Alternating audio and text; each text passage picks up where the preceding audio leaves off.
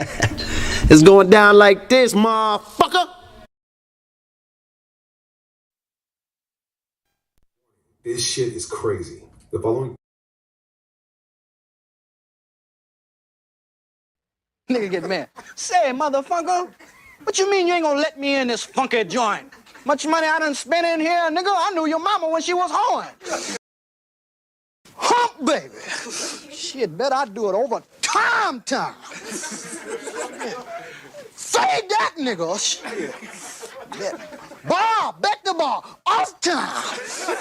Shit, boy, I'm trying to make me some money. Boy, I'm hungry as a hog needs slop Jesus.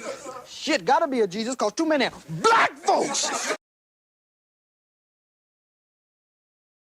For what he has, he says that the only way that we can solve our problem is to unite together among ourselves, among our own kind, clean ourselves up, rid ourselves of the evils that we've become addicted to here in this society, and try and...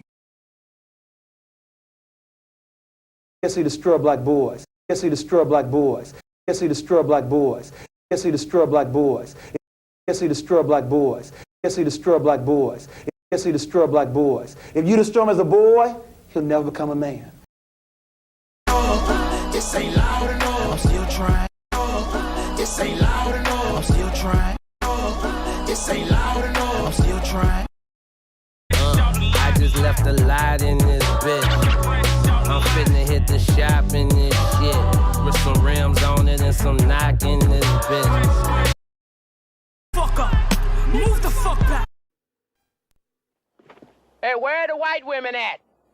I'm trying to told you just with Herman, man. No, her mind is fucked. God damn it. Hey, where are the white women at? I'm trying to told you just with Herman, man. No, her mind is fucked. God damn. Yes, he destroy black boys. If you destroy him as a boy, he'll never become a man. Your feet. He looked down, seen her feet. The nigga went berserk. Killed the monkey. Threw the bat out the window. Start kicking that bitch in the air. Say anyway, but I will. The way quantum entanglement works is that you can take two particles, quantum entangle them, and then take those two particles and move them at any distance in the cosmos. And let's just say, for example, if you quantum entangle two electrons and you have them spinning in the same direction, and then you take one of those electrons and you shoot that thing out 100,000 light years from the original. If you then rotate the spin on the one electron, if you modify it so that its spin changes, the quantum entangled electron at any distance will simultaneously in no time switch its rotation also, because they're quantum entangled. So these communication systems are taking advantage of this aspect of quantum mechanics that most people can't wrap their heads around, and this is what they're utilizing. It's just the new level of science that affords us the ability to communicate at any distance instantaneously. Can you? You don't understand. It's cool enough just being cool, like I am. Group of you together, you never can tell who's who. I've seen a lot of black guys, Nipsey, but you're overdoing it.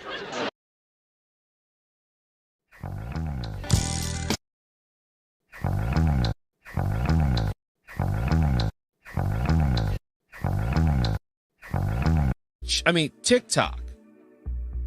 A lot of the white content creators on TikTok get all of their dances from the black content creators.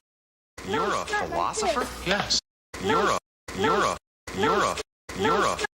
philosopher? Yes. I think very deep. You're a philosopher? Yes. I think very deep.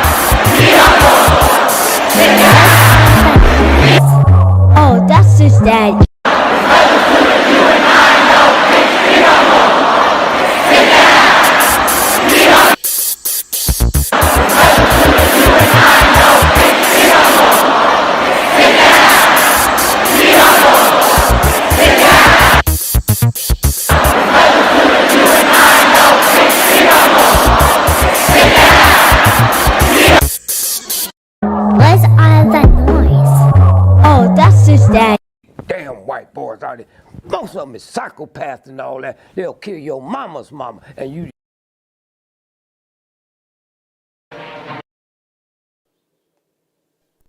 Decent white folk that still don't know they're racist. What the hell you want here, hunky? Don't know me want it.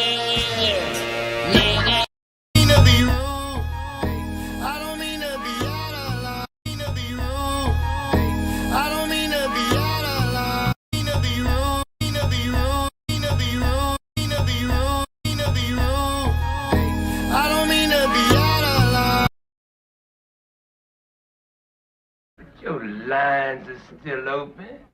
Oh shit, you can get it, nigga. You wanna get it? Come with baggage, just I asked Louis what's on. Ooh, I like that. Yeah, that was nice. I like that. Bitch niggas, hoe niggas, rich niggas, broke bitch. I told niggas this was on, yeah, right here.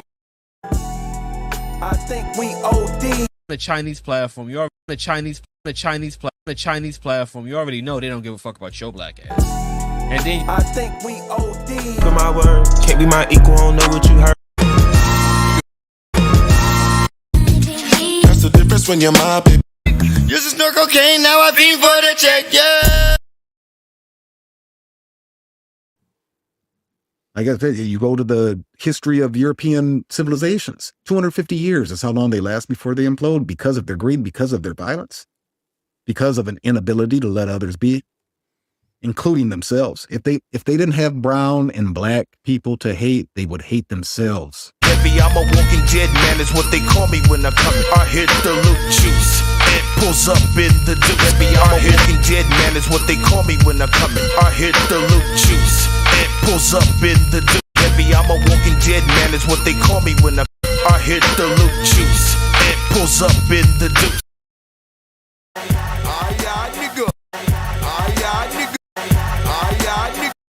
Slapping folks is satisfying. She don't like me, but I didn't know. Guess it was underlined. Do that dance, baby, do that dance, let's work it. I hit the loop.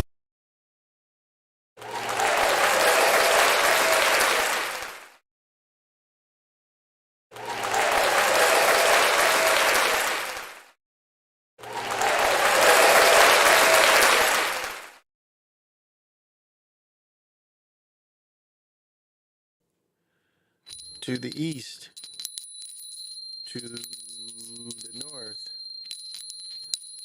to the west, to the south, above, below, and the middle.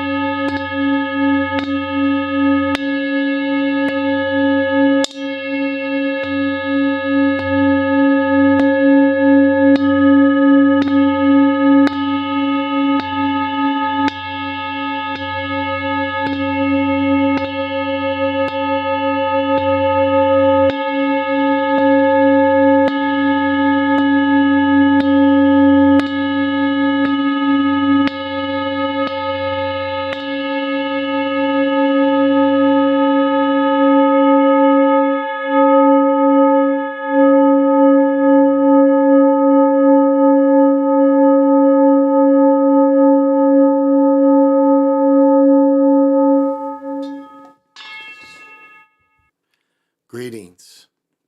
This is Big Pontiac, and welcome to the Chocolate Mountain Show. I am the holder of the infinite sacred ball game that was created by the Hero Twins, and I am that one and only Galactic Daddy-O, welcoming each and every one of you to my galactic patio that reaches from Minnesota to the universe.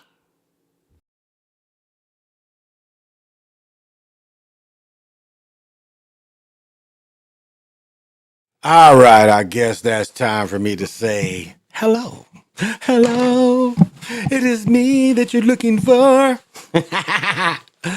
So what's happening? And now I'm gonna tell you, like, my fucked up dyslexia. This is how fucked up it is.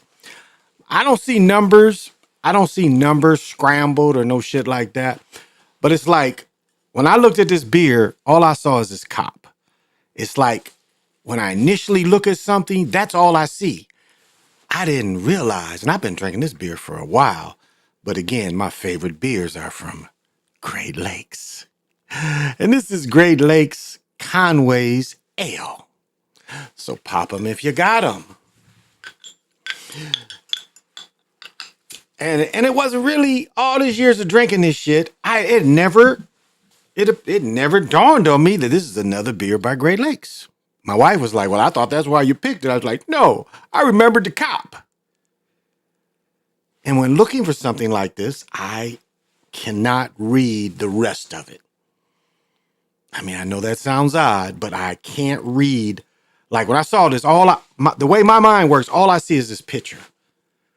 Who made the beer? Where? None of that. No, I can't comprehend none of that in initially picking it up. But it is, I love Great Lakes. And I'm gonna tell you, y'all, since I've got I gotta give you the sound of a fresh drink. Damn, I'm slipping. I'm sorry, y'all, but here we go. Ooh, oh. So I do say cheers to everyone. Cheers, toast to the booty. That's some funk shit. That's Parliament. Toast to the booty. Bottoms up. And for those of you that smoke, well, this takes the place of smoking. These are 100-gram gummies by Herb. And these are becoming, since as legal marijuana is becoming more and more aware and the legal stuff coming in, they want to keep, the THC is very low what's legal, not the Delta 8. But Delta 8 is getting phased out because of it being legal. So they're not getting this. So these do the job. So smoke them if you want them. Thank you for coming tonight. I appreciate it. Hey, Jeffrey, what's happening? Thank you for coming. I always appreciate you coming. How did I get way here and didn't even finish up? Thank you for coming, Jeffrey. And I know Jeffrey sends me so much stuff that I know he's definitely got. Got to have vision. What's up, Jamar? Thank you for coming. And I know you definitely got to have. Got to have vision. Walking down. I thought I was the only one that done when playing music at home. Reload the tube several times to start like you the DJ. Thank you. And got to have vision. I'm gonna say like I remember arguing with niggas in the mid early 80s, and they was talking about the difference, what mixing is. And I came, like in Michigan, we threw parties, but we still had the two turntables. Now, we didn't have anybody DJing, but in the late 70s, everybody had two turntables, and it had nothing to do with rap. It was just like, it was a way to blend the music in. So, when you talking about the realistic mixers, they came out in the mid 80s, mid 70s, matter of fact, that's what they were first used for, is to blend music in and out. And as they became more sophisticated, you could bring your tape in and out. So your tape could be part. So you'd have one slide that would be your tape. So you could, so you could blend. So you didn't necessarily have to scratch. You could blend music in and out, and you could even bring the tape in. So it's blending. So that's the kind of what I grew up, more than mixing the music. I am more from the background of where we blended music. And again, I'm from the Midwest. And so two turntables was nothing new to us. I went to college. I think I took one of my turntables because the other one, the needle might have been broke. Or my stepdad, I don't know, maybe he needed my other turntables. I don't remember because my cousin moved away. My stepdad took a lot of his jobs that he had. So blending music is really, I've been doing that for a long time. And as I said before, I used to have so much fun.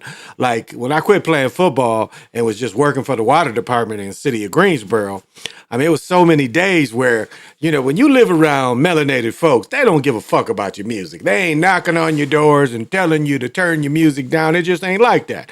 They just understand you live around all niggas is gonna be music blasted almost all the time.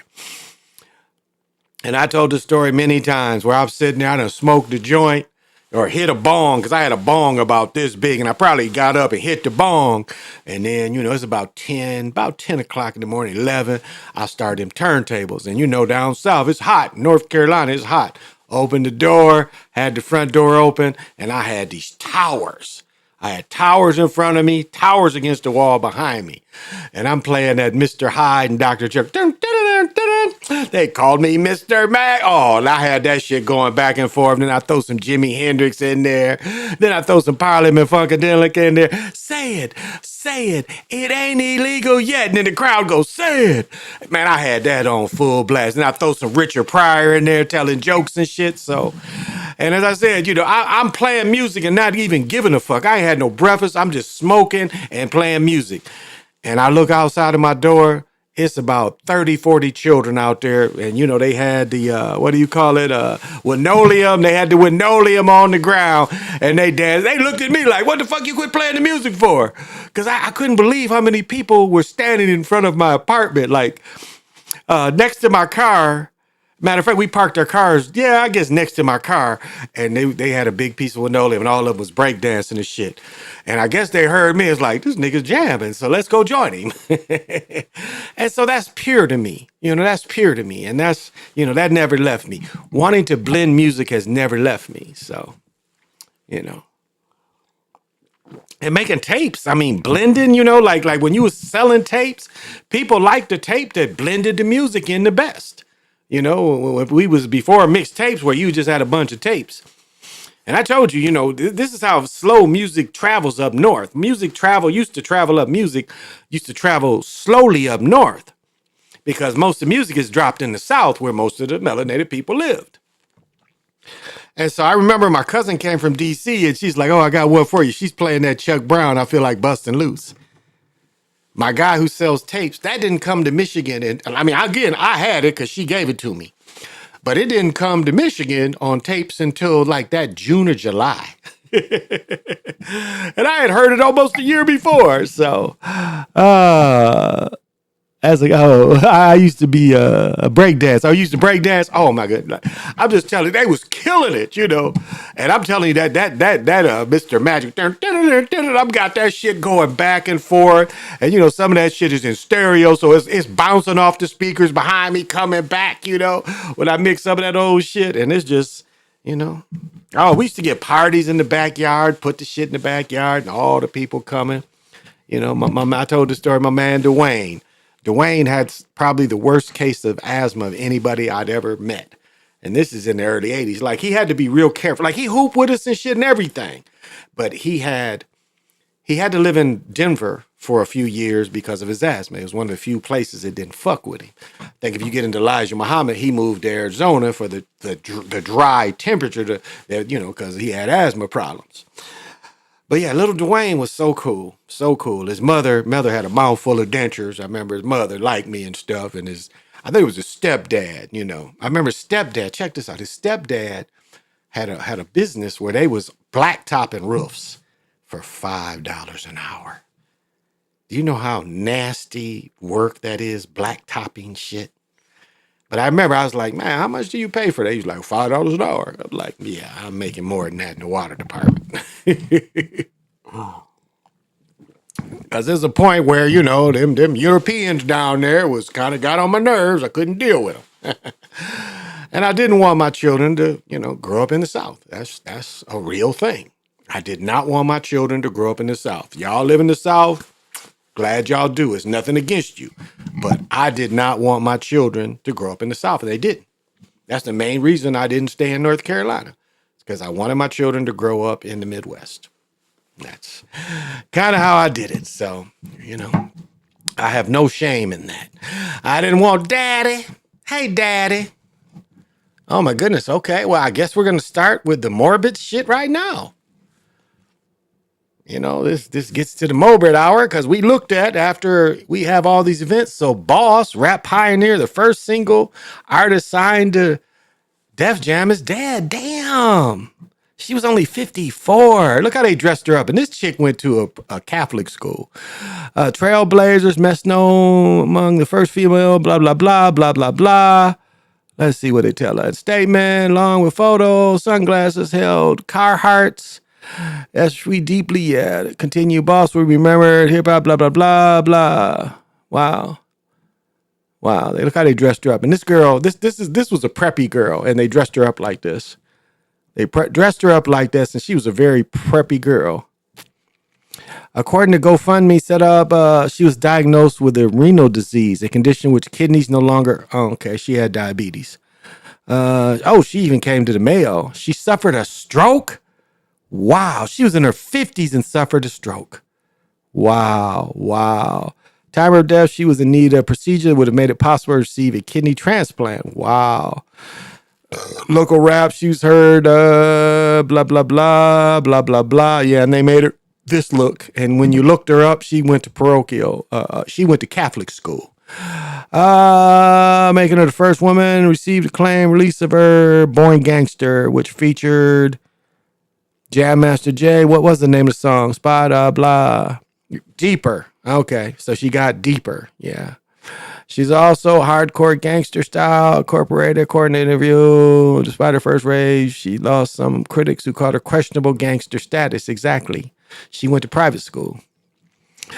She told Al that critics started saying she's from a middle-class neighborhood and how she can't be gangster. You know, I killed 1 million niggas on the record. They weren't getting it. See, she would that killed her whole image.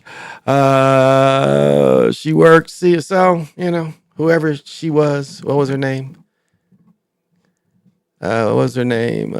Boss. Okay.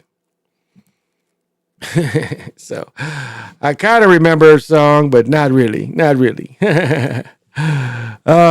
So that is, you know, you see how they do it, and these awards come out, and then they need to take these bodies. So that's why we mention it. Oh, here's another one. Man, I don't know who this chick is, but we gonna check it out. Robin Bernard, General Hospital star. She was a year or so older than me. In the early 80s, she was 64. Actress' body was found in a field behind a business. The cause of death not immediately available. How does a 64-year-old get caught in the field? Was she sick? Bernard, the older sister of wing actress Christy, was born in 59. Yeah, so she's almost 2 full years older than me. She came in Diva at 81. She didn't score a big break. 84. She's cast as ABC General Hospital. I didn't watch General Hospital. Villainous DL Brock for 145X. Wow. So she was on General Hospital almost 9 years. She developed a drinking problem in which impacting her character's music career. Bernard's other acting credits include Simon, Whiz Kids, The Facts. Oh, I guess they got other dead motherfuckers that we can go through. Okay, who is this motherfucker? Jerry Foley, Late with David Letterman. See, if you drink, that's what people don't understand. If you drink out the beast's glass, that's your ass. So, hey, look. They want to tell you got to go in these parties and be initiated. No, the beast hold the glass up. If you take a drink, whatever Lola wants, Lola gets from damn Yankees. If you take a drink, that's your ass. And that's what they do. It's not necessarily bending over and taking it. And you motherfuckers that still say it's okay for niggas to wear dresses, it's never okay for a man to wear a dress. And there's got to be some finance. The niggas that's saying this shit, it's got to be a financial gain while you changing your mind and you want to tell young niggas to wear dresses. How does your mind change because you looking at niggas in Hollywood? That change your mind? Well, you know he came naked on the stage, so it's okay for you young niggas to wear a dress. That's telling niggas to sell out. That's telling niggas to bend over. It's okay to bend over. That's what the niggas telling y'all. Bend over. Don't be masculine. Don't be a real man. Accept this powder puff kind of shit. Yeah, so why you think nigga telling you that? Nigga getting paid to say that. Well, you know, we'll pay you if you quit. We'll pay you if you start saying it's okay to wear the dress. That's what niggas turn into. Let's see that nigga wear a dress. That nigga saying there's no controversy about wearing a dress. Nigga, you get on here and you wear a dress. Let's see you wear a dress on here. Let's see you do a role where you wear a dress. Even if it's like Cheech and Chong. Remember Chong came out with the little Tootsie in their next movie? Or I forget, the one where they got the Battle of the Bands. Let's see that nigga in a dress. Nigga want to tell niggas to wear dresses. Let's see that nigga in a dress. You ain't gonna see too many 40-year-old niggas wearing dresses, I bet. So this Folly dude he was 68. He got in a skiing accident. God damn. He died. It ain't even no snow, but the fake snow on mountains. So he died in a skiing accident. That's a dumbass way to die. If you 68, don't ski. He serves director, blah, blah, blah. Okay. You primary responses, not getting away, don't fit, don't miss it. Capturing letterman, preferring on stage. Okay, this is all right. A nobody. But he drank from the cup of the beast. And there's one more. Who is this person? This person's my age. Coleman, let's see. You don't even know about these people, but hey, they behind the scenes. Coleman Howell, screenwriter on 2 Steven Soderbergh's films. A playwright and actress from South Kakalaki, she worked with the director of her low-budget features, Full Frontal and Bubble. Coleman received solo screenplay credit for the quirky Steven Soderbergh depicted improvised film, Full Frontal and Bubble, has died. She died February. What? So she died weeks ago. Oh, she had Parkinson's disease at my age. God damn, and she never played football. Oh my goodness, she was diagnosed with Parkinson when she was 42 years old. I couldn't imagine. Wow, I was taken away from her early. Marked Extreme Change, who was, featuring Julia Roberts. Okay, so what did she do? Full Frontal, set in Hollywood, a film within a film, shot in 18 days using a consumer-grade digital camera, and was the first produced screenplay by her. Featuring Julia Roberts, Catherine Kerner, David Hyde, Blair Underwood, David something, and Weinstein. Character are sentimentally self-absorbed. Okay, it's some bullshit. So, she drank from the devil's cup. Let's have that. Marcus the Great, thank you for coming.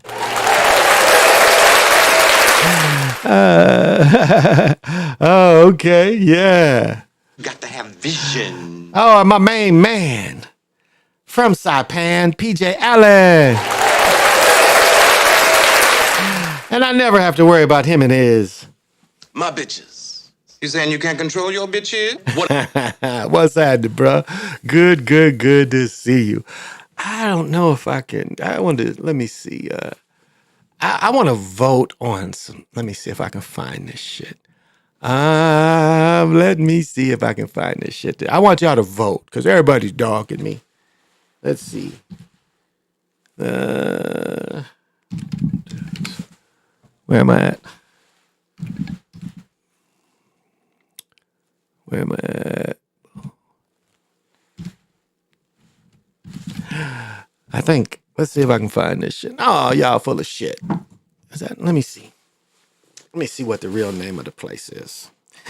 So let me see if I can, because my family's been dogging me. They've been like, man, my mother just sent me back some shit of her opinion of some shit. Let me see if I can find it. Oh, here it is. Okay. Oh, it's spelled differently. Okay, let's see. I want to show you this shit, and I want your honest opinion. I like to have fun, because, I like clothes, and, I like custom shit, and, oh,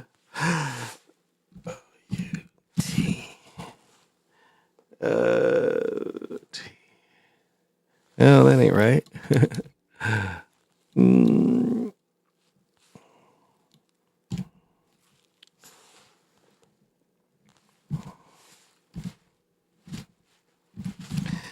Let's see if it'll find this shit.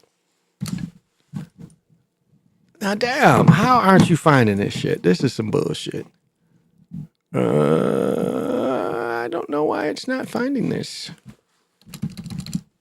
Okay, I gotta try another search. Because they suck.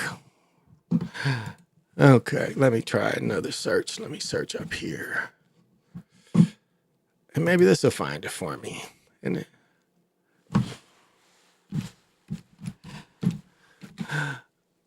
oh, here it is. Now come up here. I want y'all to see this shit. Okay, fuck all that.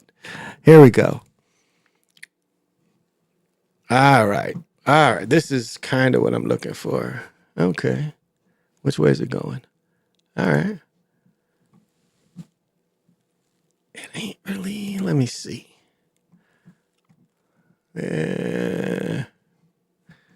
Trying to, let's see. It's showing some of this shit, but it ain't showing the shit I was looking for. My son is like, where are you going to wear that shit at, Dad?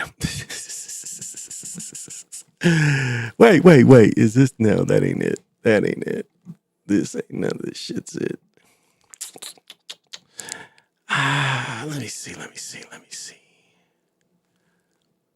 Oh, yeah, so I'm on the right shit. It's just not giving me everything. They're full of shit. They're not giving me everything. Oh, maybe over here I can show it. I want to show this shit. What is this? Okay, maybe I can just look this up. Okay, let's look this up. Let's see if I can look up the individual item. Would I look at there, or where do I need to look up for it? Oh, right here. Okay. I know you're gonna laugh at me. I'm sorry. I know this shit's gonna be funny to everybody. Where this motherfucker at? Because it jumped on me when I came here. It took it away. What is this shit called? But my son, let me see. Oh, okay. I know where I can look for it. I just need to know the name of the shit. I'm sorry. But my son was like, where you gonna wear that shit at? Okay, it's gotta be okay. Okay, let's see if I can.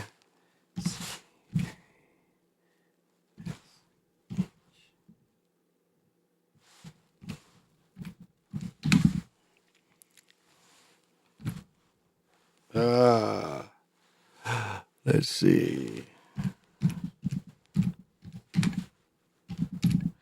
Let's see. Let me give y'all a good laugh.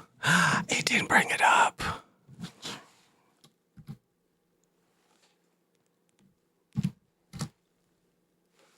Oh, okay. It brought up some of this shit. It didn't bring up. Oh, yeah, it did.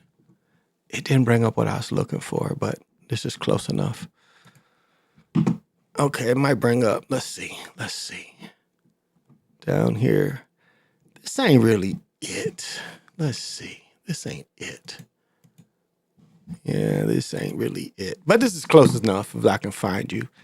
The other one, this actually looked better. But I want your opinion.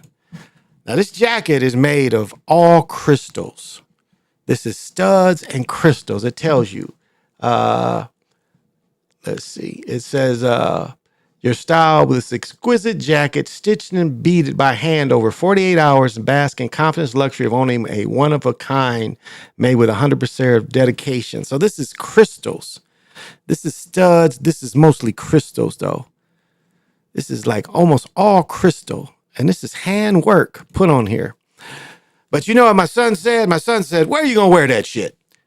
And then my mother was like, because the other one is red. The other one is red. I can't, the red one, they're not, for some reason, they're not showing the red one. My mother looked at this shit and was like, well, if you were going to be on stage, this would be perfect for being on stage.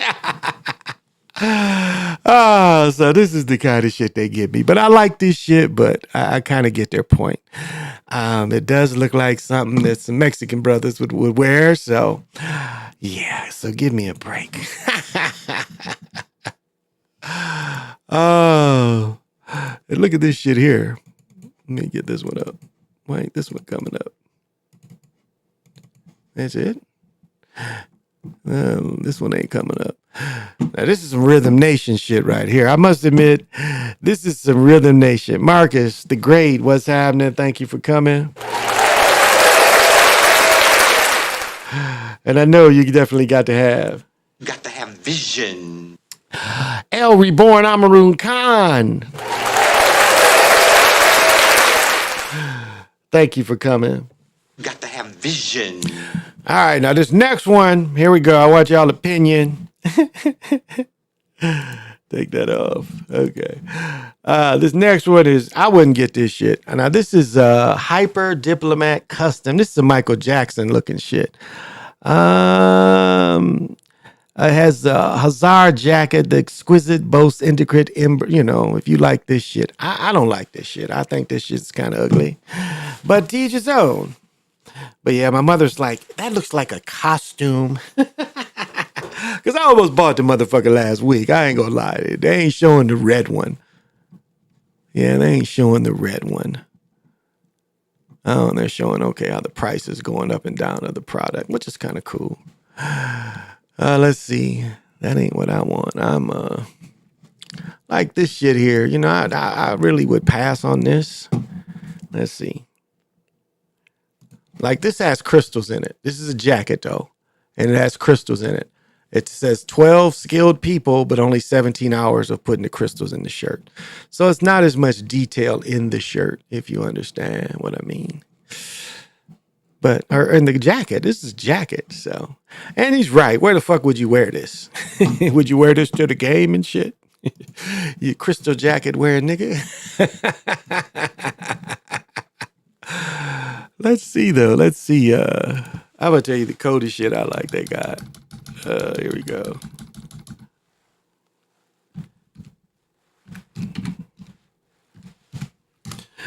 Let's see. Yeah, they got some cold shit. They got some cold shit. Look at this shit. This shit is kind of cold. This is a cognac diamond cut. Look at this motherfucker here, man. Look at that shit. Look at this shit, man. 12 racks for this one, but look at this one. Get it? What is the problem? Why ain't none of these clicking? Huh? Not letting me look at them? None of them? Oh, okay. Look at this motherfucker here, though. Chinchilla. You know? And this is dyed chinchilla. Look at that motherfucker, man. That shit is so soft. And this is, I think, 12 racks. Yeah, 12 for this. I want to click on these. What's it? What do you got to click? But, what do you got to do all that? Yeah, none of this is really working. So, but this is, you know, now this is actually rabbit right here. This is what's called Rex chinchilla fur. If you're not hip to this. So this is actually rabbit, but the rabbits look a lot like chinchilla. So don't be, you know, motherfucker, you know, if you in the street buying some shit like this, make sure it's not rabbit, because this is rabbit. Not to say it doesn't have worth, because it does have worth. I mean, you see this motherfucker's $1,400. So just, you know, don't get fooled by it. This is Fox. Is that what it says? Kausher charcoal gray full Fox bomber for $1,580. So if you like the Fox, I know it ain't winter everywhere, but this is the time to get this kind of shit, you know, when it's on sale. But this is what I think I'm getting. I think I'm getting this one. I like the collar a little better. And this is like pieces stitched together, but I like that a little better. So I don't know. I'm thinking about it. It ain't winter no more. It's spring. It ain't winter no more, y'all. It's springtime. So, oh, and let me tell you, play pickleball for the first time at 24. I went. What's funny is I pickled these two girls. Me and this guy pickled these girls. That means you shut them out. And I lost my first three. I won my next three, and I think I split the last two. So I played I played 7 or 8 games, and I'm not in as bad shape as I thought. So I played Monday. Yeah, I played Monday. And when I woke up Tuesday morning, my back was stiffer than a motherfucker. So, but it was nice enough here. I guess Monday it was really warm here. and I guess it was packed out there. Tuesday wasn't as packed. I was able to play. I think a couple times we played 4 games in a row with the same people, so it wasn't too bad. But it's coming, and they've put all the windshields and shit up, and I think this one cat, I came in there, he had played for 6 hours because they start playing in the morning when it's nice. Now this week coming, it's gonna be a little cooler, so I don't know. So I haven't been back, but I got drills. I got that, like, you know, the little red ball that you hit back and forth. I got a pickleball like that. I've got a pickleball that you can connect to your paddle, and it helps with dinking. And you know, dinking is a big part of the game. Matter of fact, some of the games. Let's see if we can. Let me see if I can find this. Let's see. I'm gonna tell you the way the game has changed. Let me see. Let's go here. There we go. Let me see.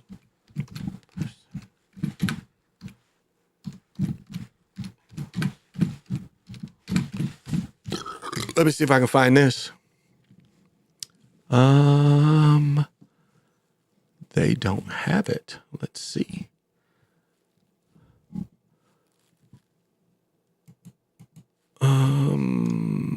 Yeah, they don't have 4-person.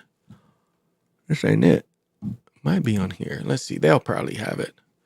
Let me look on here.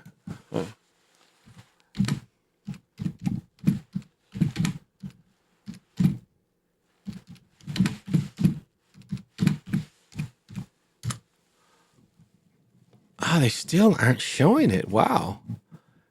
They're not showing it. Huh.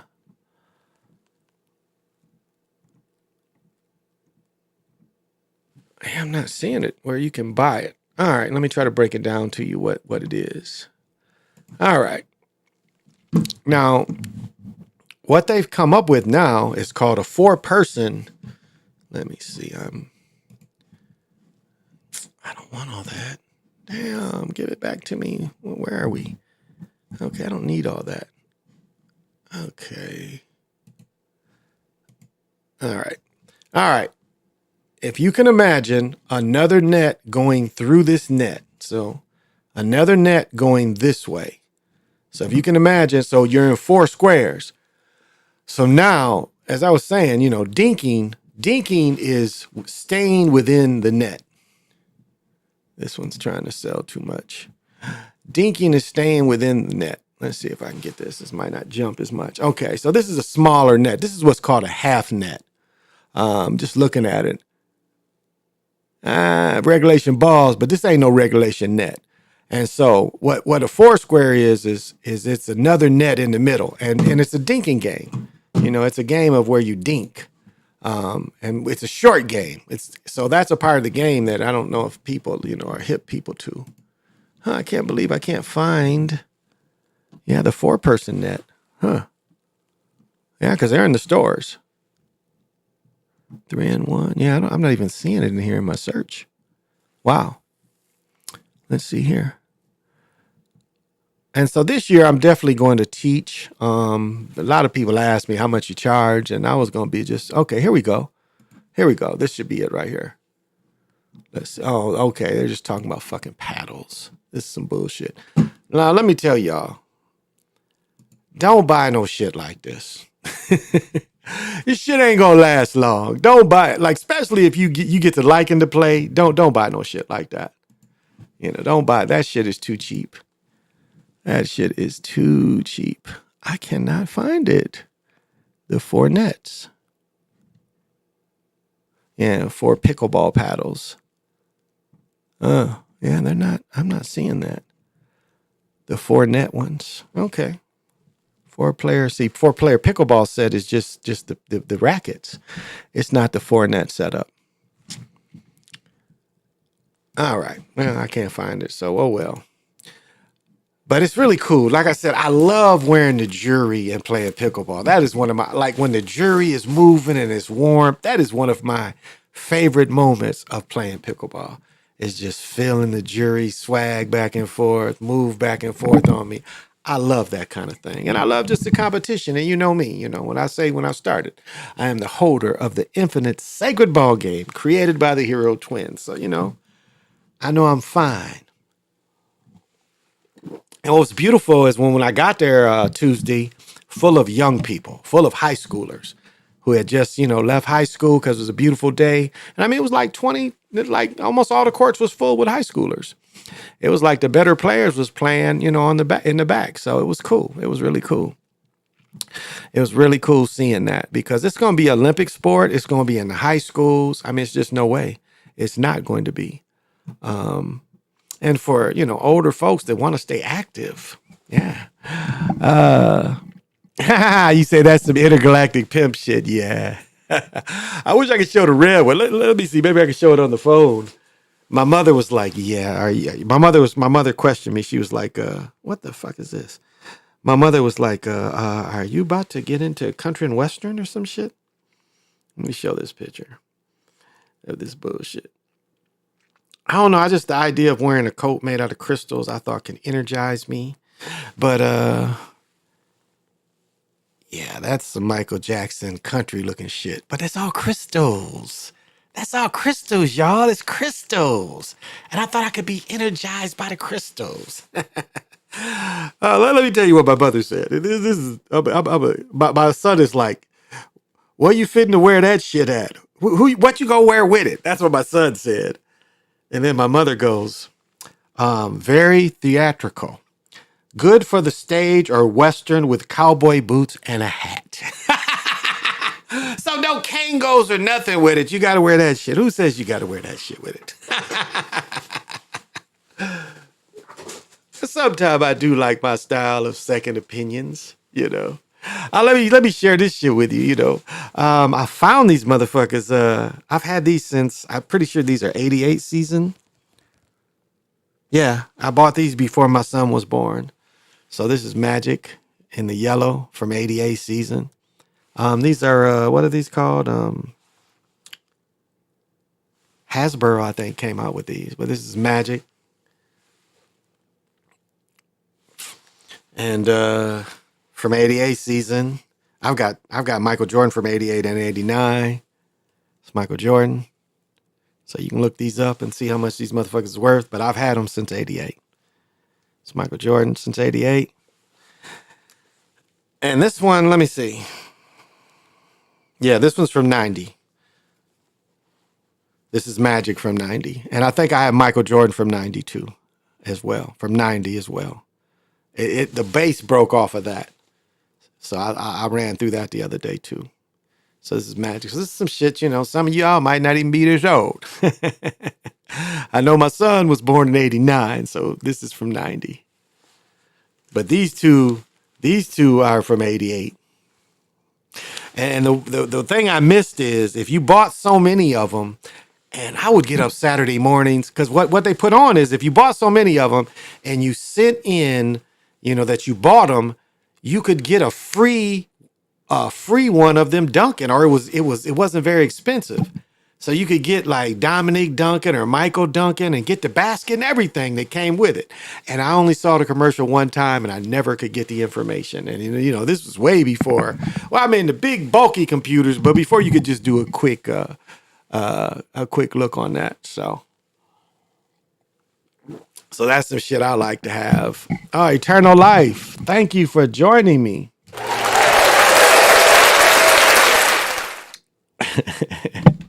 And I know you must have to have. Got to have vision. Well, here's another one. They took a drink. He took a drink through George Clinton, and the cup George Clinton put up. Anthony Baby Gap Walker, former performer with the Gap Band. Oh, he was with the Gap Band. Okay, because this cat's a little younger than me. Anthony Baby Gap, a performer with the long-running sibling R&B funk, reportedly has died at 60, so he must have danced with him. They broke the news. Claims the artist died from complications from neck surgery. Damn. He was a mainstay with the group Gap X, the miss our friend, blah, blah. So this is him. Baby Gap was his name. Wow. Okay. Baby Gap. Formed in 1967 by Brother Ronnie. The Gap scored a series of Billboard hits over 40 years.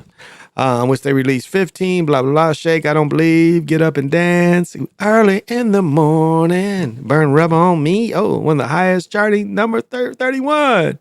You dropped the bomb on Esther Tulsa Roberts. The name of the group, Greenwood Archer, blah, the full length. Why are they talking about him? He was a dancer. So it was around this time Walker began his his 2 decade with the band. By the 80s, so yeah. And bandmates, Project Billy and the Gap Band over time. Okay, so he was a dancer, it sounded like. So I don't even know why they put his shit with the Gap Band. So after the Gap Band had their hits, he joined them. I was supposed to say the age just didn't match up. So I don't, wow. Wow. Oh, this is the biggest bullshit. They gave, now this show you, you know, I think, is it Kirk Cousin and Cam the same age? And they gave this non-moving statue $180 million. I like Kurt, but Kurt cannot get out of trouble. He cannot get out of trouble. You look around and you think, boy, there's great people here, Cousin said. And it's not just the local team. I mean, I'm looking at the support staff meeting, calling our head athletic trainer, talking to our head of PR. He probably gonna be like Green Bay. He gonna get hurt. I mean, who? Now, let me say this about Cam Newton. Cam Newton, when J.J. Watts destroyed his shoulder on purpose, that was one of my biggest videos I made on my older channel. It was like 60-some thousand views on that video alone, which proved that J.J. Watt went after Cam Newton's shoulder. We later see people going after his ankle. He's been injured quite a bit himself. But Cam was never the same after that injury, purposely going after his shoulder. Kirk Cousin tore his Achilles. Think about it like this. He wasn't mobile before. So we see that sometimes they just want a European face. They want to give a injury-prone, non-mobile dude, because that's how you got to run your offense. You got to run your offense where the dude ain't going nowhere. All your pass protects, all your blitz, to pick up blitz, because this dude ain't getting out the way. He will, like, remember Peyton Manning at the end of his career, he'd just fall down? That's what he gives you. So if you can't get that 2-second release, 3-second release, he's no good for you. So this was a lot of giving Kirk Cousins all this money makes no sense at all. Marcus the Great, thank you for coming. And I know you got to have vision. Eternal Life, thank you for coming.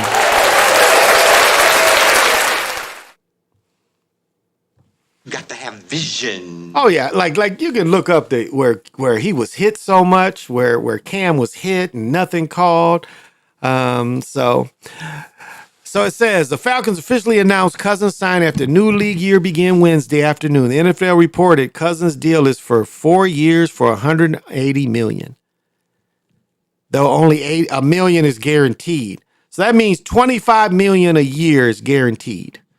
Which, guaranteed means, now, if y'all don't understand what guaranteed money means, that means they have to put all this $100 million in his account. Now, it doesn't mean he gets all of it, because if you break down 4 years, he's roughly going to get $25 million of this guaranteed money a year. That's really the way they break it down. He'll get this over 4 years. He'll get $25 million for sure. On top of whatever his salary is, the $25 million he's definitely going to get. Even if he gets hurt, even if he gets cut, they owe him that. Just like Russell Wilson is getting $30 million. He's getting $30 million. So this makes no sense. You saying Cam can't play. This guy can't play. Now, can he pass the ball? Absolutely. But for modern football, this is like what when the Vikings brought in Brett Favre. It wasn't going to work. Just wasn't gonna work. So, did anybody watch the games tonight? There was some good games tonight. It says Ben Simmons. Wow. He got paid a lot of money. Undergoes back surgery. Wow. Ben Simmons went through has surgery to address his back injury, the team announced. He was already sidelined. Last week, a team announced he ain't played really in 3 years. For Ben Simmons, went successful microscopic partial discectomy earlier today to alleviate the nerve impingement on his lower back. Wow, wow, oh wow. He has never been worth the money. He was a busting. Look, this is my problem with this nigga here. He's been hidden his whole career. They hit him in college because they didn't want to put him on the big time because it was exposed that he couldn't shoot. That's why he went to LSU. They didn't want him in the big time because he would have been exposed sooner. And then when we see him purposely pass the ball away, not to score, this guy's got a problem. He can't shoot layups, So this is a perfect example of my argument against foreigners. He was hyped from the very beginning. I mean, the way they brought him in, look at every other, and again, they don't want a lot of these players to play in college here because they'll definitely get exposed. I mean, look at, what was it? They were showing yesterday with Dokic, wherever the Joker's from. It's 8 or 9 of them. Really? You telling me from one country it need to be 8 or 9 in America? That America ain't got ball players just as good. And they showed the list, and the list, look, I'm taking nothing away from Joker, but if Joker wasn't artificially pushed, he wouldn't be in the league. He wouldn't have made it through college. This is why they want those players to jumpstart college, because they don't want to put them. Name one European player has had big-time college success. Big-time college success where they played in the championship game and everything. I can only think of, I can picture his face. I can't think of his name that went the college route. But they don't want these cats in college because they get exposed. Ben Simmons goes to college and tries to go to Duke or somewhere. He gets exposed. Just like we saw Zion exposed. I've said this for years. People used to get on me on Facebook when he was in high school. Zion went to the lowest level high school in South Carolina. Their Catholic league ain't like Chicago, where Chicago Catholic League is one of the highest, in the city, the Catholic League. That ain't like that in South Carolina. He's playing against 5'10" Joeys. And that's what you see him dunking on 5'10" dudes. Never shooting threes, never mid-range. And that's what was my question even back then was, where's his jumper? Oh, he don't need, you just hating on him. No, where, and we saw that at Duke, where they showed his jumper was a set shot. So, they elevate these certain folks, but Ben Simmons, I want him to get the same Kawhi Leonard treatment. Kawhi Leonard survived. He talking about playing with a separated shoulder. What did he play? 15, 16 years? Not Kawhi, Kwame Brown. Now, who's more of a bust, Kwame Brown or Ben Simmons? And he made 8 times the money as Kwame Brown. So who's the bigger bust, Kwame Brown or Ben Simmons? Kwame Brown had a 15, 16-year career. So who was the bigger bust, Kwame Brown or Ben Simmons? And I think we would all say the person who was artificially pushed, hidden, and then exposed in the NBA. I don't know, who is this guy? Did we talk about this already? Yeah, I don't think we talked about this cat. It's more of the morbid news. Media executive Gerald Levin dies at 84. Time Warner's famous merger with AOL. So he bought the AOL. Grandson of Jake Mara-Adu confirmed his death. Levin's grandson. Okay. Revealing that Levin died along while the cause of death was not disclosed. Parkinson's again. Appointed the co-CEO of Time Warner along with Ross in 92. Assumed sole leadership's Ross death from prostate cancer. Wow. Sounds like a sacrifice to me in collaboration. Okay, they bought that from AOL, was owned by, what's his name, that used to own Dallas. Between the two companies, the peak of the double bubble, the merger forming AOL Time Warner faced significant challenges, including recession, resulting in a $100 billion write-down. Wow. He lost $100 billion betting on some bullshit. He resigned. Wow. Yeah, see, they bought that AOL. It wasn't what they thought. Began his career as an attorney, transitioned to programming executive, regional pay for. Okay, he went into the family of HBO. The original HBO owners was the dude who owns the New York Knicks. His daddy came up with HBO. It was funny. I was watching a boxing thing today from when Rockman was the champion, and they was showing the dude who owned HBO and the pay-per-view. The HBO owns got bought out by Max, and HBO used to be CBS, but now it's owned by Max. So Max survived. It survived. HBO did not. So this is another motherfucker that, he tasted the beast drink. Sadly, the beast gave him Parkinson's, which, that white light. And that's what it is. That Parkinson's shit is like, I'm going to tell you what it is. This is fucked up. Your moments ain't even like past memories. Where they go is white. And I mean, it is like you're in they're lost thoughts. You be in lost thoughts of white light. That's the lost thoughts. Like your thoughts being white light. And I ain't saying walk into the light. I ain't talking about that. I'm talking about where your mind goes blank into white. So whatever you want to call that, that's what happens to people with Alzheimer's and Parkinson's. Their thoughts go to blank. Their thoughts go to white. And I want to say it, their thoughts go to like a white light. That's what it looked like to me. Look like white light of just aimlessness. Like it ain't recording nothing. It's just aimless area. And that's what it appears like. So talk to your people and, fight that white. Fight that white whichever way you can fight it. Luke said it's harder to score in Euro than NBA. Yeah, that's bullshit. And like the thing Arena said was right is you bringing these cats over here, they ain't never saying they good defensive players. Luke ain't a good defensive player. Joker ain't a good defensive player. Dirk Nowitzki didn't rebound to the end of his career. And that was my knock on him from day one. I'm like, you're so big, but you can score, but you never rebound. None of them come in here lockdown defenders. And that's overlooked and not reported. Name one European that came in the league was a lockdown defender. There ain't been them. There hasn't been one. That ain't what they push. They push that, they can score baskets, they can assist, and they can rebound. They don't push them checking nobody, and don't nobody guard anybody really. I mean, I guess at times they do. A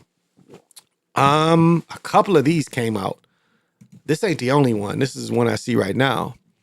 Yeah, they're starting to go after the parents. And I never understood why the people in Denver, why didn't they go after the parents? It was obvious that the parents should have been guilty too, but Crumley, father of Oxford shooter, found guilty of involuntary manslaughter. At juries, they found James Crumley, the father of Oxford shooter, and this is in Michigan. Courts of involuntary manslaughter returned unanimous verdicts, so now they went after the father. 12-person jury found Crumley, the father of the high school shooter, guilty as charged for gross negligence, which ultimately played a casual role in the death of 4 students. Okay? So they're going to go after more people. It was a mother.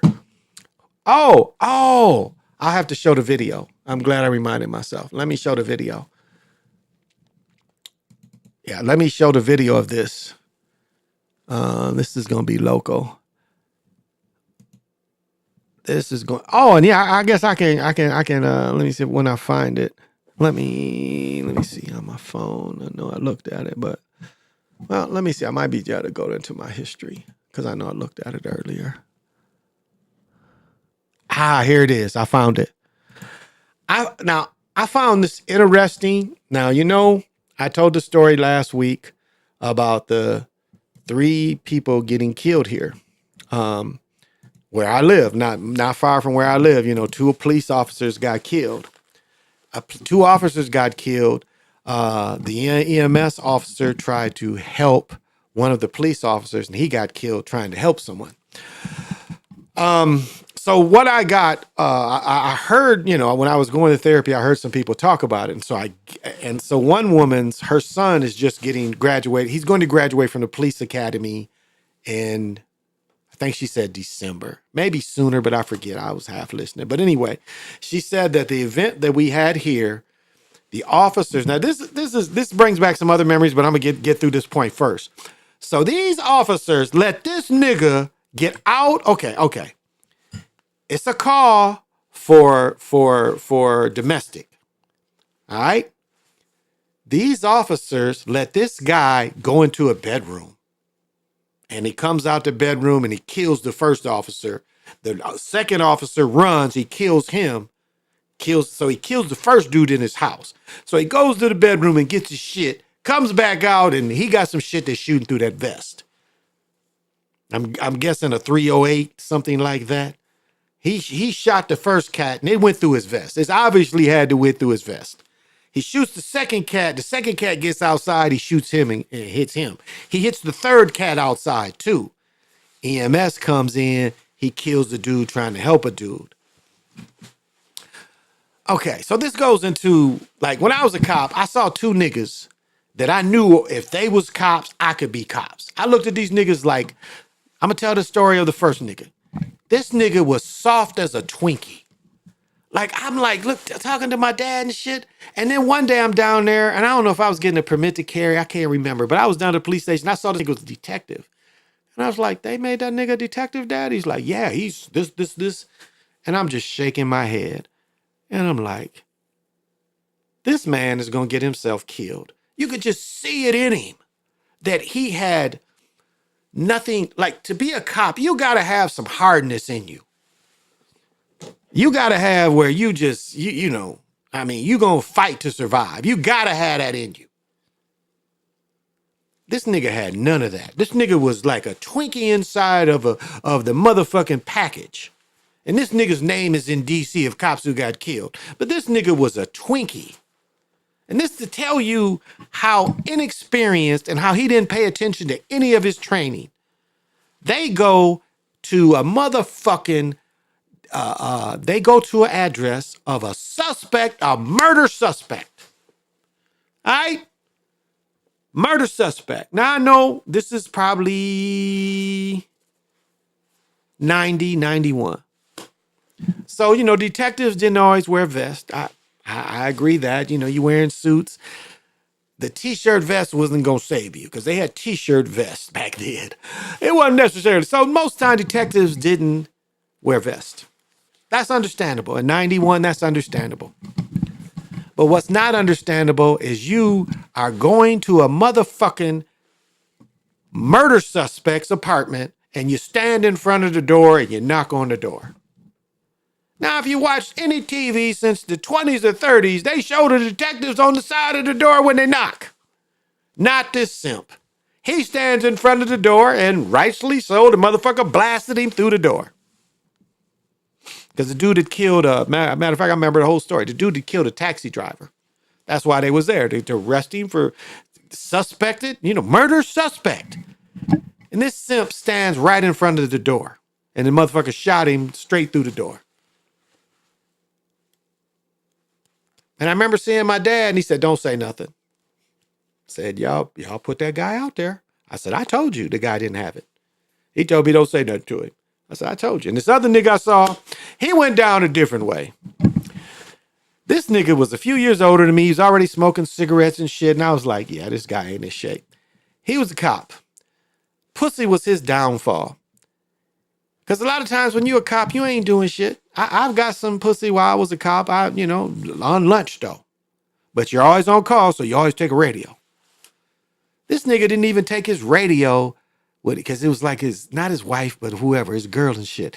This nigga don't even take his radio to receive the call. He leaves his radio in the car. So he's sitting there fucking this chick for about an hour. He got calls. So how you going to explain that? And then people find the car, report where the car is. So how can he lie? What was you doing there? You can't lie to that. So he got fired. So I guess, it's like the two niggas I knew that I could be a cop because of them two niggas there. One got killed because he was soft. The other got killed because he was stupid, or got fired because he was stupid. Which can't happen. Never take the jab. What is happening? Thank you for joining. And I know you got to have. Got to have vision. You saw what Gobert did. He did that shit to him. That you see, they hit him with $100,000 fine because he hit him like, oh, you making that call because of the money. So players are starting to bug back. Because remember, all fines are taxed because of Charles Barkley. All fines are tax deductible. So do you think they give a fuck about being fined? Fines are tax deductible because of Charles Barkley. You can write fines off. So you think they care about getting fined? But they're getting it more and more. And Donahue, don't forget Tim Donahue is the NBA under the Super Jew, David Stern. And you see, and this is why Jewish faith people run basketball, because they did invent pro basketball. They did invent most basketball leagues. They didn't invent basketball, but they're the first people in America to organize it. I mean, even the cat that from Tennessee State. I think he was at North Carolina Central, but he started with James, the inventor of basketball at Kansas. That brother that coached the Pittsburgh Pipers at one point. Even that brother, they taught it first. And again, we're not talking about the South America game. We're talking about what's in North America and what's modern, and why they feel the Zionist, and the Catholics. The Catholics run high school basketball, right? The Catholic Zionists run college basketball. It's obvious. Notre Dame, Villanova, all the Jesuit schools, too. You got the Catholic Zionist Jesuits, because you can be a Catholic Zionist like Joe Biden. Biden is a Zionist. He's a Catholic Zionist. So Jesuits was the word I was looking for. The Jesuits help run college basketball. Jewish faith run pro basketball. I mean, the Globetrotters, Abe Saperstein. Anything else I got to say? David Stern. Now, Kennedy, I think even Kennedy, the first or second one, NFL is a little different. They gave a man of color, a melanated person, as the first NFL president, was Jim Thorpe. They ain't had one since, but their first president was a melanated person, which was Jim Thorpe. So they was kind of progressive. They had they started the league with a melanated person, commissioner. Jim Thorpe was the first commissioner of what's the NFL now. Took him a bunch of years, after Fritz Pollard, to get another coach. Fritz Pollard was an early coach, So the son should be playing ball way more. He was honey roasting. Yeah, he's played. I wonder about him, and again, his this is kind of the end of the season. His body type, I think they're trying to keep him fresh, but they got dog walked again. They done lost at least 2 in a row I saw. So they're not looking very good. They're not looking very good. They're not looking very good to me. They just don't have the full story. Okay, so I'm sorry. I got off on a tangent. Let me play this story. And this is from, I'm going to just let them play it. Kelsey Carlson, Ashley Deardahl is now facing charges for purchasing weapons for Gooden that were used in that deadly standoff. She made her first appearance in federal court in St. Paul this afternoon. And that's where we have our Paul Bloom to explain exactly what happened today, Paul. And Kelsey, I was in that courtroom up on the 3rd floor here at the federal courthouse, just about 10 feet away from Ashley Deardahl. She entered not guilty pleas to all 11 federal counts she is now facing for illegally purchasing firearms for her longtime boyfriend, domestic partner, Shannon Gooden. Remember, of course, Gooden was barred from owning guns. Fallout from a conviction, an assault conviction years earlier, yet authorities now allege that it was some of that high-powered weaponry that Gooden ultimately used to open fire on those Burnsville first responders. Ashley Deardahl didn't shoot anybody, make no mistake. That is Shannon Gooden who did that in this incident. But Ashley Deardahl handed him the guns, and for this she must be held accountable. State and federal authorities bringing down the hammer on the longtime girlfriend of Burnsville gunman and Now, what surprised me about all this when they said that the grand jury was still investigating. I was like, oh shit, they about to go after somebody else. And sure enough, so think about it. She probably called on him. Shannon Gooden. Her name, Ashley Ann Deardahl. The allegations, she knowingly armed Gooden, who was barred for life from owning firearms. The federal indictment with photos of the deadly high-powered weaponry, as well as the stockpile of ammunition found in their home after the standoff that left 3 emergency responders dead and a 4th injured. So do you notice, not cops anymore. They're not cops anymore. They're emergency responders. Do you see how they trying to, because George Floyd and all the bad publicity cops get, they've changed the name to emergency responders. So we're not letting this bullshit get, because again, cops is George Floyd. So I'm going to let them tell a little more of this. As a result of Deardahl's criminal actions, the families and friends of these men and their agencies and our entire community will mourn their loss.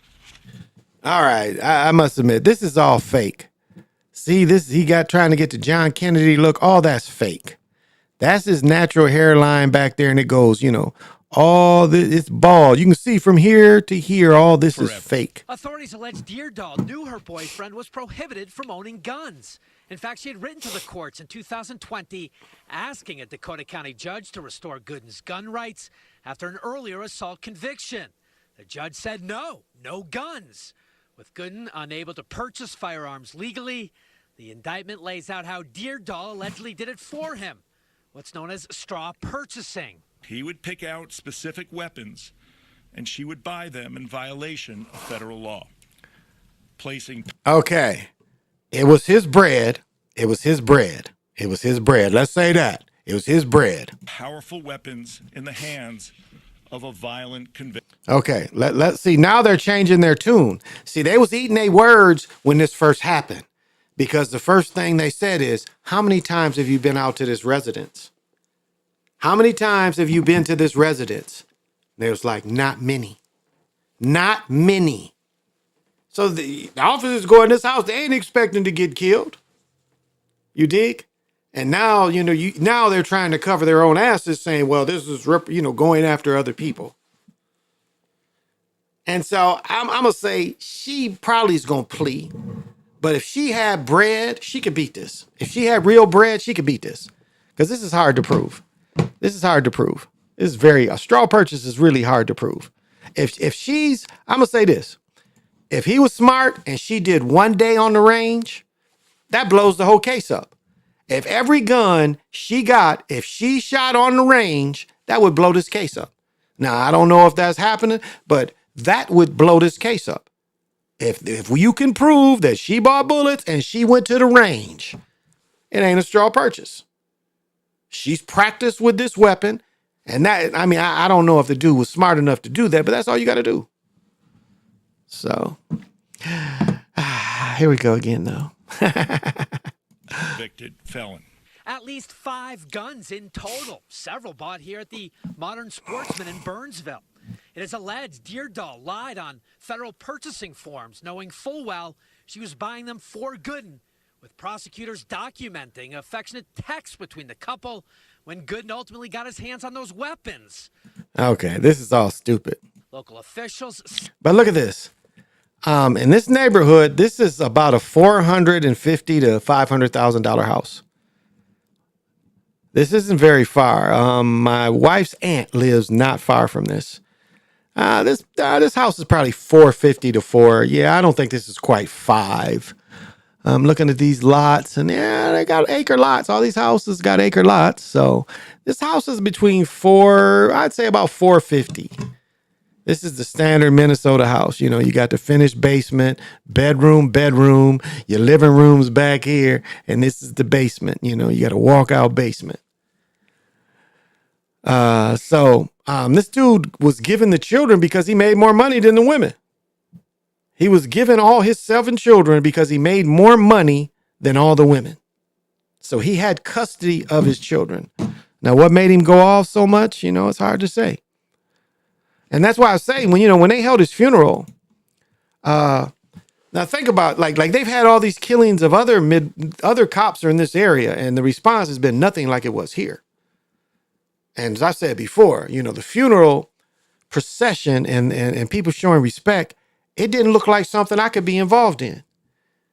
You know, that supremacy thing seemed to be what it was about more than, you know, mourning a fallen community service person. It had that other look of it. You know, the way the flags is put in the back of the trucks, that screams racist. Imperialism. It ain't even racist anymore. It's imperialism. That's what we face. We face imperialism, classism. And, you know, I didn't feel comfortable watching this procession because it screamed imperialism. You know, didn't scream community. Now, I know I live in a state that is mostly Europeans. I understand that. You know, this state one time made it illegal for American Indians to live in this motherfucker. They tried to kill them all, and the ones they didn't kill, they tried to push out the state. If you look at the real history, and then you got this fake Indian that was running for president. She's Indian, y'all. She's not American. She's American, real dot Indian, as they call it. Talking about this ain't a racist country. No, it's imperialist country. Imperialist country. That's what this is. So they got a little more to say. Let's hear a little more what they got to say about this. Sickened to learn the apparent source of the guns. It was several of Deardoll's children, police, and emergency personnel were attempting to protect that Sunday morning in February. I believe our partners would be alive today if this woman would not have bought these guns. That's piling on. That's piling on, and you can't prove it. This is propaganda. Given them to the murderer who shot our partners on February 18th. See, they want to always blame somebody. Deardoll was booked into Doesn't it make you feel they going after her because she loved her brother? federal custody after making her court appearance late this afternoon, but then quickly released. It turns out the U.S. Attorney's Office prosecutors are not asking for her to be jailed as... Is this propaganda? They don't want to put her in jail. Why not? Why aren't they putting her in jail? This case plays out. Our camera's rolling as she raced across the street into an waiting SUV. Hey, this is the federal building. She didn't even get arrested. She just turned herself into the feds. Because this is the federal building. Look at these numbers of the feds, though, you know. But anyway. These charges on straw purchasing have some big-time teeth over here on the federal side of the court system. It's better to go to federal jail than state prison anytime. Unless you go to, what is it? You don't want to go to federal prison in Illinois. What is that, Joliet? You don't want to go to Joliet. But a lot of federal prisons ain't as tough. It's like I say, rob a bank, it's only 5 years. Like if you rob a bank and you just sit on the money for 7 years, ain't nothing they can do about it. Even if they got the numbers, it's you know, nothing they can do about it. Rob a bank and just chill on the money.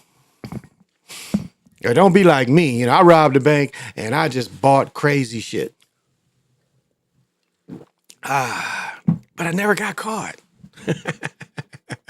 And that's the way to be. That's the way to be. Deron Battle, what's happening? Thank you for joining.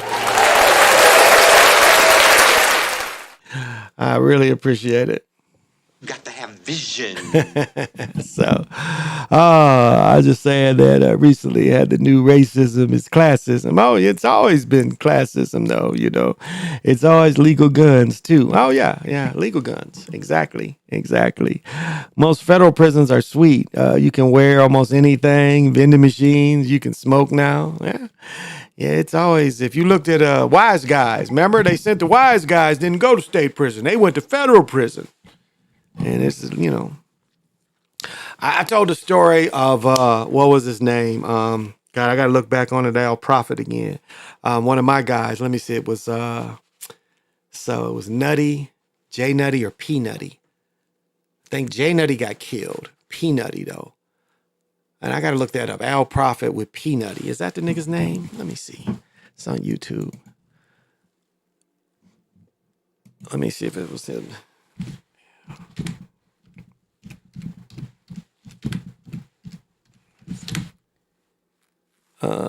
P Nutty.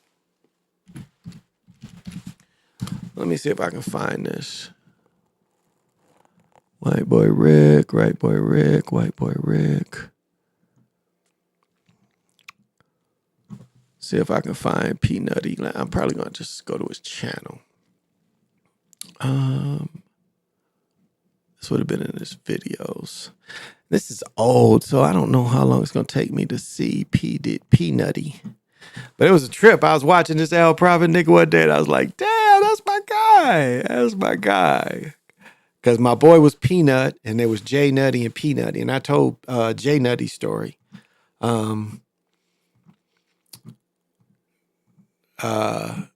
This nigga was going home, and people was waiting for him. And they kind of jacked him in his car as he was about to get out of his car. And luckily, he just like, it was, it snowed, and it snowed, and they piled the snow up. It's hard. So he threw his keys in the snowdrift. And that's the only thing that saved his family. So because they couldn't get in the house. But they killed him. And he was a really cool guy. Light-skinned brother like myself. It was funny. He was cool. But those was my two Detroit guys, J Nutty and P Nutty. Text them, they hit me back. I said, I'll be there in about 50 minutes. It's like, where you want to meet? And it's like, and that, that game was never, I knew a nigga, man. He got shot in Detroit at a fucking, he got shot. What did Mike get shot? Mike got shot washing his car at 2 a.m. So here this motherfucker is he's one of the dope boys of Battle Creek, and he's in the D, and I don't know if he had copped or he's just hanging out. But obviously, people don't understand who you are and what you are and how you have to roll. And this nigga's in a car wash at 2, 3 a.m. Dude riding a bike came and shot him 11 times. And he lived. He still, it took all his hooping away. But this nigga lived.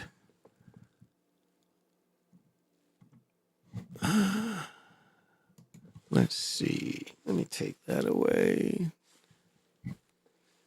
I don't know if this would give it to me any different. Yeah, probably not. Oh, okay. Let me see if this is this nigga. Yeah, it's been so long.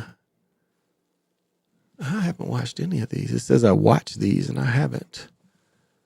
Yeah, I haven't definitely watched that. So I don't know. It's been so long. If I can find this dude. So I might have to find it one other time. But yeah, I was amazed to see this dude. And he went, and I brought him up because he went to federal prison. He was saying how niggas knew it. He was like, he was kind of cool because what did he say? He said that he had got into some shit with some people shooting at him and shit, and already had one gun charge, and then some other shit happened, and he got the second gun charge. But again, gun charges are federal.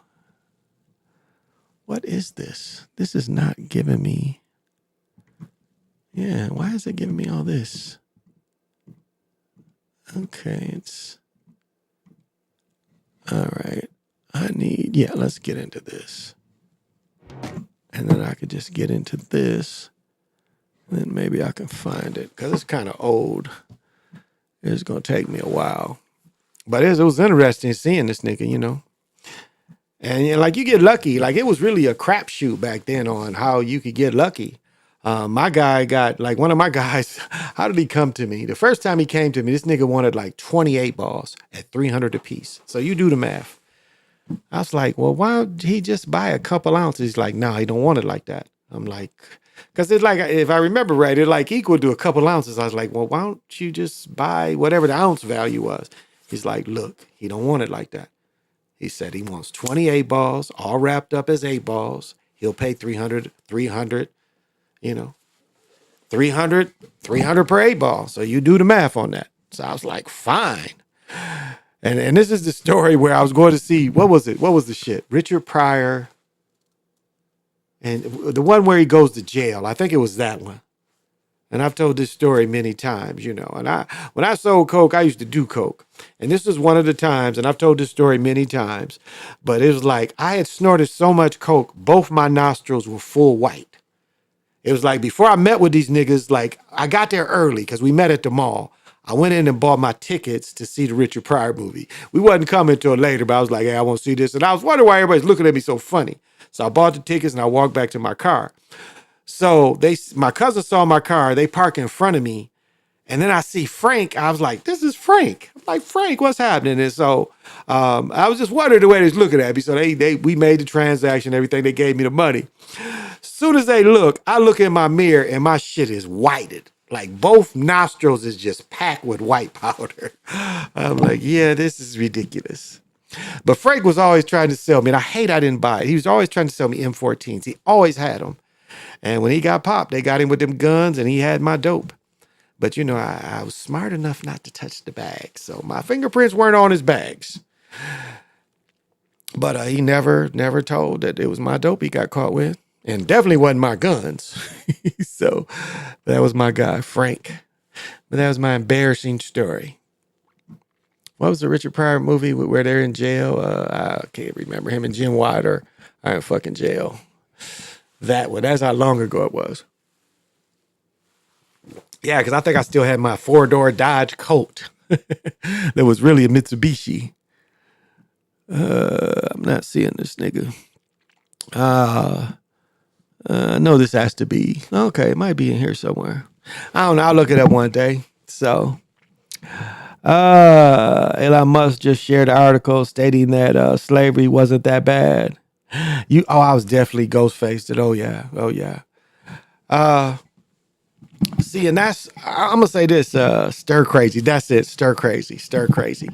What you said, I'm going to tell you, see, people don't understand really like I got a book here, and you really should read it. It talks about slavery in New England in the 1700s. So if you look at how this was done, it is not the Uncle Tom slavery they tell you about. I mean, you can't, like this shit, they break up families, and my wife and I argue about this all the time. 12 years a slave shows you why they wouldn't do that. Remember the woman went crazy? Remember in 12 years a slave, the woman went crazy when they took her away from her children? 12 years a slave tries to tell you a lot of messages. It tries to tell you, wait a minute now, if they bring in niggas from Africa, why are they stealing niggas from DC? Huh? They got this African, the ships come over, and why are they stealing niggas? So if you really understand how, and Dane, I'm going to say what Dane says. It did give employment. I mean, you're not going to, okay, think about it like this.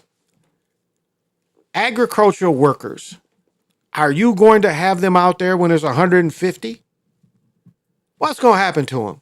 They're going to have heat strokes, right? They're going to have heat strokes. So, are you constantly beating on your people? What good does that do if you're beating on your people? So now, were there harsh slavery conditions? Absolutely. The people that in South Carolina that worked with the salt, horrible conditions. The people the people rice in South Carolina where you always in water, horrible conditions. But not every place was like that. And it's not trying to change history. It's trying to change that victimism narrative. Because it wasn't, the Civil War was not fought for slavery. And that's the lie they try to tell you. It was fought over slavery. No, it was fought over what kind of nation is this going to be? Because what they did is they took the industrialist took over the agriculture. If you understand, because they didn't have control of it. They even though it was more modernized in the North, more money came out of the South. So if you're saying, I mean, a lot of people, if you was blinked back into slavery, you'd be surprised. You'd really be surprised. You're like, oh, this is just a job, but I live here. So I'm not trying to downgrade history, but it just, a lot of the propaganda to make us feel victims is not what it is. And again, I've got a book, and I'll get it for next time I come on, because it talks about slavery in the 1700s. And even if you read the book, 12 Years a Slave, it shows you he was making his own money. He was making his own money. The only time you wouldn't get paid is, well, not even those times. Like if a cousin, so say I am a slave master and my sons want to come borrow some of my slaves. I'm going to charge my sons is going to have to pay me a little bit and they're going to have to pay that slave a little bit. That's kind of how it worked. Or if I feel generous, okay, go do a little work with him. And then he would pay the slave a little bit. So yeah, it's not quite. And then these stories about where they just fucking to have slaves, that shit is so ridiculous and so untrue. Well, you know, they just had places where in Virginia where you could just, the slave just fucked all the time to have babies. That is the most ridiculous sounding shit in the world. And they like to, this again, there's a lot of propaganda. Because it pushes into that why he thinks he ain't got to do nothing and can just fuck all the time. Do you understand the propaganda from that? You know, these niggas can just, you know, fuck all the time and they think they ain't got to do nothing but fuck all the time. And it comes back because, you know, when their ancestors, all their ancestors had to do was they was making more slave babies. What sense does that make? And again, I'm not saying this from just reactionary. I'm telling you from just research and talking to people. And really talking to people, not this, you know, this bullshit of again, Uncle Tom's Cabin. Well, you know, they were owned by these people. So what happened is, and this started in early America, and it, you know, you can go back to Columbus, you can go to Cortez, you can go to the Puritans that came in the East and the Dutch especially. The Dutch, you know, divide and conquer. That's what the European has done from the very beginning, is divide and conquer. So when the Dutch come in here on the East Coast, the Dutch, you know, they said, hey, we don't like them motherfuckers either. We'll help you attack them. We'll give you rifles. And then whoever the European helped with the Indian ally, then they would end up getting the weapons too. The same thing happened in South America. You know, the Indian allies would get better swords, you know, not the stone swords or the stone spears. They would get the swords. And then you would slave the tribe you defeated. They would slave them. This is where slavery came from. Not they make you want to think that slavery came in 1655 when they brought some niggas from Virginia. No, that's not when it started. Slavery came from the Dutch, the Puritans, when they would help when the Indian tribes would ally with the Europeans and they would defeat a tribe. That's when slavery started.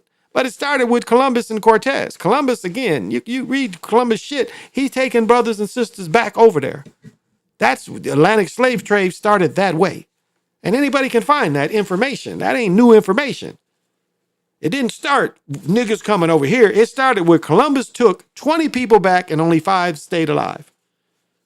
He tried to bring 20 back and all of them but 5 died on the trip. And then the 5 that lived here all died within years. And they kept bringing people back. And as I said the other night, Isabella stopped Columbus from slaving. Oh, but I want to show. Yeah, finally, as you see, I got the new bookshelf. And this is what's fucked up. So my mother is some kind of site where you can get shit really super cheap. So I only paid $15 for this one. My mother found where I could have got 4 of these for $8.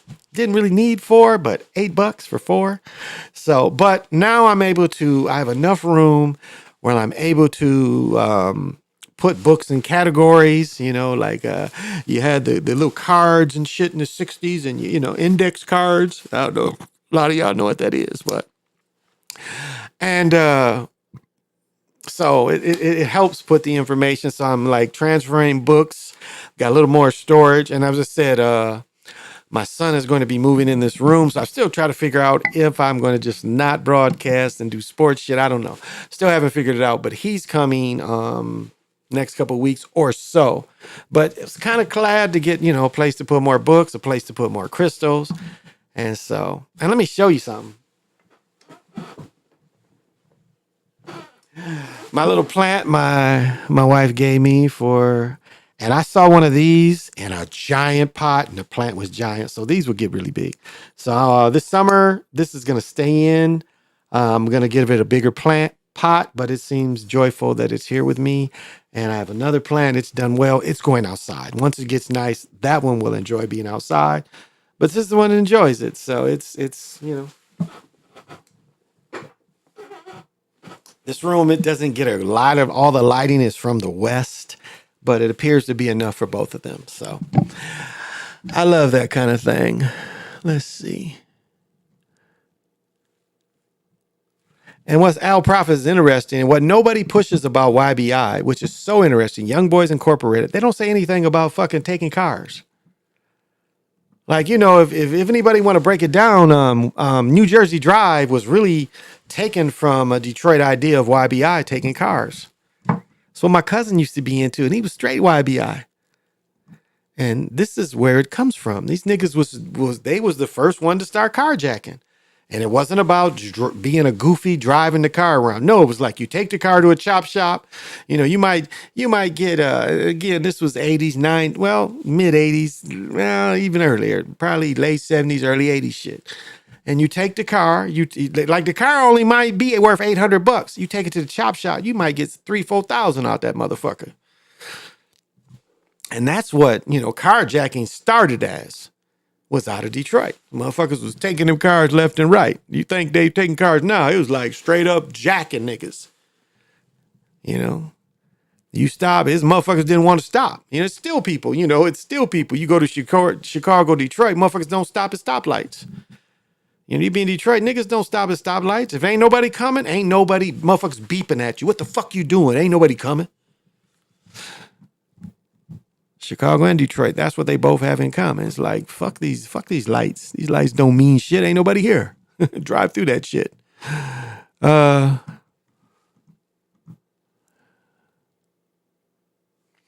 don't know. I'm going to find my man, though. I don't see him. This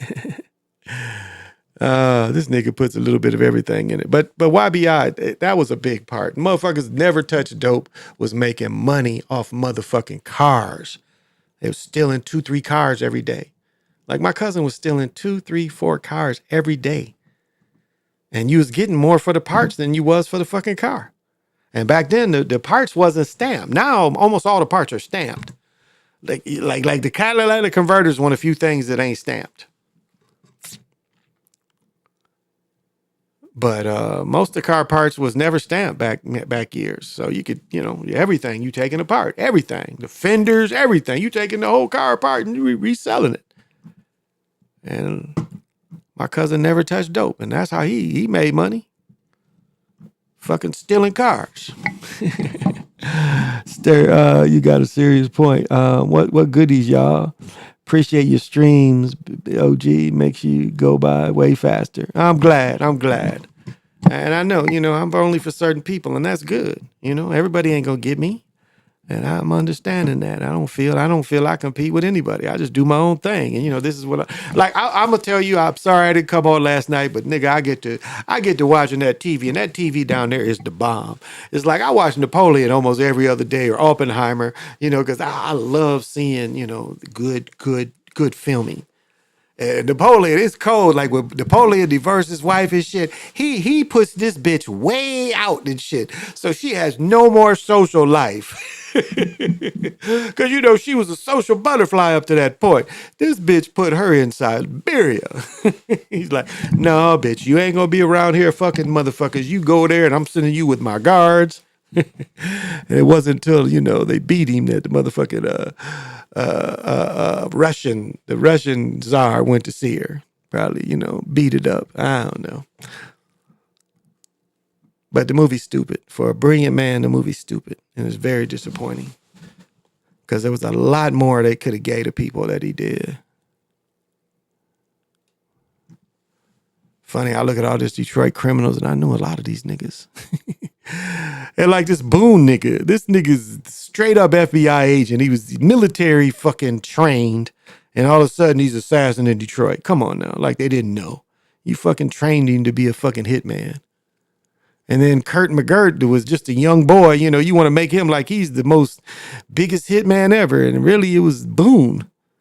And the government killing niggas. And this is 3 years ago. I don't think dudes was that old. I ain't seen him though. I'm gonna have to just look myself. Cause I commented years ago on it when I first watched it. And it's just funny. You run around, all kind of weirdo motherfuckers in your life. And not just weirdos, but just you never know. Like, I did a story about the one brother that, he's in jail for life for, cooking the bitch and shit. Him and his buddy, I don't know what they did, but I showed him. I can't even think of his name right now. And I must say, I appreciate your knowledge. Well, thank you. That's very nice to say. That's very nice to say. Less is more. Yeah, I appreciate that. D-Ron Battle, I appreciate that. That's very kind words.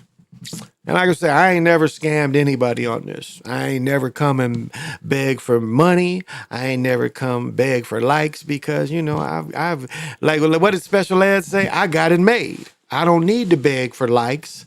I don't need to beg for bread. I got all the bread I need. I lived the life I dreamed I wanted to live, And then my children, like my 12-year-old daughter is spoiled like a motherfucker. It's like her mom's like, well, you better call your dad. Because, she knows. And I'm close to all my people, Like my mother's coming over here again. She did our bedroom. She's coming over here to do our living room, maybe. Maybe. As long as my chair can stay where it's at, I don't care. But I do find myself on the couch a lot. But the couch is kind of against the wall, so everybody's sideways looking. So I want the couch to be in the middle and go put one chair here and one chair there. I don't know. We'll see. We'll see how that all looks. Like Zach Hubbard. Oh, Zach. I ain't got nothing bad to say about Zach. I've been rocking with Zach since, when did he start his radio show? Man, that must have been the summer of 15, 14, 15. It was my second summer down here, so maybe that was a 15, 16.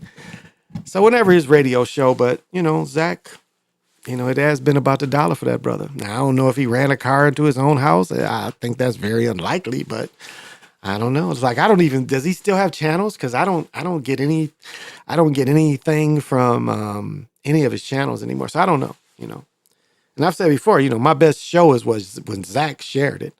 I did a thing on when Dame Dollar beat OKC, and I showed you how that ball curved and went in, and he shared it. It did 100,000 views. So that's my best show all time. Now on my own channel, it was like I said with Cam, 60-some thousand. But it was like, it's funny. I got trolled the other day. One of my shorts did like 8,000 views, and I'm like, why am I getting trolled? I'm like, okay. But that's what this thing wants. It wants to really make you only do one thing. Like before they killed my other channel, they was always sending me little things, and they was like, well, you might want to, basically what they're saying is you might want to stick to sports. You're not getting, enough views from talking about this. You need to stick to sports. That's the kind of way they try to pigeonhole you. And even one of my friends was like, well, you may need to have a different channel where you talk about spirituality on one channel and you talk about sports on this channel. But as I've said many times, sports is spiritual to me. It's not something that's controlled by the Jewish faith people or, the NFL. And it's spiritual to me. All the fields, all the gyms have a spiritual aspect, no matter what's done. And think about this. This is how you don't think the federal government takes these high school events as serious? And what happens before every high school game? They federalize it. They put the federal seal before every game. You guys been to high school games. How do they start? National anthem. They have to federalize it. So if you don't think the federals, because imagine it don't happen in girls softball unless it's a big, big team. But you notice boys soft baseball, they'll play that. And girls basketball games, they play it. They federalize it. So if you don't think these games is important, why do they federalize it? And why is the flag in there? But why do you start it by federalizing it? See, the problem is what we don't understand and what we have to fight for is we have to See, as I was talking about, the Civil War with the South was against D.C. It wasn't against Maryland. It wasn't against Virginia. Wasn't against Michigan, Wisconsin. That wasn't their fight. They had one enemy. It was the Federals. It was D.C. and Lincoln by himself. That's who they succeeded from. Lincoln. The Federals. They said, we no longer want federal control. We want to be state nations, countries, which rightly they should be. That's what it was. And Lincoln had to convince the rest of the people around him that they're your enemy too, because they coming after us. And it makes you wonder why the first Battle of Bull Run, they didn't overthrow DC. They had them. Just like I talk about, Hannibal had a chance to conquer Rome, took a nap instead. They had beat them in the first Battle of Bull Run. They could have taken DC, but they didn't. They show his sports pick prediction. Let me see. Me too, OG. But truth is, they've been making videos about him the last couple months. Those videos almost get more views than his. They show his sports predictions all the time. He said he was going to hire the ones that made 10K a month, then 2K, then 3K, etc. He made it all sound like a we thing. Yeah, it's, I ain't really got nothing bad to say about Zach. Not really. Again, he came here whenever he drove across country. He was supposed to come over, and I'm kind of glad he didn't, because my wife was my fiance, and she bought a little frozen lasagna. I would have been very embarrassed, somebody coming over and I'm giving this nigga done drove cross country and I'm giving frozen lasagna. I'd have been very embarrassed. But like when he called me, he said, he's like, I'm in your area. I said, I don't know what time I'm getting off, but I'll try to see, because I had to work that night. And he was like, well, I'm gonna go down to George Floyd. I'm like, what you going down there for? Ain't nobody down there. I said, go out to the mall. You'll see more people out to the mall than you'll see down there. And he drove down there and found out what I said was true. He just drove down. It's like, oh shit, ain't nobody down here. So I tried to tell him. So everybody met him at the mall. And I could have met him at the mall too. I'd have been embarrassed. This nigga done drove and I'm giving him some Stofers. I ain't really got nothing bad to say about Zach. We've made our peace. So I don't get to see his stuff. I used to call in on his radio show pretty regularly. Haven't done that in years. So, he's doing his thing. He started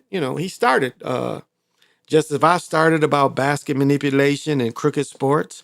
Zach has started how the numbers work. And I think as a researcher, you can't ignore that, because you see the stories and the numbers do seem to match up. So it's not saying that his work is in vain. It's like,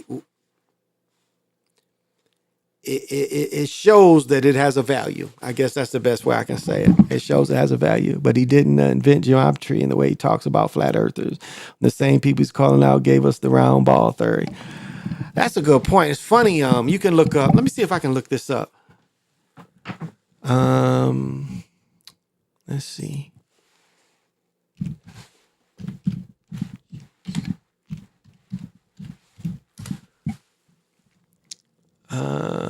No, that ain't it. I couldn't spell. Yeah, this ain't this nigga. Okay. Let's see what I gotta look up to find this. I'll just say this, keeping to me. It's like, it's interesting when you look at flat plane and you look at round plane. It's almost like, I've said this before.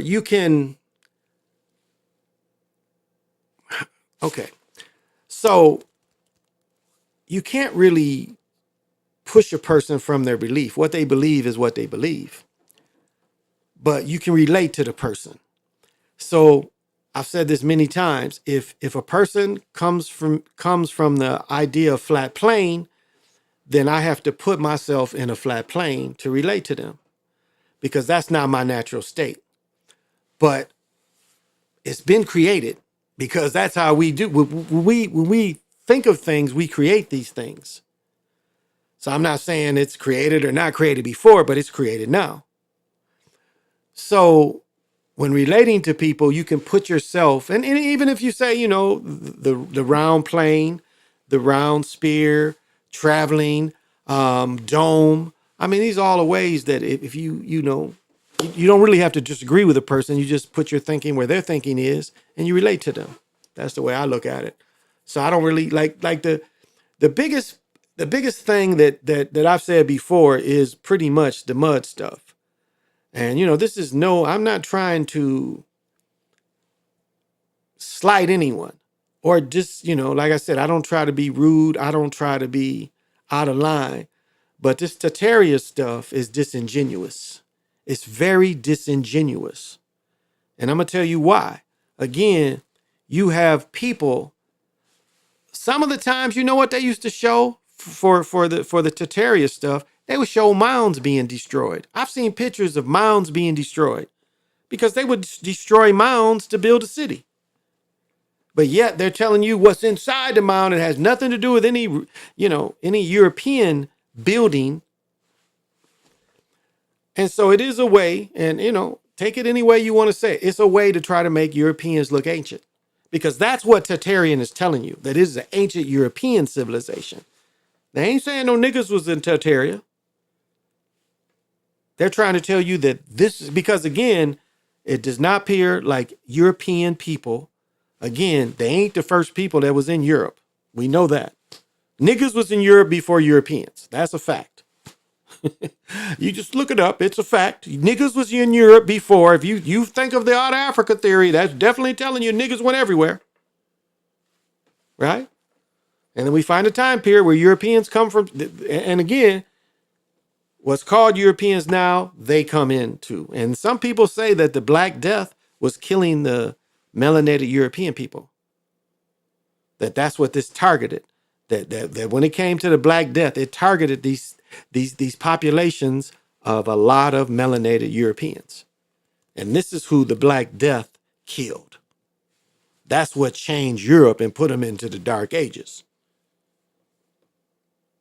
So do your research. It's out there. And so, and that's my problem with Tartaria. I mean, it's documented that a certain people came to this planet around 6,000 years ago or less. They didn't exist. So they're trying to make up ways to say that they came and there's these other civilizations. Like a dude was saying that, and this is my argument about it all. This is my greatest point. They're trying to tell you that one guy was like, before Columbus came, there were castles and stuff in America. But only the Europeans could come and dig them out. Like the people that lived in America, especially Manhattan. Let's talk about Manhattan. Because they try to say that a lot of them mansions, the Europeans came and dug them mansions out. So you telling me now of 1,000 years of a motherfuckers walking across Manhattan, not one person saw something sticking out and was like, well, damn, that's sticking out. Dig a little bit, like, there's something under here, and keep digging. It's not one time. Did a person that lived on Manhattan Island, so what's his name? Old Dirty Bastards people. Not one time did they say, well, what's that sticking out? Let's keep digging to find it. But only Europeans could come and they had to dig the mansions out. That's what they want you to believe. That's how silly this shit gets. It gets that silly. They tell you that only Europeans was able to dig out these mansions. They discovered them and they dug them out. So I'll stop about that. Computer generated pics. Yeah, indeed. It's not even saying that it's flat, but it's fun. It's like they were saying the rockets and shit, that the rockets curve. What does it matter? We know what's up above, supposedly. It's the Van Allen belt. They can't nothing go through that. I was listening to shit that the woman, they say the woman made up. She was going in labor and she helped Apollo 13. Apollo 13 tells you that there was going to be some problems. But so, and I heard, what's his name? They was doing a motherfucker that's supposed to be, what is it called? When you can have vision far away, you know what I'm saying? When you have that, when you're able to view things, far away and shit. And this nigga's talking about he's viewing some shit on the moon and shit. It's like, okay, you know, and he's like, well, how are you supposed I mean, it's like ridiculous. It's ridiculous. I mean, we see one side of something they tell us is spinning. But they try to show you if you time elapse it, that it shows you it spin. So if you put a camera on the moon, but again, remember, there's certain types of day we can't see it.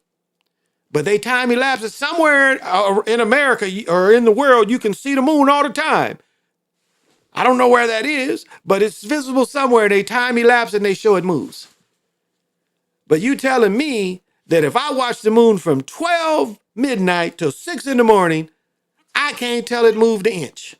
The same thing I looked at, and something that used to be impossibility, the moon being there in the daytime, never was there until till I was 40 or 50. Never saw the moon during the daytime until I was 40 or 50. But that same moon looked the same.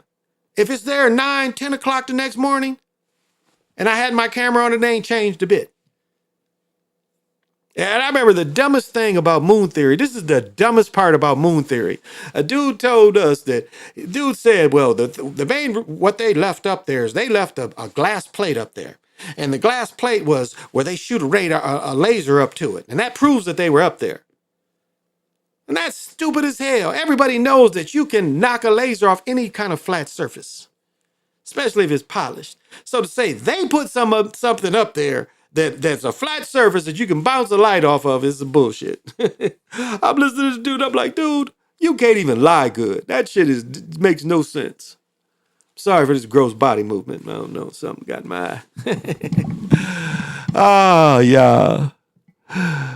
Remote viewing, yeah, that's what this motherfucker talked about. Yeah, I saw some things on Mars, and yeah, it's some bullshit. I gotta pee, so I'm gonna bring my brother in, let him chop for a minute. He don't seem to mind. I would play the and Jimi Hendrix, his sister got me. I had to erase the little bit of. That's why I just played the little bit still. You know, I just played. Where is it at?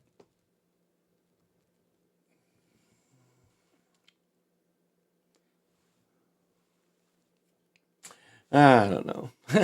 Where's the Jimi Hendrix at? Somewhere in this motherfucker.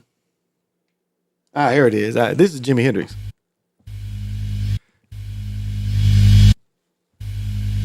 So I'll just play a little bit of it. Shit. But mostly you let me play it, so I ain't mad at you. Yeah, I'm mad at you. Where's he at?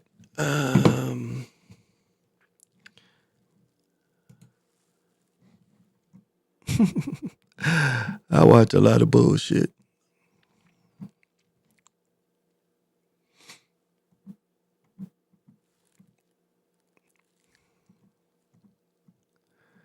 I love watching comics, but it's funny, you know, comics is it's like this face back here, you know, nobody's fool. That's what a comic is. You gotta be like nobody's fool. Here we go. I let him, all right. So I'm gonna let him chop a little more while I go pee. Stand my punk ass up. Let my man Ancestral Production give him a little bit of what he spit. Trump didn't want something happening, and Netanyahu went and did it anyways. Donald Trump would G-check it because he's aggressive that way. So he doesn't like insubordination. Netanyahu and all the Zionists, they thumb their noses at the United States. It's an embarrassment. He's not my president, murderous old bastard. So yeah, I just wanted to chime in and take a look at that. It's something to consider. We are watching profound changes take place. And, you know, we have to wonder what lengths the West will go to try to maintain or scrape and hold on to a position that they don't have anymore. They've already been passed up. See, they're living in a world now where they're going to have to compete on more equal ground, if not equal ground, with these other countries.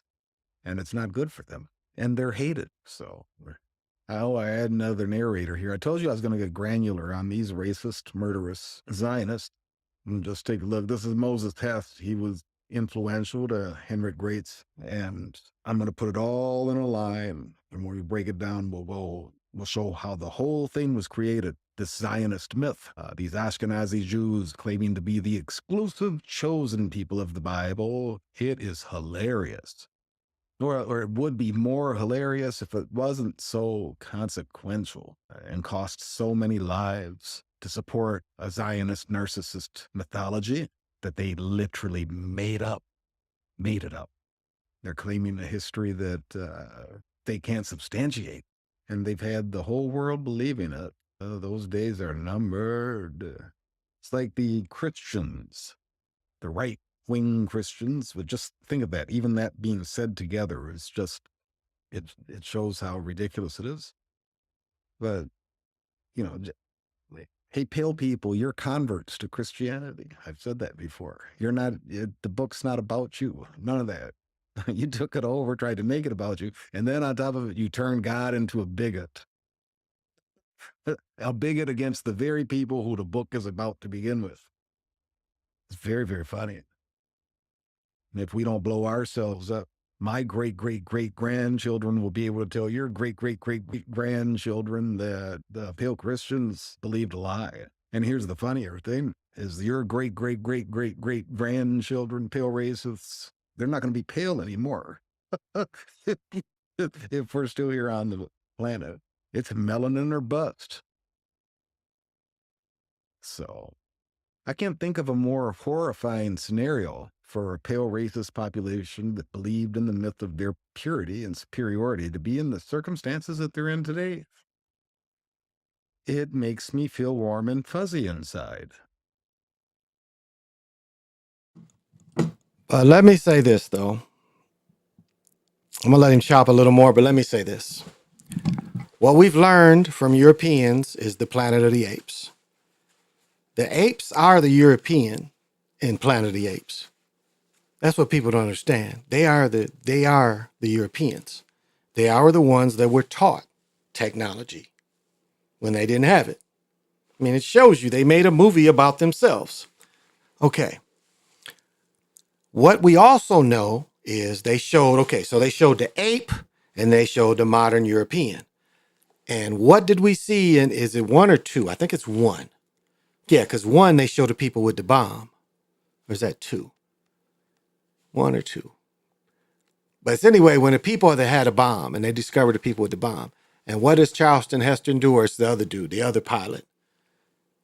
Instead of letting them rule, they would blow up the world if they couldn't be in control. They would try to reset everything.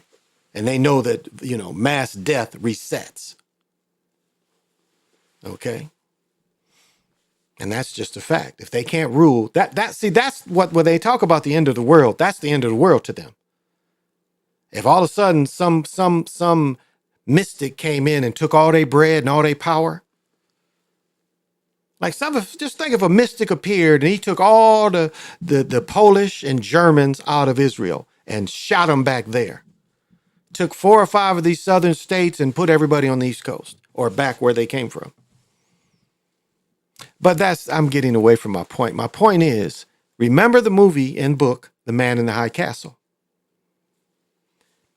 If they lost control and letting all these migrants come over, let's keep that what that is. That's a small army coming over of just men that someone's going to control. But they would fake like we lost a war. Like in Man in the High Castle. They would fake that we lost the war because I've said it before. American troops ain't gonna fire on Americans. You got to get them nasty motherfuckers from China or somewhere. You got to get them kind of people to come kill American troops. And they would do that. They would fake losing a war in the Pacific and say, well, we got to brace for what's coming. This is how the rich manipulate. And they would allow, again, the Clintons sold the port to China. The Clintons sold the port to China. That's connected to the American Railway. So I'm going to let him chop a little more. I'm sorry. I'm going to let him chop a little more. Irony is something else. Here's a nice pic of that bastard Netanyahu. They are doing the same thing. It's like an infection. The insanity went from the Nazis right to them. Well, I mean, we've been consciously lightly reset. I mean, if you don't think we were reset out of Floyd and COVID, that was a reset. 9/11 was another reset. I mean, anything that massively shocks everyone. Because think of how it reset the rest of the world. It gave the message to the rest of the world that America, and this is Americans doing it. Again, this is totally man in the high castle philosophy, that America could be attacked by some amateurs. That's man in the high castle. We know that if whatever they did was done by our people, you find an inflated tire, which is impossible. You find their wallets and shit. So we know all that shit was fake, but it reset everybody because it gave the mindset that American is vulnerable. Again, that's the man in the high castle philosophy. Make them think. And then again, what did you see? You saw Clinton, you saw the Bushes snatch niggas off the streets like never before. And I'm talking about the world streets.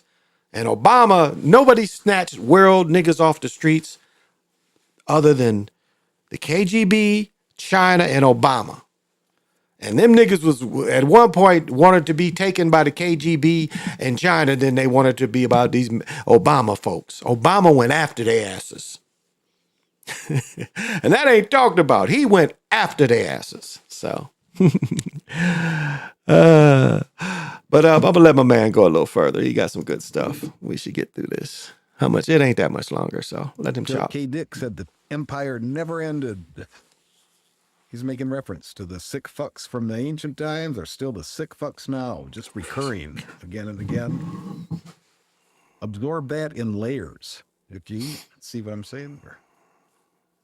So here goes to the uncommitted votes with Joe Biden, and Michael Moore is trying to tell Biden he needs to switch directions because the people aren't with him, you know, and what Biden was. I always thought Michael Moore was a woman. Look at him. Michael Moore looks like a woman, but let's go. Counting on was old-fashioned racism. He expected the pale people to unite. He thought it was just Arabs that were upset about the genocide. That's what he was banking on. Or you might have a percentage of the black vote that wouldn't want to do it, but nothing significant. So none of the people that mattered. The genocide wasn't affecting the people that the pale racist thinks matters, which is them. And they're Jewish handlers. But the protest vote showed that it's not just Arabs that are upset about the genocide. No, you have a whole bunch of European people that are against it also. So the racism that old bastard was depending on doesn't exist anymore, especially around with the younger Europeans, or does not exist to that degree, anywhere near that anymore. They were completely wrong in their calculations. The mainstream media tried to sell it that it's just the Arab populations that are protesting. It's just them. They're not going to be significant enough to change the election. No, you had a bunch of people that tuned in on the inhumanity and didn't like what they saw. Now, this picture they're showing China, India, and Africa was propaganda to say, if we don't grow taller than this, we've got to find a greater way to control them. And we know that the way they carved up Africa, and that's not talked about a lot. I've got the history of slavery. And in the book, The History of Slavery, I mean, again, if you want to say who started the Atlantic slave trade, it was Africans. Africans, mostly middle Africans, like when iron and brass, lead, when lead hit Africa, because up to that point they were trading shells. Shells was the currency. Generally, everywhere you go was shells. When the Britons bought lead, all of a sudden they was trading in lead, and they was trading thousands of people. So the biggest slaver of Africans was Africans. Just as I was saying, how the Europeans came to America and would unify with Americans, unify with American Indians here, and then they would capture people and then they would slave those people. Africans did the same thing, but they wouldn't need the Europeans. If they captured a smaller tribe, once they found they could get lead, they were the biggest. The Middle Africans was the biggest slavers. And get the book, it's Thomas something, but it's the world history of slavery, the history of world slavery. Again, he gets caught up in the slave trade and all that shit, the Atlantic. But the other, a lot of the stuff he says is pretty decent. So I'm gonna let him chop. It's not that much law left. I noted before that Ron DeSantis shows us. And I don't know if you recall or not to pat myself on the back with it, but I said he was a dud to begin with. At the height of his hype, I talked about it. I said he was a dud because he was just a weak motherfucker. Just the way he stood. There was not leadership there. And sure enough, and it wasn't just because what a weak and kind of weird self-conscious guy is. It was because he was too racist. You see, we have a lot of casual racists in America, and they're a lot less racist than even what I grew up with. Their casual racism is at a different level now. In the information age, we live in a society where you have to be accountable for your levels of racism. See, and when you have an extreme racist like Ron DeSantis, see, Donald Trump was too smart to fall into that.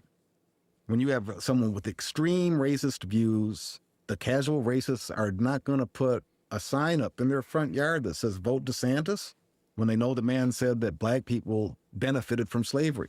And I'm paraphrasing the line there or whatnot. But if you see what I'm saying there, it's too racist. They don't want to be associated with that kind of racism. No, they like it a little more subtle. But even that shows progress. And how did we even get to that point? I believe we got to that point from exposure to one another. See, and black people, we are not the ones that have a problem with being racist to other people. And I think we're going to look at a group in this country, or even all over the globe. African people are the least racist. And well, I shouldn't speak for Africa because I haven't been all over Africa or whatnot, but in America, no one's less racist than African Americans. Nobody. And let me say this, this is what you got to understand too about abortion. Abortion, of American Indians, Americans, melanated people, it took out 4 generations. So we're talking about millions of people that abortion affected. I mean, without abortion, the melanated people of America would have far outnumbered anyone coming from South America or Mexico. I mean, if those 4 generations were allowed to live, and we're talking about millions of people that would have been melanated and grown up in America. But they found a way to get rid of 4 generations of people. So now they tell the melanated people of America that, the people from Mexico and South America are outnumbering us. And you can't think that abortion doesn't have something to do with it, because it does, heavily. We abort the most babies. It's just a fact. We are the biggest baby killers, genocide of our children, because it's convenient. And, let's think about this too. The most educated people in the world are sisters. That's just a fact. Or the most educated people in America are sisters. And these educated women, over time and time again, a bunch of them had abortions because they thought that their careers were more important than having children. And it's interesting seeing women my age with no children. That's interesting. And my wife, she had some problems, so she never had children. She has children now. But this has to be considered. And this was by, Margaret Sanger. We know that this was a plan. Like I've said before, I've told many, many times, when I lived in North Minneapolis in the hood, in Robbinsdale, there's a big abortion clinic where all the Republicans was out there protesting. But a block away from my house, right across from a school, was an abortion clinic that, it had a sign, a small sign. It was a small little building, gray. And if it didn't have that small sign in the corner, what was it called? Family Solutions or some shit like that, I would have never noticed it. No one would ever know that was an abortion clinic right across the street from a school. And if you didn't, Planned Parenthood, and it didn't have a sign, it had a sign inside the window. So somebody had stuck a sign inside the window and it said Planned Parenthood. That's the only way you knew it was an abortion clinic. So do you see what I'm saying? So do you see what I mean? The highlighted one on the main street, they protesting. This one's hidden. This one's hidden in the middle of the hood in plain sight with a small little sign, ain't nobody protesting. And across from a school, which is very sick. And I don't know, I'm admit, I'm kind of racist to all the people coming over. Because again, you can barely and this is the biggest problem of all the foreigners coming. You have a lot of people that have unskilled. And the way the market is going is unskilled workers are no longer necessary. I mean, the only unskilled work that really needs to be done is the handling of fruit, cotton. I mean, the things the machines can't really pick. This is the unskilled work. So what are these people? What else are they allowing these men to come over here for? If it's not man in the high castle, sleeper cells. What else? What other reason would Biden let so many men come over here when there are no real jobs for them? I mean, technology is taking away a lot of jobs. What's purposeful? I mean, the part of the machine is to make life better for man. Right? Look at a car and how comfortable a car is. So that's the job of the machine, to make what men do more comfortable, not completely take away their jobs. And remember, like, what it was, Avion Flux? Was that what it's called? It was an Amazon show. And the people didn't even know they were synthetics. The machine got bored because it wanted some company, so it invented people. And it invented people that wanted to overthrow it. And remember how it was still delivering shit? They was like, well, the machine don't know better. It still delivers everything we need. Do you remember that part of it? Because that's how it starts. It's like they get a delivery of clothes and they're like on guard. And then it's clothes and food. Like, oh, okay.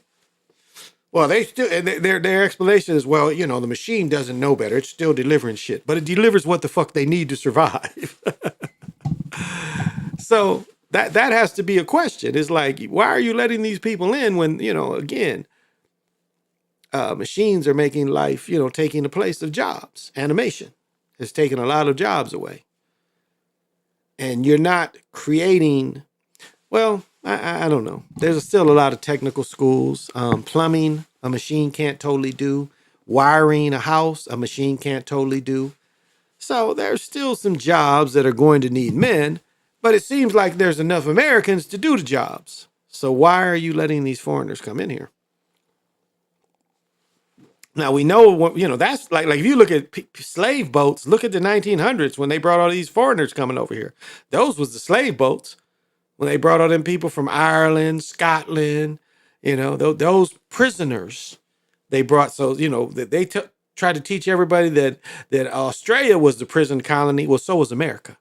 More prisoners were sent from England over here than was sent to Australia.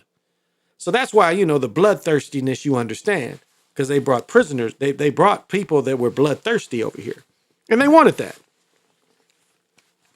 And that's American history, as bloodthirsty Europeans. I mean, that's their history from day one. What do you see with Columbus? Like if you could find a paper, as I was saying, and this comes from Meredith Quinn, and I can show that if you guys want to see, because again, they had to make these motherfuckers stop eating us.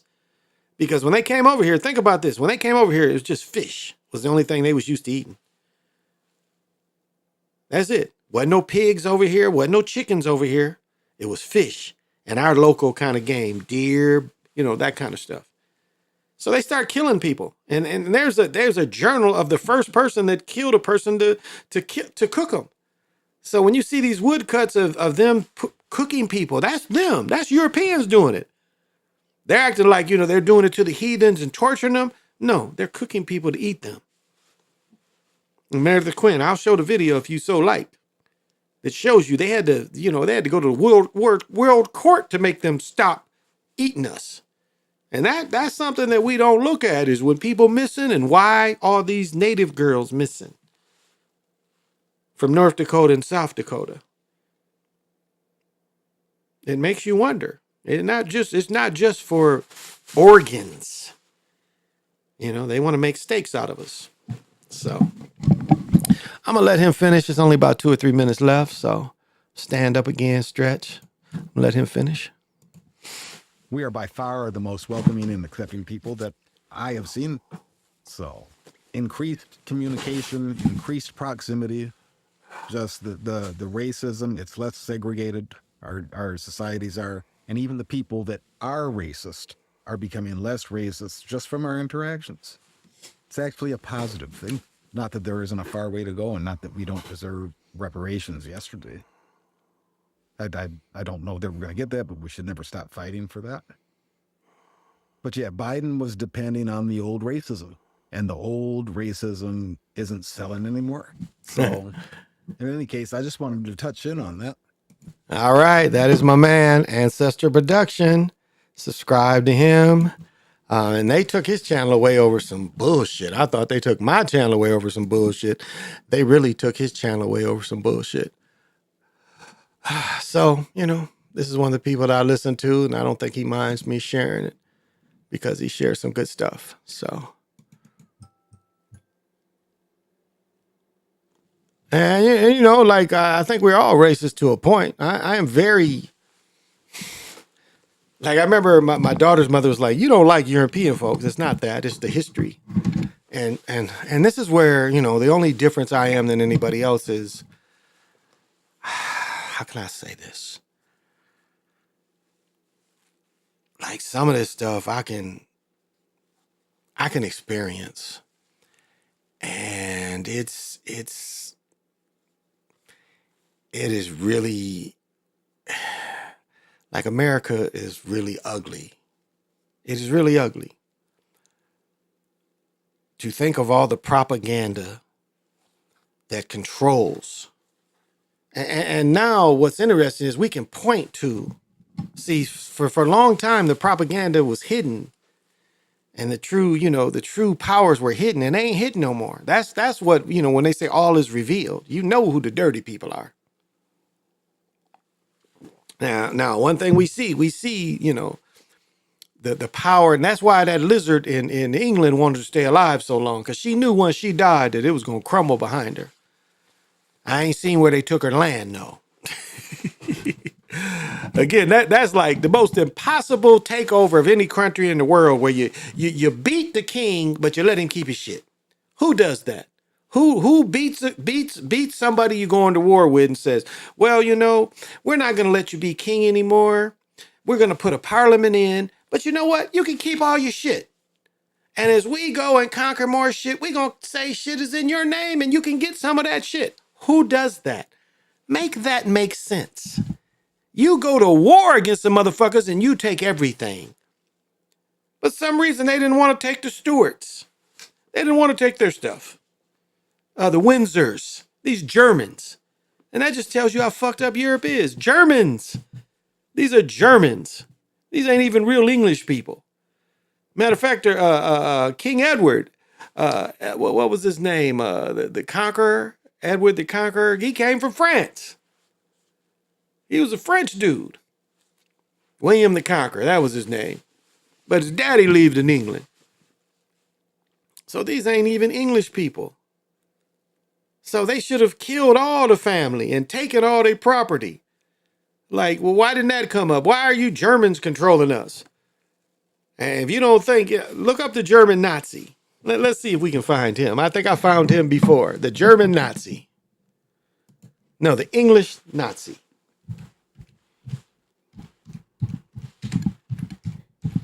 Let's see if he comes up. I showed him before. That ain't him. Let's see. It's not coming up like it should be. But Queen Elizabeth had a first cousin, and this nigga was a Nazi because his holdings was they needed somebody to be king over whatever it was, and they left him alone. Let me see.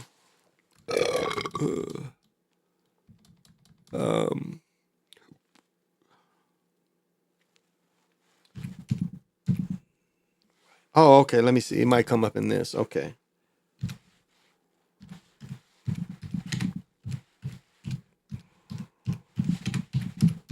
See if it comes up under this.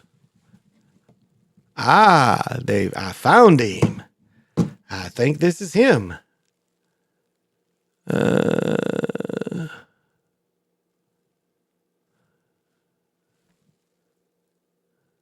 Okay, yeah, I think this is him. This is a bunch of them. Look at King George with Himmler. Look at this. This is King George. These is Germans. This is King George. They made him leave, but they was Germans. This ain't who I was looking for. Again, this is the one that died of cancer. This is the brother that took over. But let me get back where I was, because they had pictures of the royal Nazi. Let me get back to him. Here he is. I think this is him. Yeah, this cat right here. Charles Edward. This is the royal Nazi right here. See?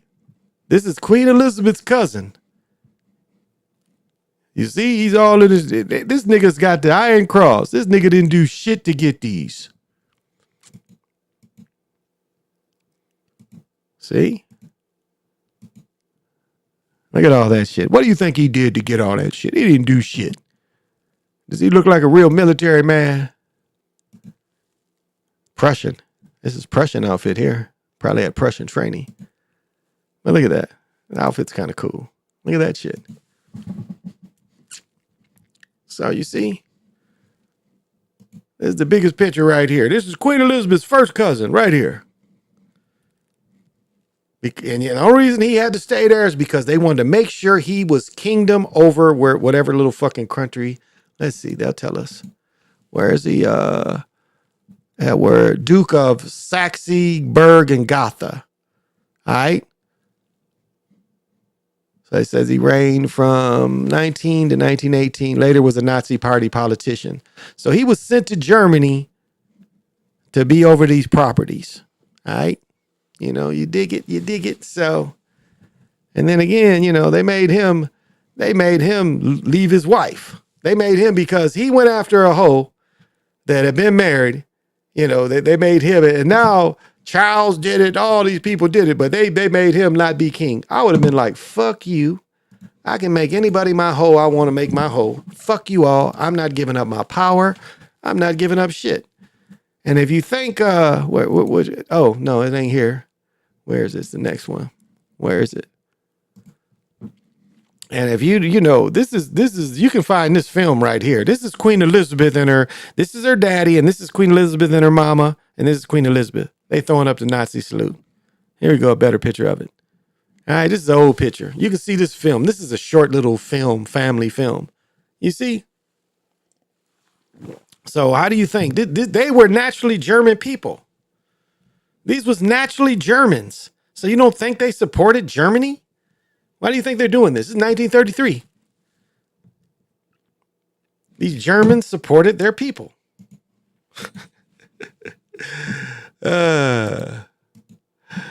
So, and they're lizard people, no doubt. They're lizards. They're some type of anti-human. Man, and I'm gonna say this. He left. He gave, like, hey, who would give up the world for this dude-looking chick? He gave up the world. This chick ain't even fine. This chick look like a dude. I don't think she had any children. This might be a dude. This might be why he gave up everything for this ugly dude. Any more pictures of her ugly ass? This is one ugly chick. Look at this picture. This look like a dude. And maybe that's why he wanted it. It looked like a dude. This look like a dude. Dude look like a lady. Look at this. Strong jawline.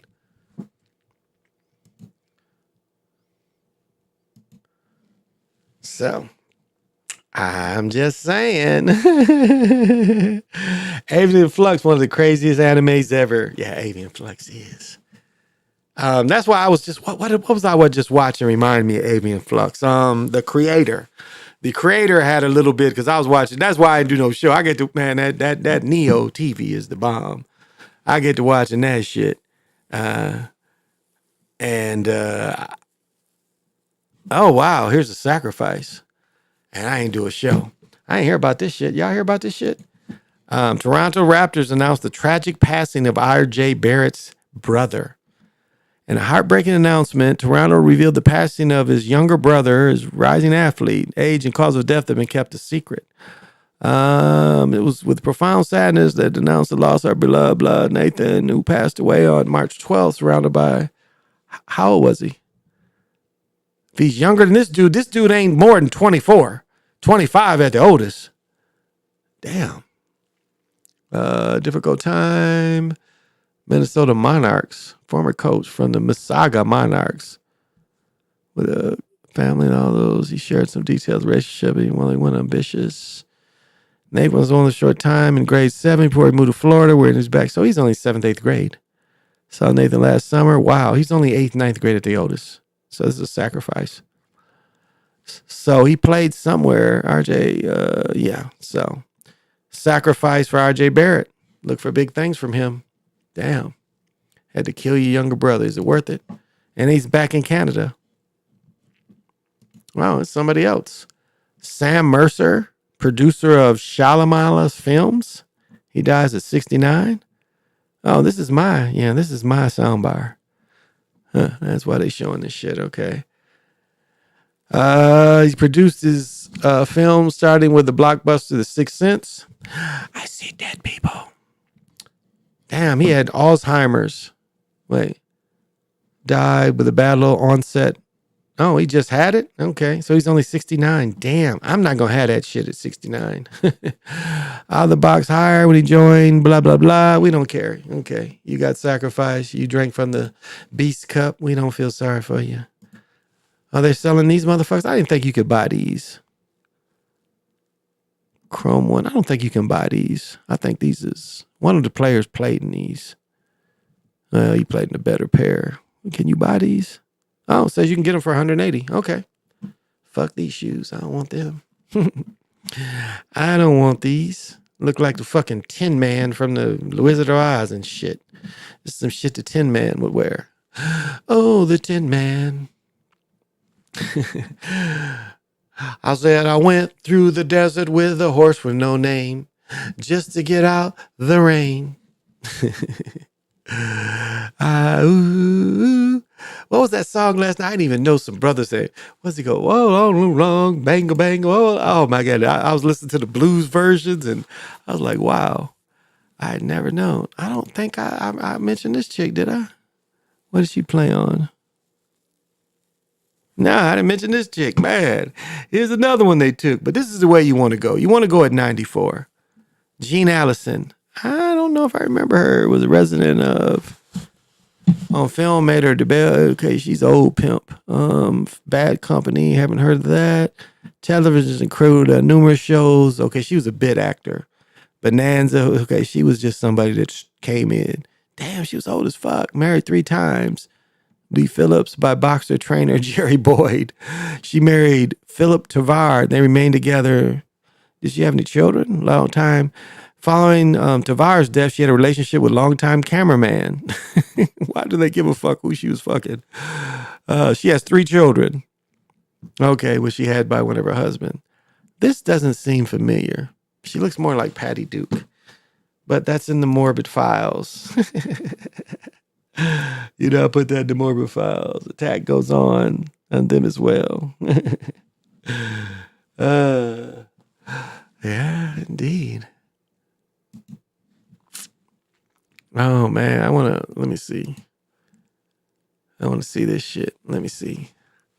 This shit is coming out next Saturday. Where are these motherfuckers at? I don't know. I am like always been a sneakerhead and I kind of hate it. I don't really hate it. It's just, you know, it's like sneakers is almost like crack. I must admit, you know, it's like you got to have it. You know, it's like I'm not going to go stand in line anywhere to get this shit. But it's like, man, I remember those days. Like I used to work at the mall, and I'd always have new motherfuckers that worked at Champs or somewhere and get into bread before the line and shit. Cause I'm at the mall opening my store, and I remember I saw Lee, and Lee got me one time. It showed me I could wear 14s because I gave this nigga the cash. He brings me back a box and they're fucking 14s. I wanted to beat his ass, almost beat his ass in my store, but then I found out I could wear 14s, so I'd have beat his ass and been kind of wrong. But I almost beat his ass. I really wanted to whoop his ass. Like, nigga bringing me 14. He's like, just try them on, man. They might fit you. And he's right. They fit. So I didn't beat his ass. This ain't the ones I'm looking for. They ain't showing the... Because I think what's coming out?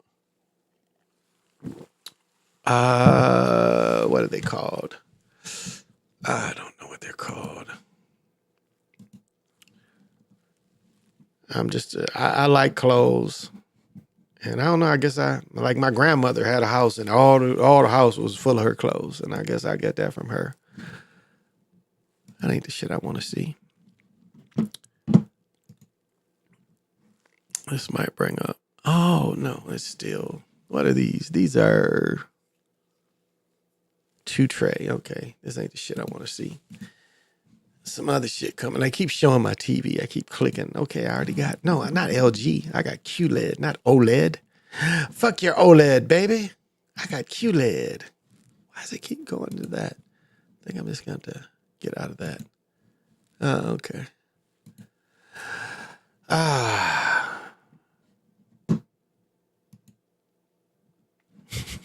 Keep showing me these motherfuckers.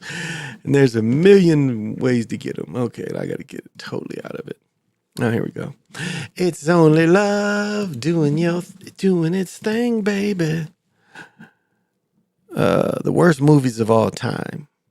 I didn't think the original Wild Wild West with Will Smith was one of the worst movies. I didn't think that was that bad. I thought it was all right. Falcons trade quarterback Ryder to Cardinals to land wide receiver Moore. Okay. Omar Epps signs with independent artist groups. Okay. Who really gives a fuck? We got some black cowboys. This is something you don't see every day. It's the black cowboys. Let me see. He got hung for sure. I know he got hung. And these is all Indians. All Indians. You might say, well, he looks like he ain't from Africa. This nigga's not from Africa. They all the same. Let's see. Who are these motherfuckers? Billy the Kid. They try to tell you that's him. Probably a myth. Henry Brown. Okay, don't know who he is. Sam Bass, orphaned at 13, was outlawed train robberies. Okay, Sam. Sam was a train robber. Who is this? Wasn't just your run-of-the-mill outlaw in the Wild West. He's widely believed one of the first serial killers in American history. God damn. It's said that Espinosa killed over 30 people what was then Colorado. However, his motives doing so haven't been completely clear. The first victim was 1863 with the body mutilated, his heart cut out of his chest. Espinosa had one of those one point threatened to kill 600 people. He's not granted property in 5,000 acres. Lawmen sought Espinosa, but Listener Hexer said they eventually caught up to him. By then, he and his brother had already been killed in a gunfight. Okay. First serial killer in America. Wow. Not you. Belle Starr. Okay. She was murdered. Let me see. The only outlaw has been convicted of horse theft. The most famous woman to be the American outlaw had been convicted of horse theft. They usually kill people for that. With association with the James Younger gang. However, she wouldn't become famous till after her death. She was murdered, but her death was never saw. At one point, she would probably never know for sure how she died. What is known is she was riding home from a neighbor's house when it happened. Having been ambushed, she was shot and fell off the horse. And then shot again. So somebody wanted Belle Starr. Hoodoo Brown, leader of the Dodge gang. Son Brown was the baddest cowboy of them all. Leader Brown oversaw all sorts of criminal from robbery to murder. He was described as a man who was tall, thin, with light hair and mustache. He led numerous stagecoach and train robbers, committed numerous crimes. His position as a coroner allowed him to cover up many of their crimes by labeling the killing as self-defense. Okay, that's a good point. And we know it, Jesse James, train robber, Southerner. John Miller, Killer Miller. He's called Killer Miller. Miller became a contract killer in response for numerous contract killings. See, they don't call him, a serial killer. Death of Pat Garrett. He killed Pat Garrett, who supposedly killed Billy the Kid. Miller was eventually killed by a lynch mob after being contract to destroy a local U.S. Marshal. His last words being, "Let her rip." So he killed Pat Garrett, who supposedly killed Billy the Kid. Kingfisher, he had a reputation of being one of the most fastest gunslingers around the world, having bested 4 Mexican vaqueros at once. He's arrested for Southern Perry. Every time I read Fisher finally met his match, the Saturday 23, he was killed in a public ambush. Wow. So they had to ambush to kill him like they did John Dillinger. Soapy Smith lived in anything but a pure life. He's infamous as a con man in the West, especially for his soap racket, which earned him the nickname Soapy Smith. Said the extensive criminal operations around Colorado and Alaska was his prize soap racket. Soapy would sell bars of soap with prize money hidden in some of the bars. People obviously wanted his soap for this reason, but he always managed to ensure that only his men on the racket received the bars with money in them. He ended up getting killed by a shootout. How people are so stupid. You really that stupid? And there's Butch Cassidy. They don't know how he died. And some people say this ain't even the real Butch Cassidy and the Sundance Kid. They said that the Sundance Kid was a melanated person. And that, so we don't know if this story about him is true. I love the poster of Paul Newman and what's his name running out though. The Sundance Kid. Some people say this is not the real Sundance Kid, that this is an imitation of a brother that was this character. If you can look that up and find it, they say this is not, what's his name? Longfellow? Yeah, but they say that this is an imitation guy, that the real Sundance Kid was a brother. So you can look that up. The Dalton Gang, there should be a picture of the dead Dalton Gang. Yeah, they're dead. I don't know if y'all realizing this. These 2 niggas is dead in this picture. They're holding up dead bodies. He's dead and he's dead. They got killed. Didn't they get killed up here in Minnesota? Kansas bank robbery, they were killed. Okay. Who is this? I saw the car of Bonnie and Clyde getting killed. I saw the car. It's crazy. Now, this is probably one of the most biggest serial killers. He man, was a killer, but no one is sure exact. Yeah, this man probably killed hundreds of people. Put the number at 42, but at 27, those could actually be collaborated. It seems that the death wasn't his only problem. He's also prone to wild exaggeration, lies, and his exploits. He was an outlaw gunfighter who would be a foe. He was said to have killed his first man at the ripe age of 15, which was a brother. He killed several brothers. At age 23, he was sentenced to 24 years in prison for murder. He went to prison, admitting his crimes, was released. What they don't tell you is why he was in prison. He got a law degree, and he still was killing people after getting his law degree. So this guy killed at least 15 melanated people. So he killed a lot. And you see, they put it 42. That's why they told you 42 right here. Now, this is where Zach kicks in. They told you he killed a lot of niggas and a lot of Indians and a lot of Mexicans. That's why they give you the 42. Who cares? Who cares? Who cares? The Newton Gang. Now, remember, the Collins brothers did this. Oh, this is from a movie. This is from a movie. Who's this nigga? I don't care. Don't care. Henry Plummer. Jaquin. What did Jaquin do? He's the most exciting life of any outlaw. There's only one problem. He probably didn't exist. The Robin Hood of El Dorado. Okay. So this nigga didn't exist. They just made up a nigga. Rufus Buck. You arrived to outlaw if you have a gang named after you. And that's what happened to Rufus Buck. Rufus managed to assemble a gang of African-American and Creek Indians that went on a rampage of death and mayhem. The Rufus Buck considered Buck as well as Davis, Sampson. After building a stockpile in Oklahoma, they carried out death of U.S. deputy, blah, blah, blah. Began holding up numerous stores. The gang, including Rufus, was hanged in 1896. Yeah, you can see where they're all hanged. But they're all Indians. You see how they want to throw the African American? No, these are all Indians. Even Rufus is an Indian. And I think actually this is Rufus, I think, is this dude. Yeah, it's this dude right here. So, Tom Horn. Now, Tom Horn was a terrible motherfucker.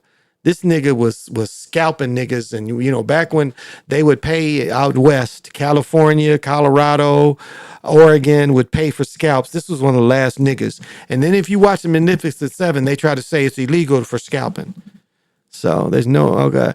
Tom Horn killed at least 17 people, no, but the outlaw, Horn wasn't killing. He was a hired gunman, blah, blah, blah. Outlaw not titled. Horn was a scout soldier. See, look at this. Nothing about him scalping people and selling scalps. Isn't that how they, like, there's a movie about him and they don't talk about much of that part, that this nigga was one of the oldest niggas to go after people and sell their scalps because you would get for killing Indians. So this is a despicable person. Then they made him a movie and they put him in Magnificent Seven. Big North George, we don't care. Arkansas Tom Jones, I don't care. Oh well, so fuck them. Fuck them. My phone went wet and it's tripping. My phone got wet, and if you see some weird shit, I didn't mean to no harm. Okay, if you see, oh okay, you might send me some texts and stuff. Okay, I don't think I got any texts.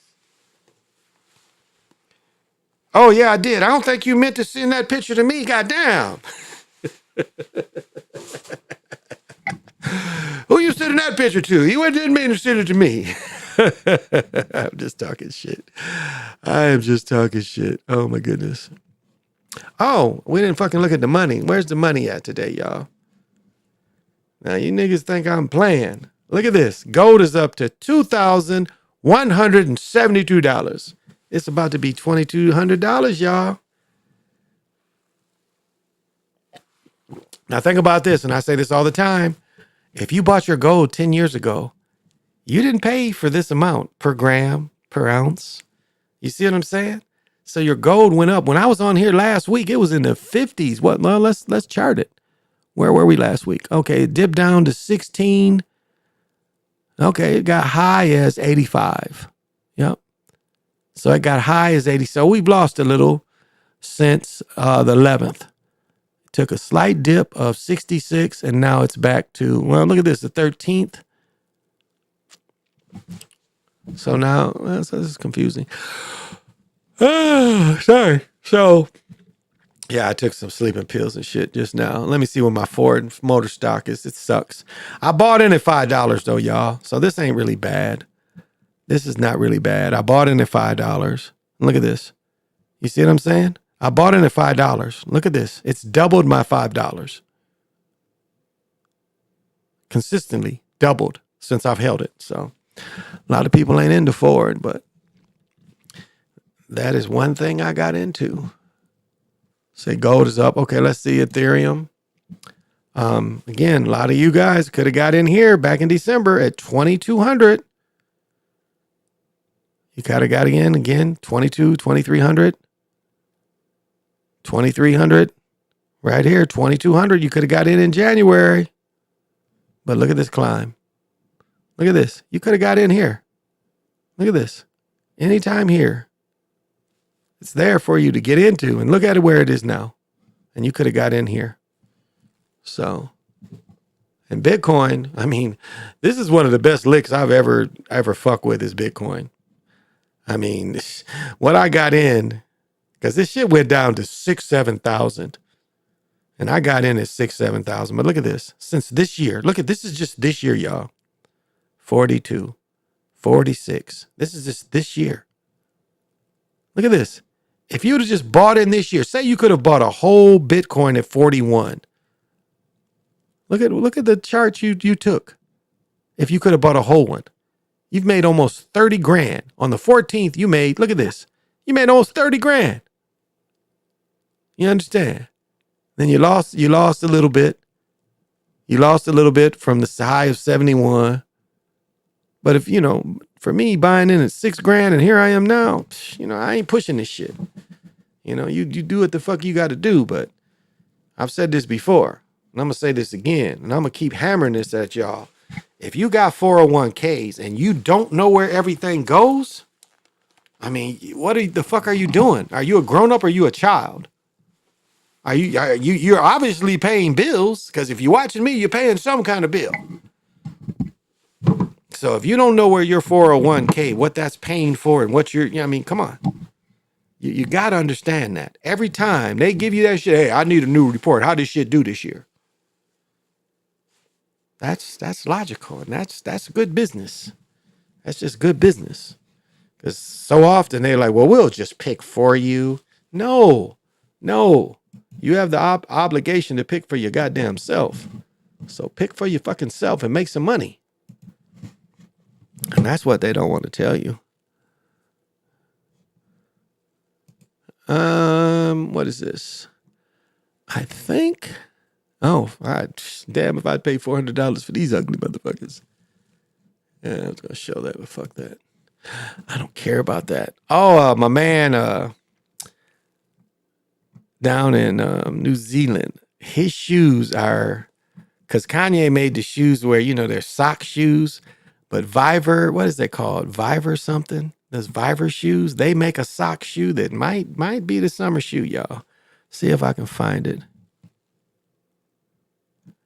From heroin addict to 60 jazz sensation. They're talking about John Coltrane. Okay, you go from heroin addict to diabetes and you die of kidney failure from diabetes. So, and they say he never met a Pepsi he didn't like. Where is this shit? Where are these shoes? Every other time they showing me these bullshit shoes. Where are the shoes at now? Where are the flat shoes? I'm looking for them and I can't find them. Find your Insta Ringworth.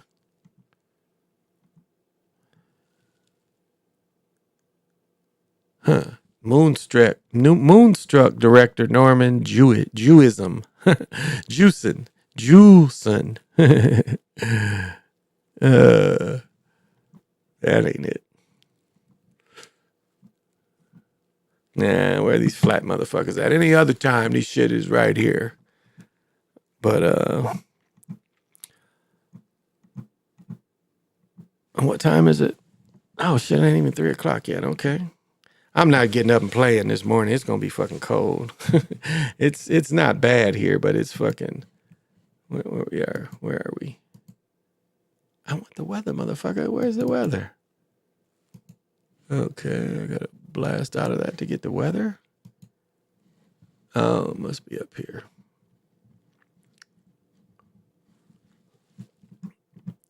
Where's my weather at? Ah, there it is. Because, it's funny. It's funny. I'll tell you something, though. Because, when I do my rope work every day, I go down to the end of the corner and I get the street poles are round. So I can put my rope around it. And the grass is dry to motherfucker up here. Now, last year, we had a record snow of 84, 85 inches of snow. And everywhere we saw when it melted, you could see the shit was flooding out. But they were saying that still wasn't going to be a drought. So it's going to be interesting because, usually this time of year we have melting snow on the grass. I'm doing my arm things and that rope is hitting that grass and that grass is drier than a motherfucker. It ain't rain much. Not only did we not have snowstorms, we didn't even have much rain, sleet, light snow. So right now it is 36 degrees. And it's going to get a high of 54, so I don't know. I might get up. I don't know. I might go play pickleball, but I doubt it. It's supposed to be 46 on Saturday and 31 on Sunday. Monday, 33. So, we're going to have some mild temperatures going into next week. Yeah, we're going to have some mild temperature, which I don't mind. I can wear my jackets because, fuck, man, it's been so warm. I wore this shit today. That's why I'm wearing it now. I walked in the house and I had this shit on. I mean, that's, how cool it's been. Or, how agreeable. So, and they're talking about playing Saturday. They want to go play tennis, which we might. Because I'm going to get my daughter. My son, I said, my son is damn near 6'8". And this nigga is going to play pickleball with me. This motherfucker's arms is yeah. If I can get him, because I'm going to help him hoop too. Because I'm going to try to get him in this junior college. I'll tell you, I want to get Khalid up here because Khalid coaches Anoka Junior College. So his son made all conference because my nephew was going to play out there, and some reason my nephew didn't want to play. But so I want to get Khalid in here sometime and chop it up with him because I know he got a million stories, and I don't think he's under pension, so I think he can speak freely. Royce White speaks pretty freely because he ain't under pension. He didn't play long enough. And I saw him last year Minnetonka was playing Hopkins, and I should have won it because I know he'll talk. He'll talk about it. He'll talk about the fixing stuff and the way the league did him. So, but Khalid, I'm cooler with Khalid. I've known Khalid since shit.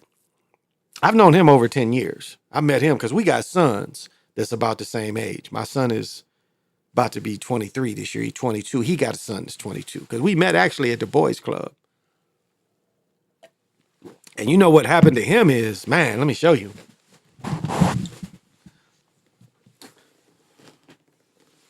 This shit detached.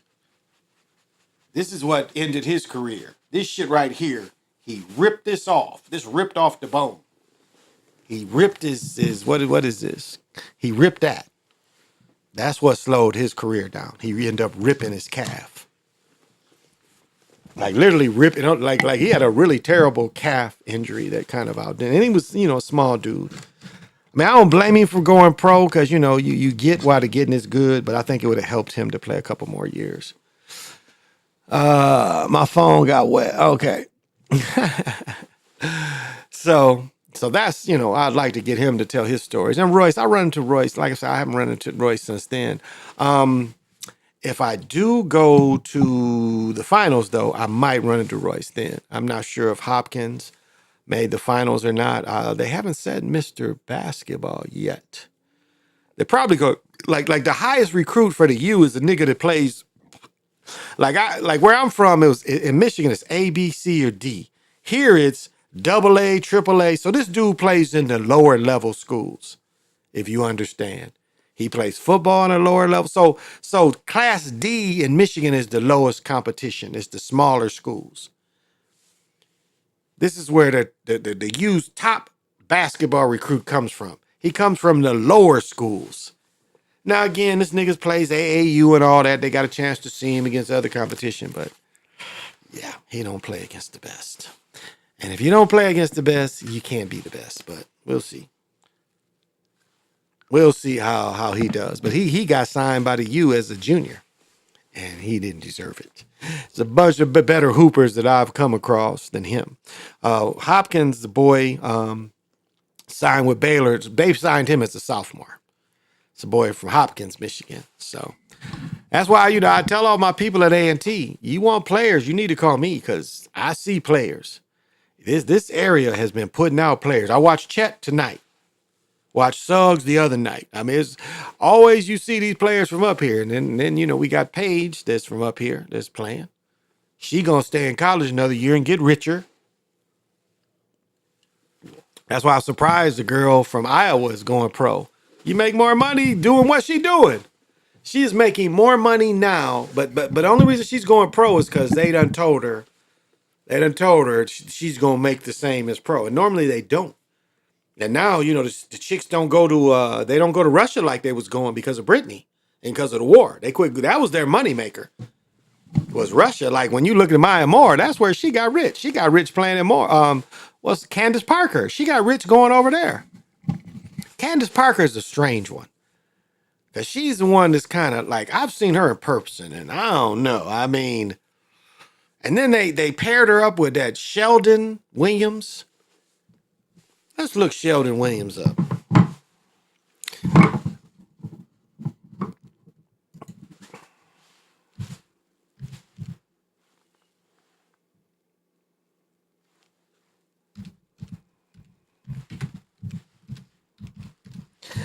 See if we can find this ugly motherfucker.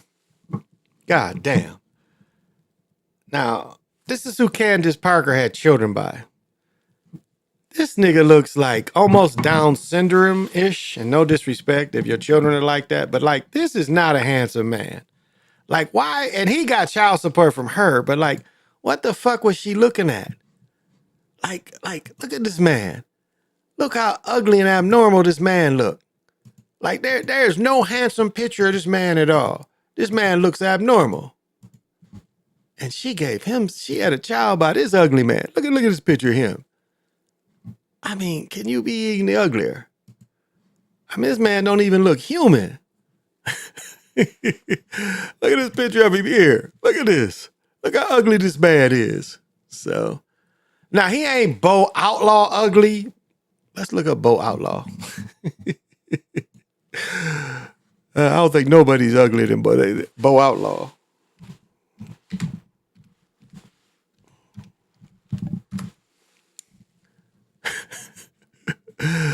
Oh my goodness. Let me see. Let's see images of Bo Outlaw.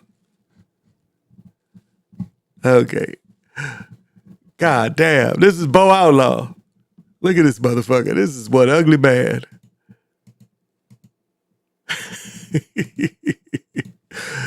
Oh my goodness. Bo Outlaw. Oh, look at this picture. Okay, here we go. Right here. Look, Bo Outlaw is a very ugly man. This man right here, whoever he is, yeah, he was very ugly too. I didn't know Sean Kemp played for him. You know, I've said this before. I bet Sean Kemp when he was 15. And you know, Sean Kemp talked like this. Yeah, he talk. I mean, like Jalen Rose talk like that, but that's a Detroit kind of slang thing. Like you get up next to somebody and you start talking out the side of your mouth. But Sean Kemp would look at you and be like, he would talk out the side of his mouth, looking straight at you. You know. So Sean Kemp wasn't a very handsome man either. That's why all them chicks, he probably still paying child support. He wasn't a very handsome man either, so. But Bo Outlaw might be the ugliest man that ever played. Here we go right here. That man could turn people into stone. He could turn people into stone. Now, Patrick Ewing wasn't no handsome man either. This ain't no handsome man. He done got way uglier. I remember he had this Asian chick here, and I know him and his wife got a divorce, but he had this Asian chick here for years. Like when he was here, he was with her. Now, when he wasn't here, he was flying her ass around. It's funny when we see her in the club. He's like, oh, he didn't fly your ass around nowhere. Your ass is here. She be pouting in the club because usually she be jet setting and shit. So I wondered if he ended up, staying with that chick. I don't know. I don't know if he stayed with her or not. Oh, here we go. These are coming out. Where are they at? Not that shit. Not that ugly shit. Not that ugly shit. Not this ugly. Oh, people might like these, so I'll show these. Y'all might like these, but you got to go to the trophy room to get them. 140. Trophy room, Air Jordan, low rookie cards. You might like them. Green Glow, you might like them. I think these are women's. Air Jordan, yeah, women's. Okay, if that turns you on, I might get these. I don't mind these. Don't mind these. Might get these. These come out next week. These come out next week too. I'm more than likely going to get a pair of these.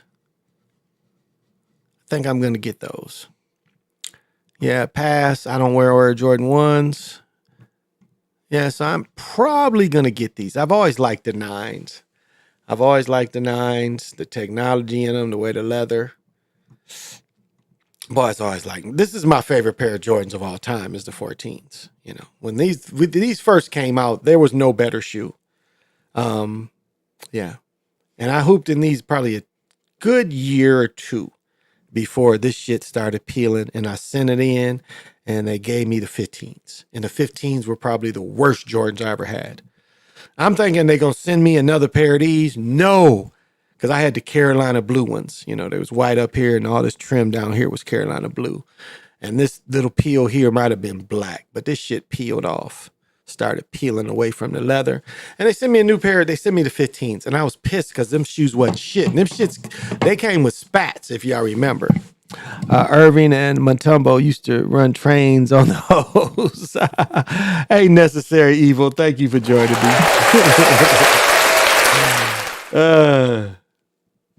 Got to have vision.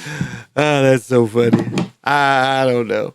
I ran into some dirty niggas. Like I was telling my wife this story, and this is like the unhumanity. And again, I went to what's called a black college. I went to North Carolina A&T. It's no secret. And I saw some horrors happen to women. Like there was this girl that wanted to give me some, and I really, it was my first couple weeks on campus. The students started coming. I ain't know about going to the women's dorm. So like my homeboy knocked her out. He's like, you should have knocked her out. Well, this chick, the next time I saw this chick after that, my homeboy got with her. These niggas was fighting in the hallway, and then they was fighting in the room. And so, like, I kind of followed the fight in the hallway, and then I looked in the room, and there's this girl, she's naked, cum all over, and motherfuckers fighting on who's gonna fuck her next. And I think it was like 22 motherfuckers raped her. Now, a lot of these niggas is, I see them, I'm friends with them on Facebook. A lot of them is Kappas. I'm gonna say that. A lot of them niggas that raped that girl was Kappas. She was from DC. A lot of them New York niggas was, or them niggas that's Kappas was her home people.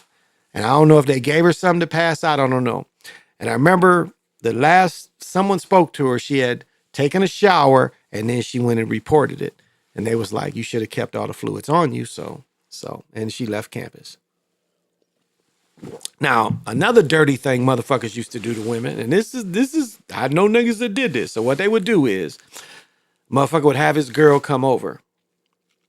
And our beds were really high. I mean, I would not, our beds were probably this high. So you could kind of put the hanging blanket over it. So what the niggas would do is they would start fucking a woman doggy style.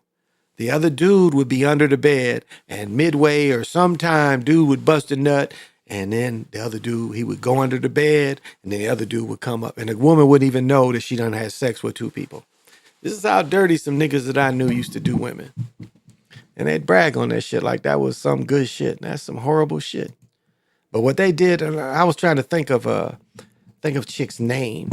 I can't remember her name. And I asked my homeboy, because my homeboy knocked her off. And he's like, yeah, I remember that shit happened to her. Well, there was one girl I dated, something like that happened to her, that I dated. And, motherfuckers, just the unhumanity, that's animalistic. Very animalistic.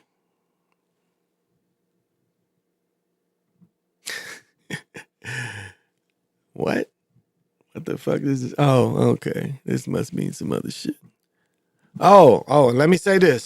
St. Patrick's Day ain't for melanated people to celebrate. Now, let me throw this at you. Now, what you have to understand is the name Christopher Columbus is a title. It's not actually a proper name.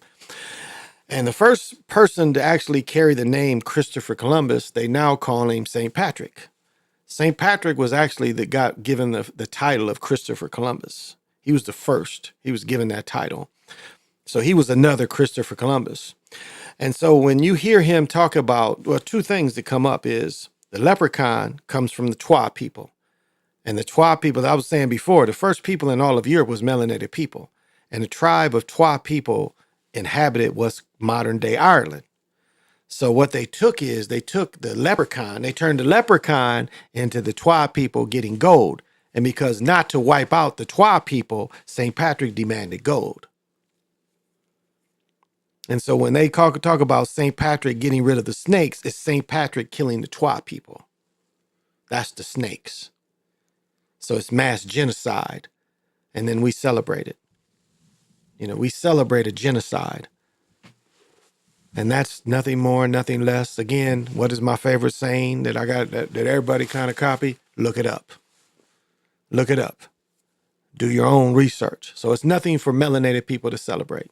This is a smack in your face of them killing not even just killing, genociding melanated people off the island of Ireland. So nothing to celebrate. Fuck that green shit. Fuck them. And if you know the truth, you do not want to celebrate that. You want nothing to do with it. Russell Wilson going to the Steelers. I don't think it's going to help.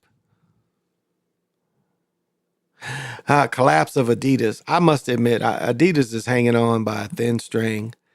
The players that are with Adidas, I think in the next 3-4 years, they're going to regret being with Adidas.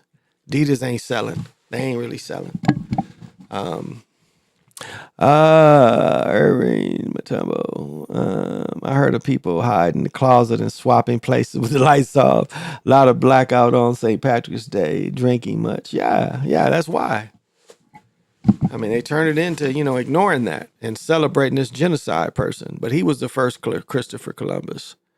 And you can look that up. It's pretty easy to find. Well, you got to have the Time Walking Papers. That's the one that hit me to it, was Meredith Quinn. Because his name, again, Columbus, that ain't even his name. He's a different character. They've taken a character when it's, the real person is different than the character. He was a Portuguese Jew, not Italian from Geneva or outside Geneva. He was a Portuguese Jew. And again, I got a book back there, Isabella. I can go show it to you. Isabella was fighting a war. She didn't have money. She had to pay armies. All right? She's paying armies and other churches and bishops and Borgia. The Borgia, the Jesus picture, his father was one of her, commanders. What they call him, monk. What do they call him? What is the word? Fighting bishop. Back then the churches had armies and Borgia had a giant army. That's why Borgia got to be pope for his work he did for Isabella. Then they made his son into Jesus Christ. This same Borgia, NBA, the HBO series does a great job of that, showing how the debauchery of that family. How he's a pope and ain't supposed to fuck, and he's fucking everybody. So, the Borgia show you that. But anyway.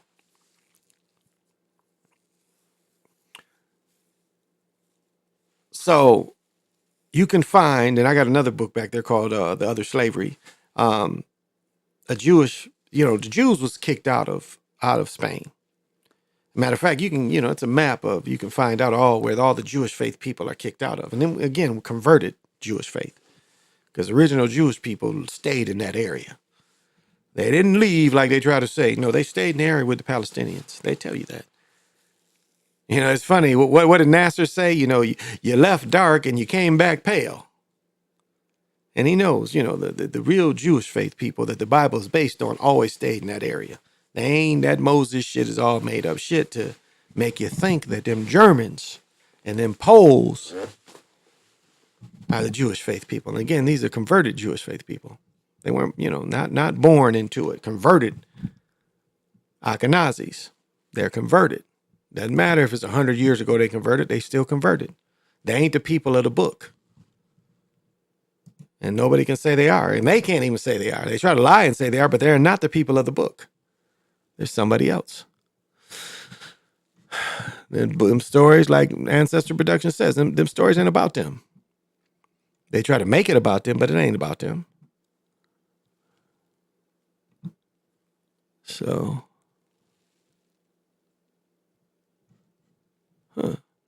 when this motherfucker, who is this?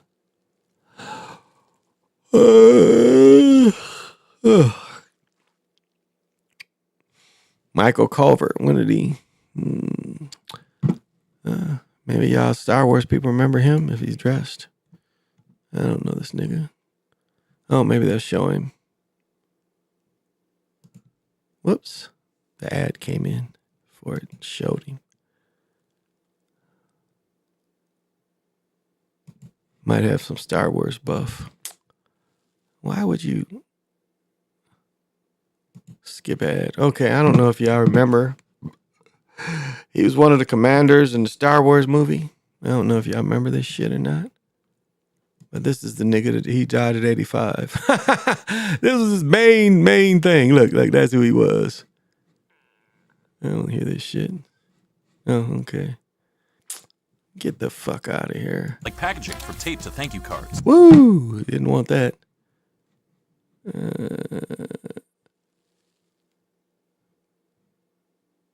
Okay.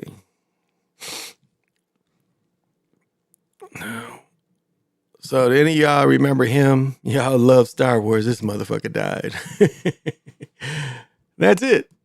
He drank from the beast cup, so the beast took him when it's time. So I'm not really that big of a Star Wars geek.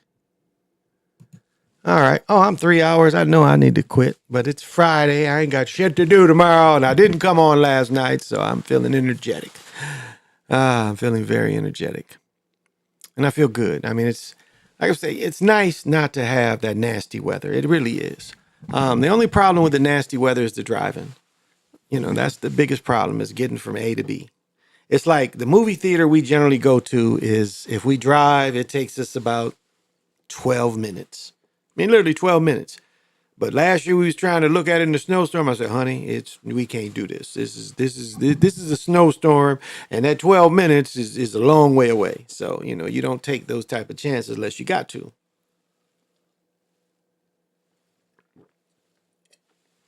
I just love Great Lakes beer.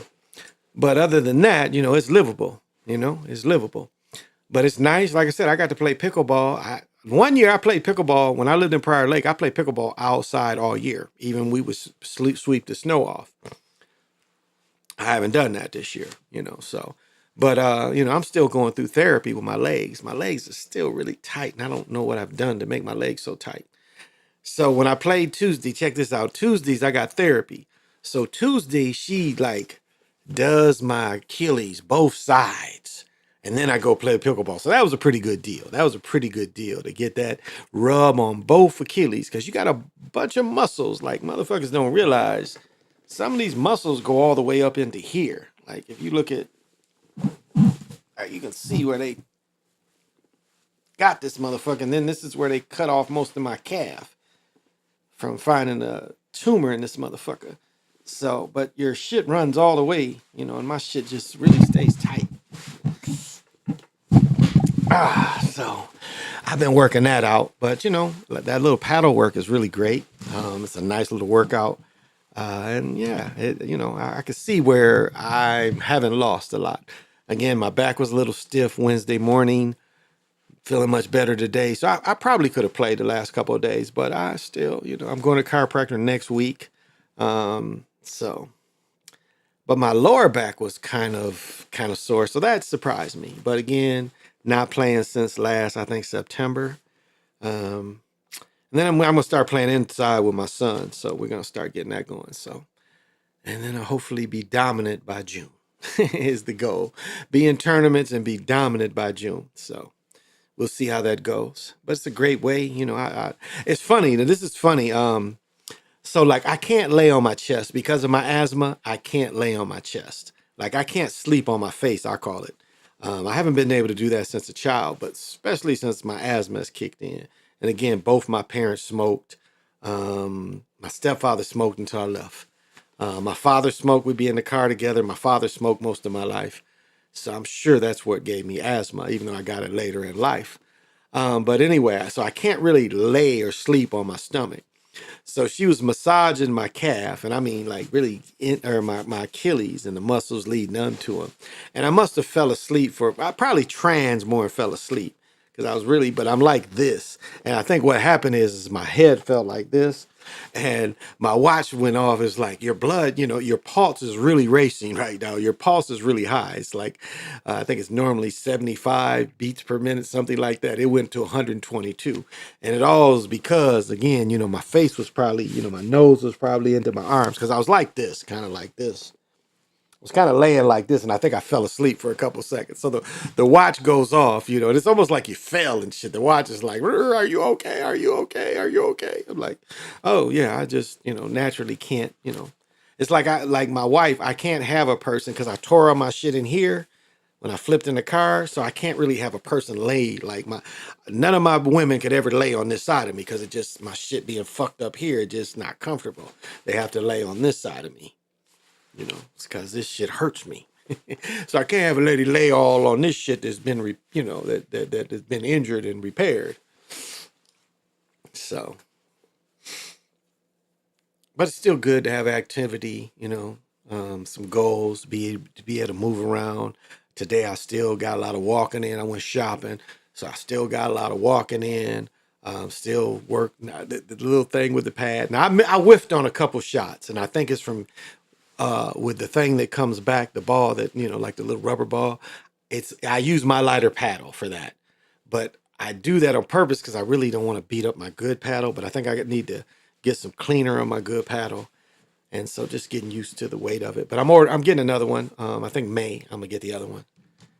And that motherfucker's 275, but I'm going to get some weights on it. That shit, motherfucker's going to be surprised when I bring that heat.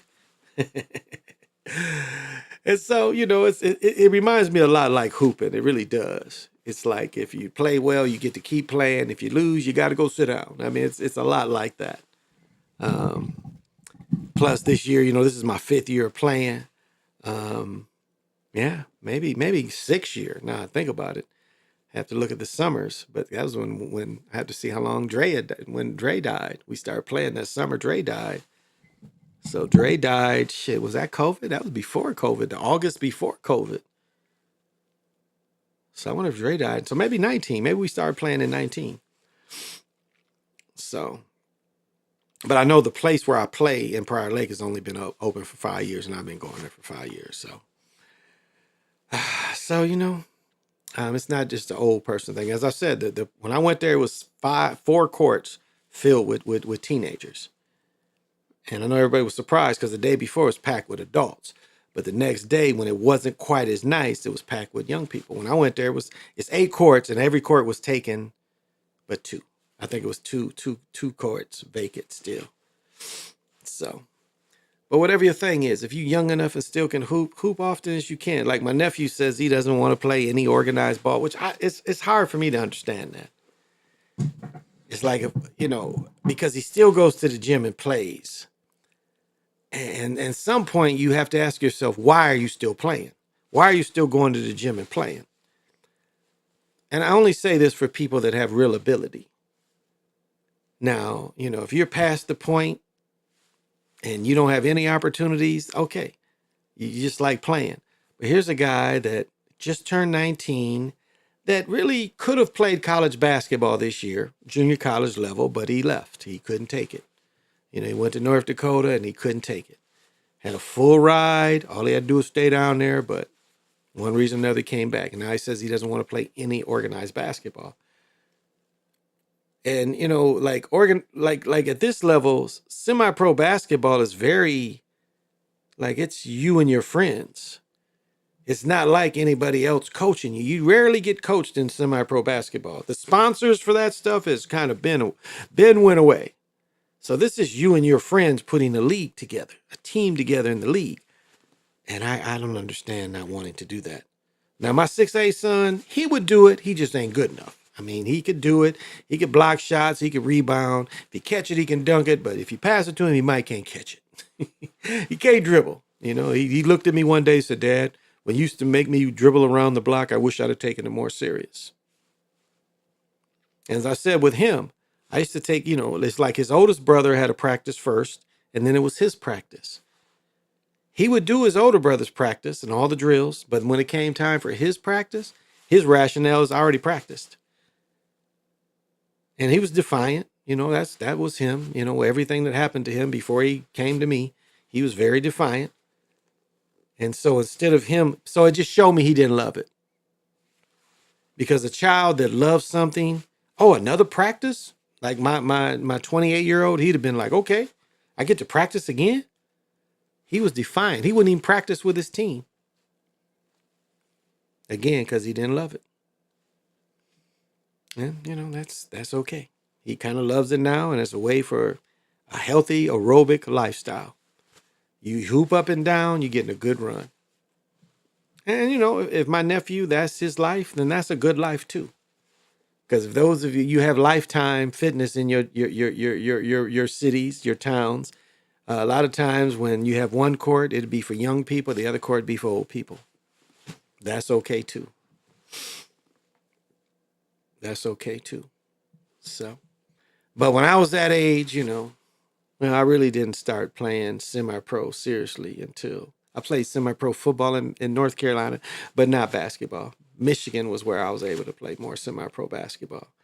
My home and where I knew more people. And that's what all my friends was doing. So I was with it. And it's like this kind of stuff. The original Nike was this stuff. Was this kind of, I don't even know what you call this nylon shit. I used to have a sweet green one. And I remember I'd wear it to place. Motherfuckers like, damn, where you get that from? Because it was like a green, it was a pullover. It was green and like a tan. And with the matching Nike pants. So if y'all remember, the early Nike shit was the nylon. And that's why they brought this kind of shit back out. Going back to that, early Nike stuff. So. And like, I talk about the shoes and stuff and You know, me growing up with tennis shoes and stuff and what they meant. One brother was saying, what did he say? One comedian, who was it? Little Real. He said they stole his hard, what was it? Payless. He said motherfuckers jacked him for his Payless shoes. What do we used to call them? Spliffs, because you know when the Converse would wear out, it would say, you know, what is this, or the what was it? What was the shoes? It would just, yeah, that would be like the other parts would run out, and all it would be was just the S's in the shoe. You know, the rest of the shoe would, you couldn't even read the words, whatever shoe it was, but it was just the S's. So we used to call them you got them cheap and Lil Real said the hard bottoms, pay less hard bottoms. I guess I never experienced that, you know, me and my children. Never had to get shoes from Payless. The only time I was in Payless is the women. Women used to like, you know, the women I dated and like getting the cheap sandals. That was about the time in Payless. You could always get a silicone too to spray your boots and shit from Payless, but I don't think they exist anymore. So, but now you can get Jordans at, you know, Goodwills. You know, you can get them everywhere. So no excuse not to have Jordans or a nice pair of whatever. No excuse. And you know, it's funny, like some of these motherfuckers come on this shit and be looking bummy in the motherfucker. A shirt that you done seen them wear 80, 90 times. I don't get that. I don't get that how a motherfucker ain't cognizant of what shirt he wore when. I try not to wear the same hat more than once. And some niggas, you see him 3-4 times the same goddamn hat. You tell me that's the only hat you own? That's the only shirt you own? A shirt you done wore 1,000,000 times? I mean, visual means a lot. Your style means a lot. And some of these niggas have no style. Like you could see that they got no style. They come up here with these simple ass t-shirts and shit. I mean, damn. What do I say? Every time I've seen, I've got to be clean. And you see some of these niggas look simple in the motherfucker. And you can just see that they ain't got no style. Like really, you can see these niggas coming the way that they ain't acting. The way they look when you see them, that's some of them. Now this is what's funny. Some of them you see the best they got. And you can see it's like they took a lot of effort to buy that one hat. You see them every time they got that one hat on.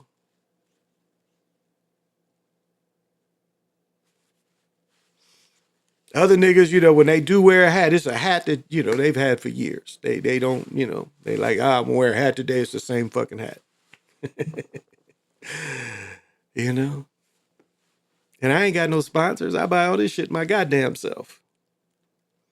And I ain't got to come to y'all and say, well, you know, I saw that Nike suit, and you guys, what do you think?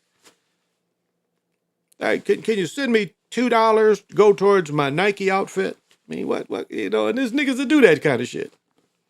This one motherfucker got hundreds of thousands of followers. When he got out of jail, he came on here, and he's a good editor, but he's begging for equipment. Well, you know, if you give me this much money, I can, you know, edit so much better. And motherfuckers sending this nigga's money. This motherfucker just got out of prison. So you know he's a scammer. Not to say his work ain't okay. It's some of the shit, but he's a scammer. He's definitely a Hebrew Israelite that wants to hide behind being American Indian. Because I busted him out as soon as the first time I ever saw him. Like, nigga, you's a goat lover. And let's be clear. His Hebrew Israelites, these motherfuckers worship the goat. They worship the goat. They are goat lovers. And you can even say that about Jewish faith people. There's a picture of why do you think every picture of fucking Moses got horns? There's a picture, interesting picture, and Bomber showed this. It shows goats in a pasture. And they got Moses outside the pasture. And what's interesting, they show a little girl bending over. And they show a golden heat bending over.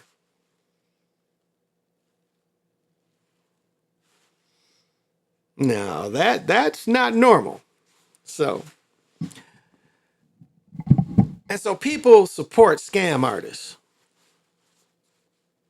And that's what's sad, is they still support them. And some people even, and what's interesting is like people can get brainwashed by a nigga that they never met him, but the nigga done brainwashed you. So if something happens to the nigga, you defending the nigga because you've been brainwashed. You have no discernment.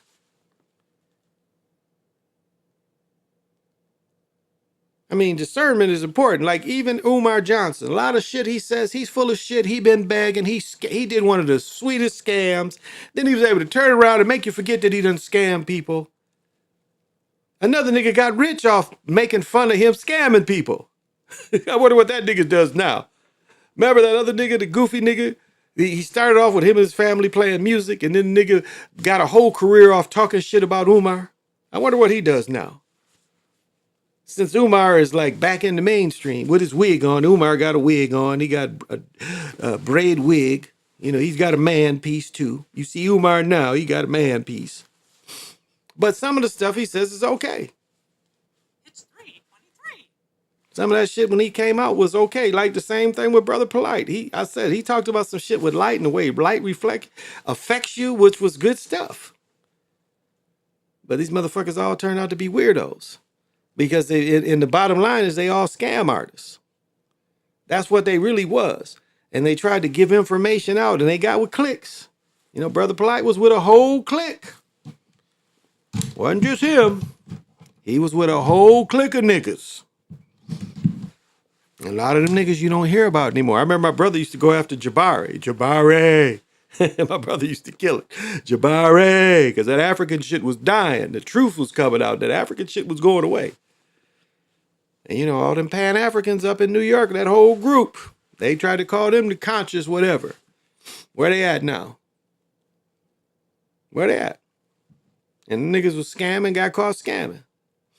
So once a scammer, you always a scammer.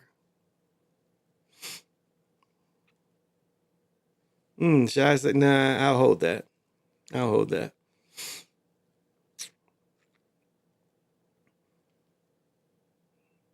And, you know, this is the other part I learned. The scammers run together, too. They usually is 3 or 4 of them doing the same kind of scam. And if you see one person at one time in their life, they was scamming on this, you know more than likely they're going to try to scam again. Because I've seen a couple niggas that I watched them do some scams, and they still going, and they've tried one scam after another scam after whatever the newest scam is. And they come off it like the scam is legit and the shit is the scam. I'm just bringing it to you right now to, you know, you get on right now. If you need this, it's there, but it's a scam. And that's going around with a lot of folks. So it's like, you know,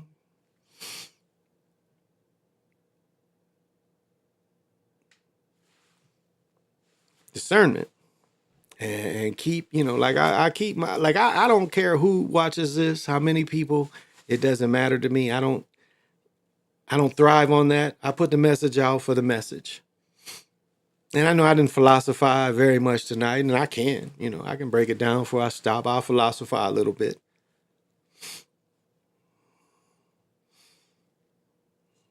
And I think, you know, that's the least of what YouTube wants me to do is philosophize, especially as an elder. As a person with real experience that ain't coming on and asking for anything. It's just giving freely. I run commercials only on my sports stuff. You have to go back a long way to find me run commercials for this. And I thank all the people that let me use their sounds. I use Jeannie Hendrix. I'm sorry, I used a little bit too much Jimmy. Okay, I'm sorry. I used, what is it? 20 seconds more of Jimmy than I normally should. Okay. But you let me use it for a bunch of times, so I ain't mad at you. I edited it out, okay? But I still know how to give people because it's giving people. It's like all these sounds. Like I give you Richard Pryor, then I turn around and give you Malcolm. 2 strong voices that changed for us, that changed melanated people, that helped us by their intelligence, by their wit. And I don't think people appreciate that. That I give you Richard Pryor, then I turn around and give you Malcolm. that you hear Malcolm's word, that you get to feel a little bit of his personality. Well, thank you. It's getting the Kundalini moving. Because, you know, a lot of these people ain't even thought about. Like even the little bit of Jimi Hendrix I give people, people ain't thinking about that. Young people ain't thinking about that. Yet I think it's a vibration that breaks this calcification that you get. Because I know that's what it did for me as a young person. To listen to Jimi Hendrix at 17, again at 79, this nigga been dead since what, 71? But I'm listening to that shit and I'm sure, you know, what it did for me as a young person opened a lot of this up. I know it did. I know it opened a lot of this up. So that's why I share it. I found his stamp. His stamp is over there, and I really tried to find a place to put it. I put his stamp in a motherfucking frame. So it's just a picture, but on the back is like a bunch of stamps. In college, I had the posters all around. But it's the music. It's the vibration. It did something to me that I think cleared this out. So I think it can do it for others. So that's all. And so that's why I play it. I mean, Richard Pryor, everyone does what Richard Pryor. You don't hear a comedian that doesn't do what Richard Pryor does, the way he told stories. That's what comedy is now. It's stories. And it's not single jokes. That's why I do Don Rickles. That's what Don Rickles did. Rodney Dangerfield, Henny Youngman. Jokes, jokes, jokes, jokes. Not stories. They tell a 20-second joke. So it's a 20-second little quick story. And Rodney Dangerfield was good at it. Like, it's fucked up. You can't. Henny Youngman was probably the best. I watched him where they gave him about a half hour, and this nigga came up with so many single jokes that it was just, I was amazed. In the half hour time, this nigga told like 1,000 different jokes. And I mean, every joke was different. Every joke was different. And you can't even find, right now you look up Henny Youngman, you find the same little jokes. I remember I saw him where he told a lot of jokes, and this nigga was like, it was like a half hour. This nigga told just single story jokes. Now, people don't tell that kind of comedy anymore. You know, the single joke ain't comedy to people anymore. You want a story. That's the joke. The story is the joke. And that's Richard Pryor. You can't get away from that. And that's what everybody does. People don't go up there and just try to do one-liners. That's not comedy anymore. One-liners don't work. Unless you can do it for, you know, most sets is an hour. So if you've got enough one-liners, yes, you could probably succeed, but most people don't. That's hard. It's easier to tell a story that's going to take 30 seconds than I'm doing one line. Think about it. You might have to do, in that same 30 seconds, you might have to do 3 or 4 different one-liners. Where one story could take that time. So you see the difference. It's harder to do all those one-liners. But again, Henny Youngman was probably the best at it. Even better than Rodney Dangerfield. Because Rodney Dangerfield was drunk and coked up. That's why, to me, Henny Youngman was the best at that. Now, Don Rickles was a little different because he was just insulting people. His story was to talk shit about everybody.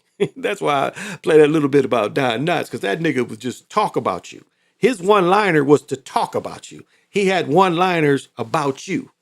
So that's what his brilliance was. He could talk about anybody. When you check some of his roast, that he's roasted all them niggas, and it's one-liners.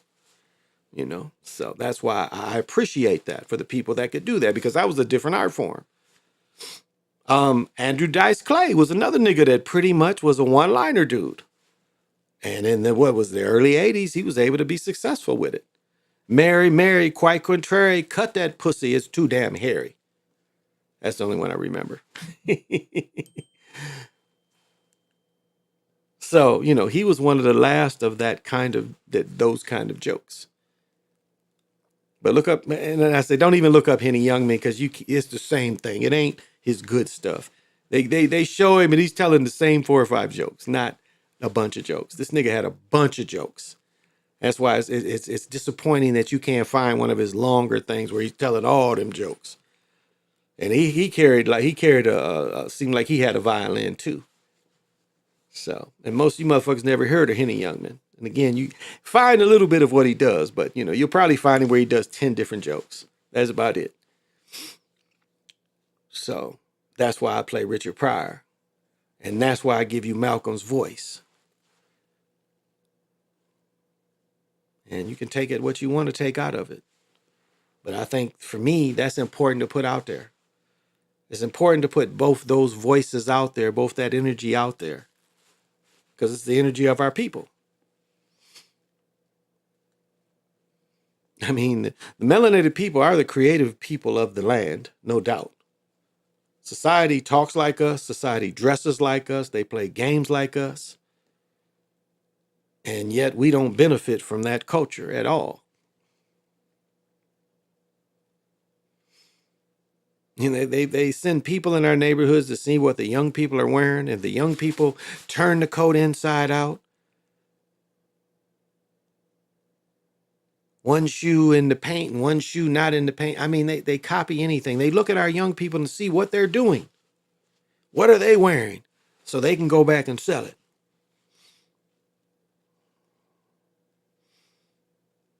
And we can, control our own finances, control our own. You can get customized clothes. It's not that much more expensive than you think. You can get customized pants. It's not that expensive. What a dude told me he was going to give me 2 suits. And this is like, I wanted the vest double-breasted. So I wanted the single-breasted jacket, but I wanted the double-breasted vest. 2 suits, 3 shirts. All custom made. It was like $900. And that's a great deal for that. Customized. Like right now, if I get a customized suit from Michael Strahan, it's going to be about $600. And that's without a customized shirt. But if I go to my friend, I ain't really my friend, but I go to this other cat I know, for that $600, he going to give me a couple shirts. And they're going to be customized monogram shirts. So it's out there for you to get, It's not like you can't get customized clothes, because you can. And they cost a little more. Like, I got friends that can't go to stores and buy clothes. Like my friend Keith, he's never been able to, his thighs are too wide. Like, this dude is maybe 2 inches taller than me. Right now, we probably weigh about the same. I bet he's about 225. But his thighs, I mean, he got Earl Campbell-like thighs. Like, his legs are, I don't know. You have to see his legs. They ain't fat legs. But he can't, he from a child, he always had to have custom pants. This dude played quarterback in college, so quarterback and receiver. So he ain't no big fat dude, but he just had these giant-like legs. It was just really wide. And so he always, his whole life, he had to buy custom pants because he couldn't go in the store. They wouldn't fit him. And he's still like that today, But he makes that big bread. He's retiring from Miami-Dade County. He's worked for Miami-Dade County lockup, juvenile lockup for 30 years, so he's had it made. So when he retires, this mug is retiring with millions. But that's my man. I couldn't be more prouder of him. We've been friends for 40 years. I got to call that nigga up. See how he's doing. So where am I at? I'm almost at 4 hours, y'all. A lot of people black out. Yeah, they do. They do. And they got the parades and stuff, They got everybody wearing green on that day. But it's really, it's not a day to celebrate. Not for melanated people. It's a day of genocide. And, they celebrate genocide. That's what Thanksgiving is. Thanksgiving is a celebration of genocide. So, who is this nigga? Who's he coach? Southern? The Panthers. Who are the Panthers? I see. Wake Forest. Pittsburgh. Oh, this nigga's at Pittsburgh. Okay. This is Jeff Cable, right? His daddy coached at A&T. I didn't know he was at Pittsburgh. Duke guy. Jeff Cable, I think is his name. Okay. Did they lose or win? I think he lost. I don't know. Oh, no. Pittsburgh won. I take it back. Pittsburgh won. Who did they beat? Pittsburgh. Oh, they beat Wake Forest. Wake Forest wasn't good. Oh, who won between Cincinnati and what was it? Baylor.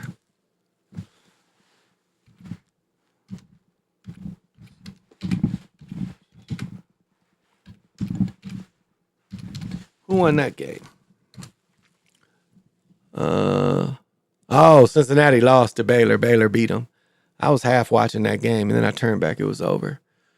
Cincinnati lose to number 3 Baylor. Now, Kansas, 2 of their best players were hurt, but they held them out. So that's why Kansas, they're like, fuck this tournament. We trying to win the chip. So we trying to win it all. And okay, I watched that game earlier. It's time to watch college ball, y'all. Especially if you want to bet with the upcoming tournament. Bum B across the country for his All-American takeover. All right. Let me, I'll take a few minutes to philosophize. And this omic power to you, omen power to you, definitely, you know.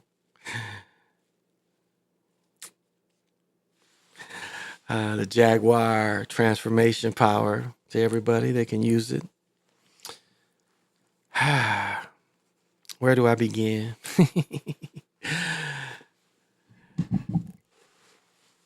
like nothing's perfect. And understanding that nature, even nature is not perfect. It helps you forgive yourself for the things that you're not perfect with. It's like funny when you get to a new job, they act like you're supposed to come in being perfect and the person training you is perfect. And so, you know, you're already seeing that you're coming in with unrealistic expectations from them because they have unrealistic expectations because they try to make you think that this person that's training you is perfect. And the way they've trained you is perfect. But yet you have to be trained to do it, and you have to learn the rhythm of whatever you have to do. And that goes into all life. And what I mean is you have to learn to forgive yourself, forgive others, for you to grow. Because too often, and people I know is they never relinquish being a victim. And, you know, you can just look at like DNA is real and DNA suffering is real. Like the abuses that the American Indians, black folks have suffered is real. That's in your DNA. And that's not victimism. That's just how it's transferred. That grief is transferred. And hate. A lot of melanated people won't admit that they hate Europeans, but that hate is there too. Because of all the murder and death, you can't help but hate something like that.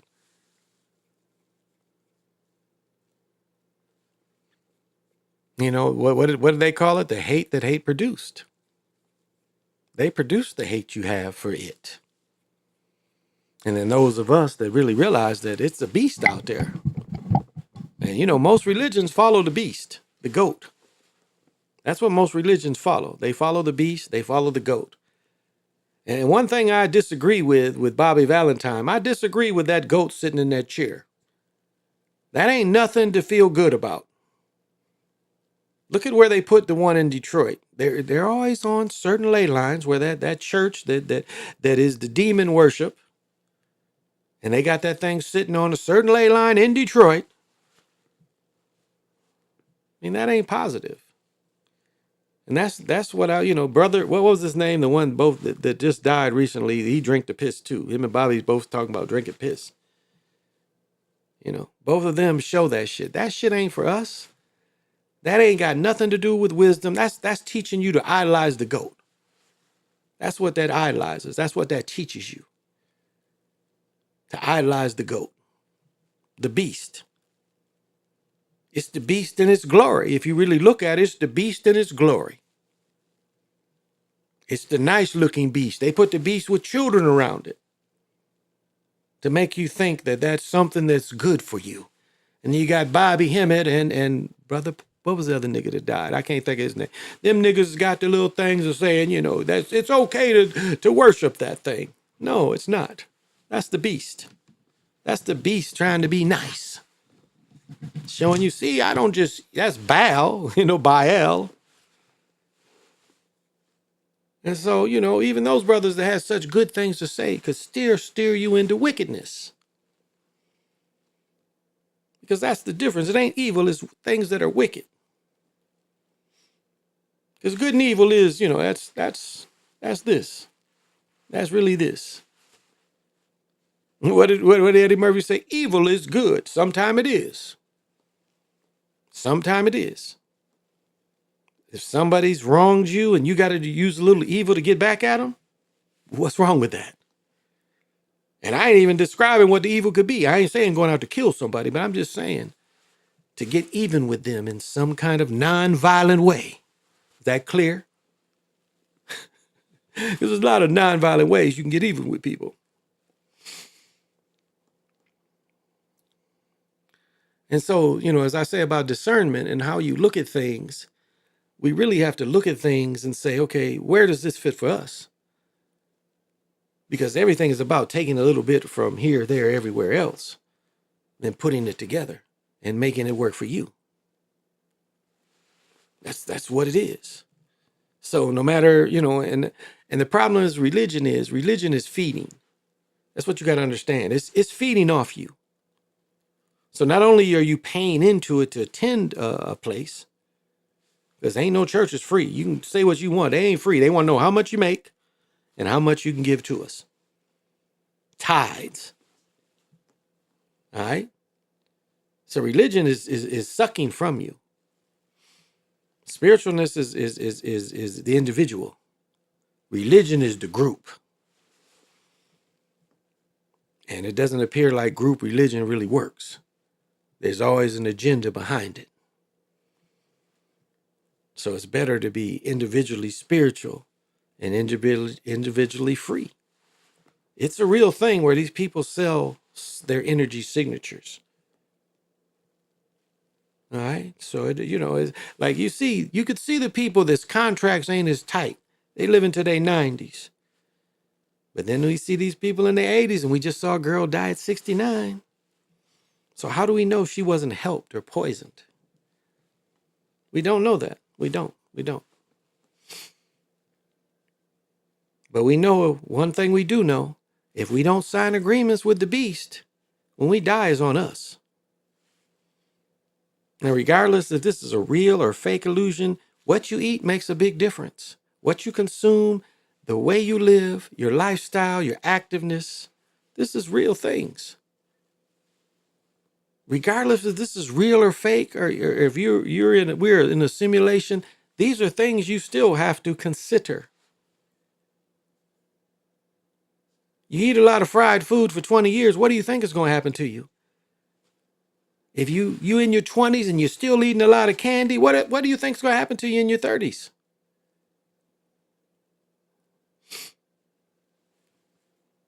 I mean, it's so sad seeing people kidney failure, losing their legs because of sweet tooth. You know, and it's you can look at sugar as an evil. I know my wife is into healthcare, but one thing she said that was wrong, she was like, the most addictive substance on earth is sugar, and that's not true. The most addictive substance on earth is nicotine. Nicotine is more addictive than sugar. Again, you can look up the rat study where they put heroin, nicotine, and cocaine. And the rat wanted the nicotine more than heroin or cocaine. The rat killed itself eating nicotine, keep sucking the nicotine water. So that just shows you how mammals react to it. And they say, you know, cigarettes is the curse on the European. Kills you from what you did to us, so you get the cancer. So, you know, you are the greatest smokers. They got to make the shit sweet for niggas to smoke it. But Europeans don't care. They still smoke like it's no tomorrow. And my friends out there that smoke, I mean, y'all know y'all smoke too, and y'all smoke with any consideration because, again, this individual cigarette ain't going to kill you. This pack ain't going to kill you. but it's the number of years you do it that will kill you. And it's been proven over and over again. But it starts with one cigarette. This one cigarette ain't gonna give me cancer. This pack of cigarettes ain't gonna give me cancer. This carton ain't gonna give me cancer. But if you smoke over a number of years, you start getting influenza, needing to carry a tank around. This is what happens to most. It don't happen to all, but this is what happens to most. As you get older, because you smoke cigarettes, because that one cigarette didn't hurt you. So, and that's how they look at it. That's how young people look at it. This one cigarette ain't gonna kill me. I smoked this cigarette today and I'm fine. I ain't get cancer today from it. But it's not a drug that's today. It's a drug that's going to take its toll eventually. Historically, that's what it shows.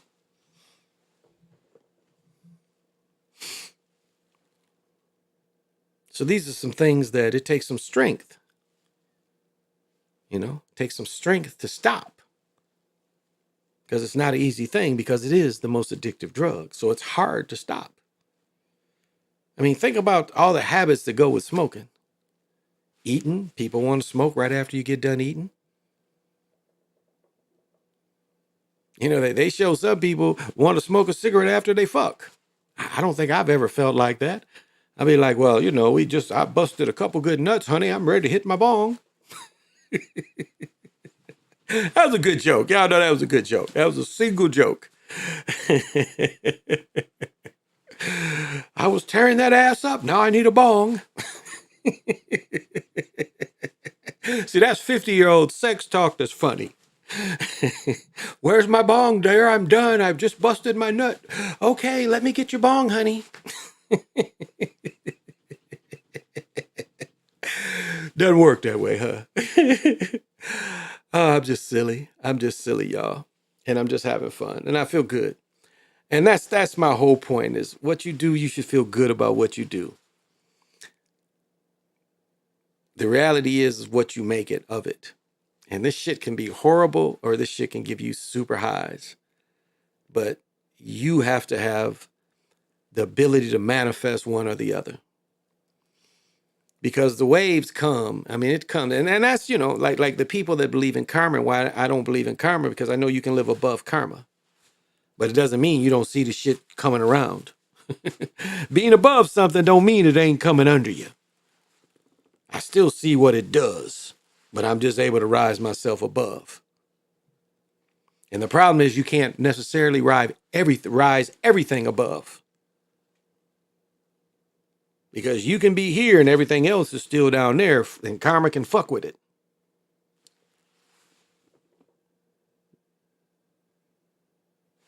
So you have to still see it. Even though you're above it, you still have to see it. Because it does play itself. Let people know. Let's see. I've seen a lot of people who died weird deaths in churches. Okay. Did Bobby Hemmett die? I think he's still alive. A lot of bars are near police stations to arrest them easier when they get drunk. Last I knew, I think Bobby Hemmett is still alive. You know, he had the stroke and they tried to put him back on, but yeah, he lost it all. Probably was poisoned. I wouldn't be doubt that he was poisoned. As I said, it's some good stuff that Bobby gives out. It's not like, total, but that part I think I disagree with. That part I disagree with. Some other things he says, I'm right with him. I'm like, okay, that's enlightening. But that part, what he tries to tell you, it's like the young man now is trying to tell young people to wear the dress. I don't get it. Here's a person that, we've talked all the time and, but like now he's saying it's okay to wear the dress. We're supposed to get over it. I don't understand that. To me, if I'm a young person and I'm influential, the only way I'm going to tell people to wear dresses is if I'm getting paid to do that. And that's what it appeared like. What I'm looking from the outside looking in, you change your opinion about the dress and you've got young people to listen to you. And you're telling young people it's okay to wear a dress. So there's some benefit there. There's some benefit. The nigga, you just don't change your opinion like that. There's some benefit. Where niggas got some benefit from telling young niggas to wear a dress. We need to get over it. No, we don't. What is a man? What is being manly? Now, I don't mind wearing the crossbody bags because you can carry a bunch of guns in them. I like that shit. I like where I ain't got to have my pockets all full and I got just a gun right here. I like that shit. That's the best way to keep a gun is a gun hanging on your shoulder right here, concealed. That is the sweetest shit they done came out with. And you can have 2 or 3. The way they built, you can have 2 or 3 of them and the weight is easily distributed. So that ain't, to me, that's not anything.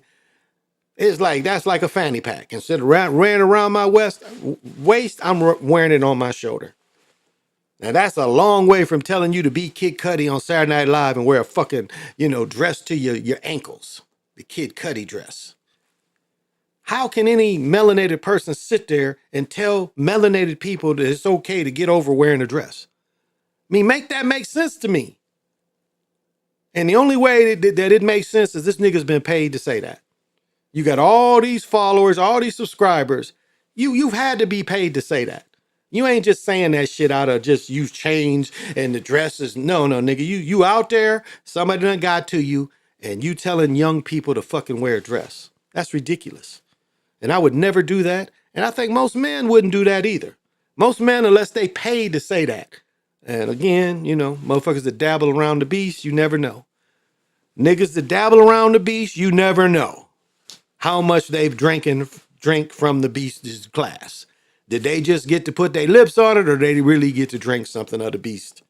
Because that's what it sounds like. Something that the beast would say. Something that the beast will put out there to tell young melanated people, especially a person that's impressionable, that people follow in a big way. Well, I'm an old nigga and I'm going to say fuck that shit forever.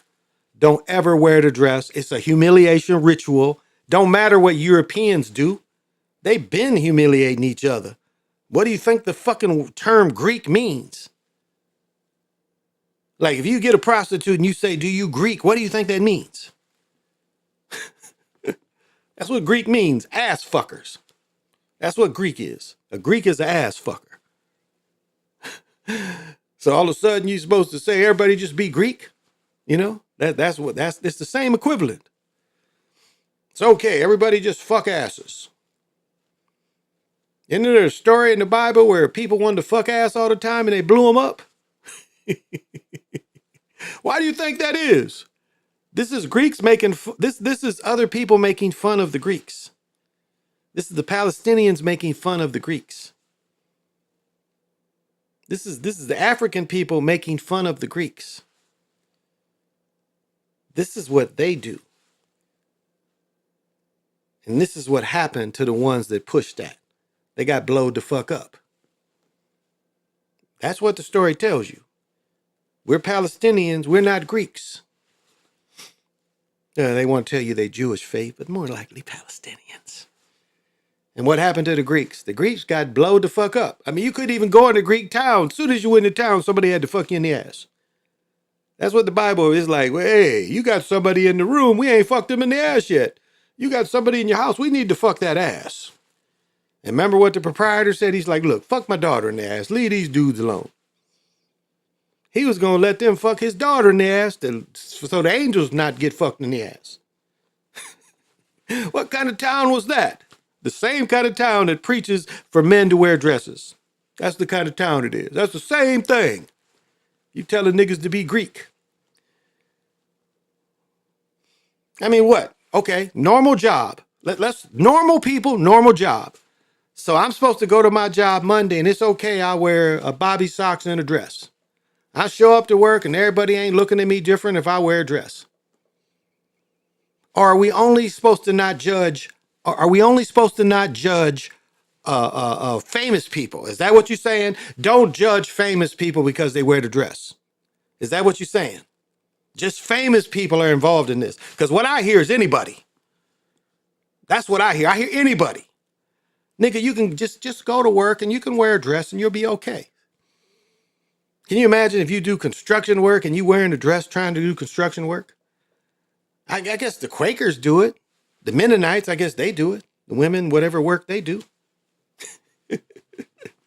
Or are you saying just don't judge them if they wear a dress? It's just no big deal.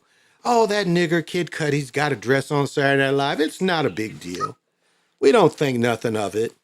We accept that now. Where the fucking manly mans? Manly man ain't gonna say that shit. Motherfucker that ain't paid off ain't gonna say that shit. Young people, fuck them dresses. Fuck people that wear dresses, unless you a woman. But if you's a nigga, and my son is a cross-dresser. I admit that. Here's a picture. Well, you can look on Facebook. It's a picture of this nigga. He came to my birthday party looking like Peter Pan and shit. It's literally like Peter Pan. So I ain't running away from nothing. And I tell that nigga he foul looking like that.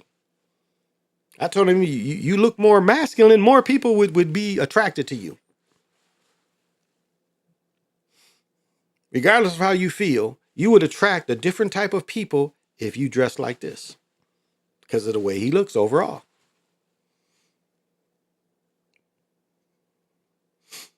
Because he doesn't understand. From a, and I say this, from a pimping standpoint, he doesn't understand where his power comes from. From a pimping standpoint, he doesn't understand that. And when I say pimping, I just mean being a man of style. Because that's part of the word pimping is a person of style. It ain't always in sex trafficking. Pimping was a culture of style too. And that's the part overlooked. I mean, you look at like the Mac. The Mac is one of the few movies about real pimping, where he shows the brainwashing and all that, but he shows you the flash of the clothes too. The importance of looking a certain way. And you didn't see the pimp of the year wearing a dress up there. I mean, maybe his mink might be to the floor, but he ain't wearing no dress underneath that mink. All these niggas wearing a dress and be fairies, and then Massa sits back and contemplating on their boot. Hey, have you heard the one that's supposed to be Meek Mills and Puffy like tearing him up? Have you heard that one? And the guy says that everybody in the party passed out, but he said he didn't drink, so he wasn't passed out. And he saw them pick up, apparently he saw them pick up Meek Mills, and they took Meek in the room with Puffy, and he tape was next. And you hear a lot of this. So I don't know if that's real or not, but, and I've said this before about, what's his name up in New England? Kraft. Remember, Kraft visited Meek Mill in prison. And some say, what was it called when you can visit a husband or wife in prison? You know, you can have them visits in that little trailer in prison. Yeah, some people say him and Bob Kraft was getting in them little trailers. That him and Bob Kraft wasn't just sitting face to face in the room. That him and Bob Kraft was one of them trailers where you can go, you know. So that's, and I said this, I said this years ago. And you remember what happened afterwards when I first said this? For those of you who have rocked with me for years, when I said about Bob Kraft and Meek Mills was fucking Bob Kraft in prison, Bob Kraft was coming to prison to get fucked by Meek Mills. What did they say about Bob Kraft before that Super Bowl? He got caught with prostitutes. Now, you don't think, my words had power then. And Kraft, some kind of way, that shit was like, hey, people thinking you was fucking Meek Mills was fucking you. So we better have a story about you getting some pussy. What did they do? They showed him in a hoe house getting busted after I done bust out that him and Meek Mills was fucking. So do you see, you think little people don't have words, and they because they know how things grow. Somebody sent him that shit. So, I mean, what other reason is Bob Kraft meeting Meek Mills in prison for? Congenial visits. That's it. That's what Bob Kraft had with Meek Mills. A congenial visit in one of them little trailers. Look it up. You really think Bob Kraft was in the weight room? Hey, Mill, good to see you. Hey, Mill, good to see you. Or whatever the fuck the nigga's name is. Hey, good to see you. I'm sitting here. How's prison? You're about to be in the Super Bowl, aren't you? No, he was like, hey. It's like Jake Gyllenhaal got a new movie out. After Brokeback Mountain, I can never look at him and think he's got any kind of action going other than turning around and pulling his pants down. That's the only thing I can see. I'm like, he's all built up and shit, and I'm like, nigga. Only thing, when I see you, I see a nigga turning around, pulling his pants down, and turning around for everybody. Remember the one dude was all in love with him, The other dude just wanted to pull his pants and turn around for anybody. Remember, he goes to Mexico and you see all the weirdos? Then he goes in the room and he pulls his pants down. Turns around. Here you go. Tear it up. I'm just joking, everyone. But that's what's in the movie. And that's what got him killed, because he wanted to turn around. His wife's family found out that he was going to Mexico turning around for people. So they killed him. So I'm not going to see him in a movie trying to beat up niggas when all I'm thinking is, when is he going to turn around? Some point in this movie, this nigga's going to turn around. Well, 4 hours, y'all. I need to quit. I'm talking too much shit. You know? Like I say, ain't nobody paid for none of this shit but me. I don't get paid to say anything. And I don't think that's true for everybody. I think some people have a price. Some people have a price. And so they try to throw that into their message, into their agenda, because they got a price. I don't have no price. You know, I got what I want. If I want to go get something, I go get it. You know? So I don't need anybody to help me with that. Oh my goodness. I watched it with one of my ex-wives, one of my ex-girls, and I'm looking at this shit like in the beginning, they just sitting there and it's a rainy night and shit, and they looking at each other, and the nigga just turns around and pulls his pants down and shows his ass to his friend. Like, think about it. You like out in the middle of the woods on a goddamn mountain. You're sitting with a nigga, and the nigga takes his pants down and shows you his ass. I would have kicked him so far up his ass, my leg might have got caught up in there. Like, oh, did you like this? This foot up in your ass? Like, I can't quit you. I can't quit you. I need some more of that booty. Okay, it's just joking, guys. It's just a joke. The shit's funny, though. You gotta admit it's funny. The shit is funny. So it's hard for me to look at him in any other way. But, you know, turn around. He was like, whip it off. It's just jokes, y'all. You know, the people I know, you know, I'm cool with you. It's just jokes. It's just observations. So, you know, niggas quit being so motherfucking sensitive. What are we doing? What are we doing? What are we doing? Well, we're not wearing dresses. That's one thing we're not doing. What are we doing? We're not going to see Brokeback Mountain. That's what we're not going to do. Sensitive ass niggas. All right. Thank you guys for joining in. I appreciate it. 4 hours probably enough. I'll be back Saturday. I'm sorry I didn't come on last night. I might just come on one time during the week and then come on 2 times in the weekend, because the way the time is going in pickleball. So, you know, I'll come down. I'll try to make some sports videos when I see them. I'm a little loud, huh? So, niggas, don't be so sensitive. Because I'm living good. And I hope you living good. And that's my positive message. It's just feel good about what you're doing. Be a good person. It's not hard. You know? It's like I was using my wife's car, and I was like, I anticipate her going to work, and it's like she needed gas, and she'll drive it like 70 miles. She's fine with that. It's like, no, I stopped, and I got gas. It's like, yeah, you don't need to stop. You can just go to work, come back. Some niggas won't even do that kind of thing. 2 days I'm off. Come on then, and 2 days I'm off. Okay, and we got to do another show together. I still don't have an email on this computer. So we got to do another show together. Me and you got to chop it up on the show together, because we can act up. So I got to put an email on this, because I don't have an email tied to this, because my email's on my phone. One's at 3,000. I don't know what the other fucking is. So I'm not putting that shit on this.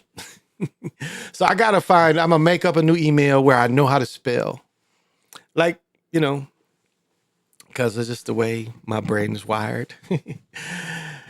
So yeah, we got to do that. Macbone, I know I need to get with you. Maybe me, you, and PJ can chop it up.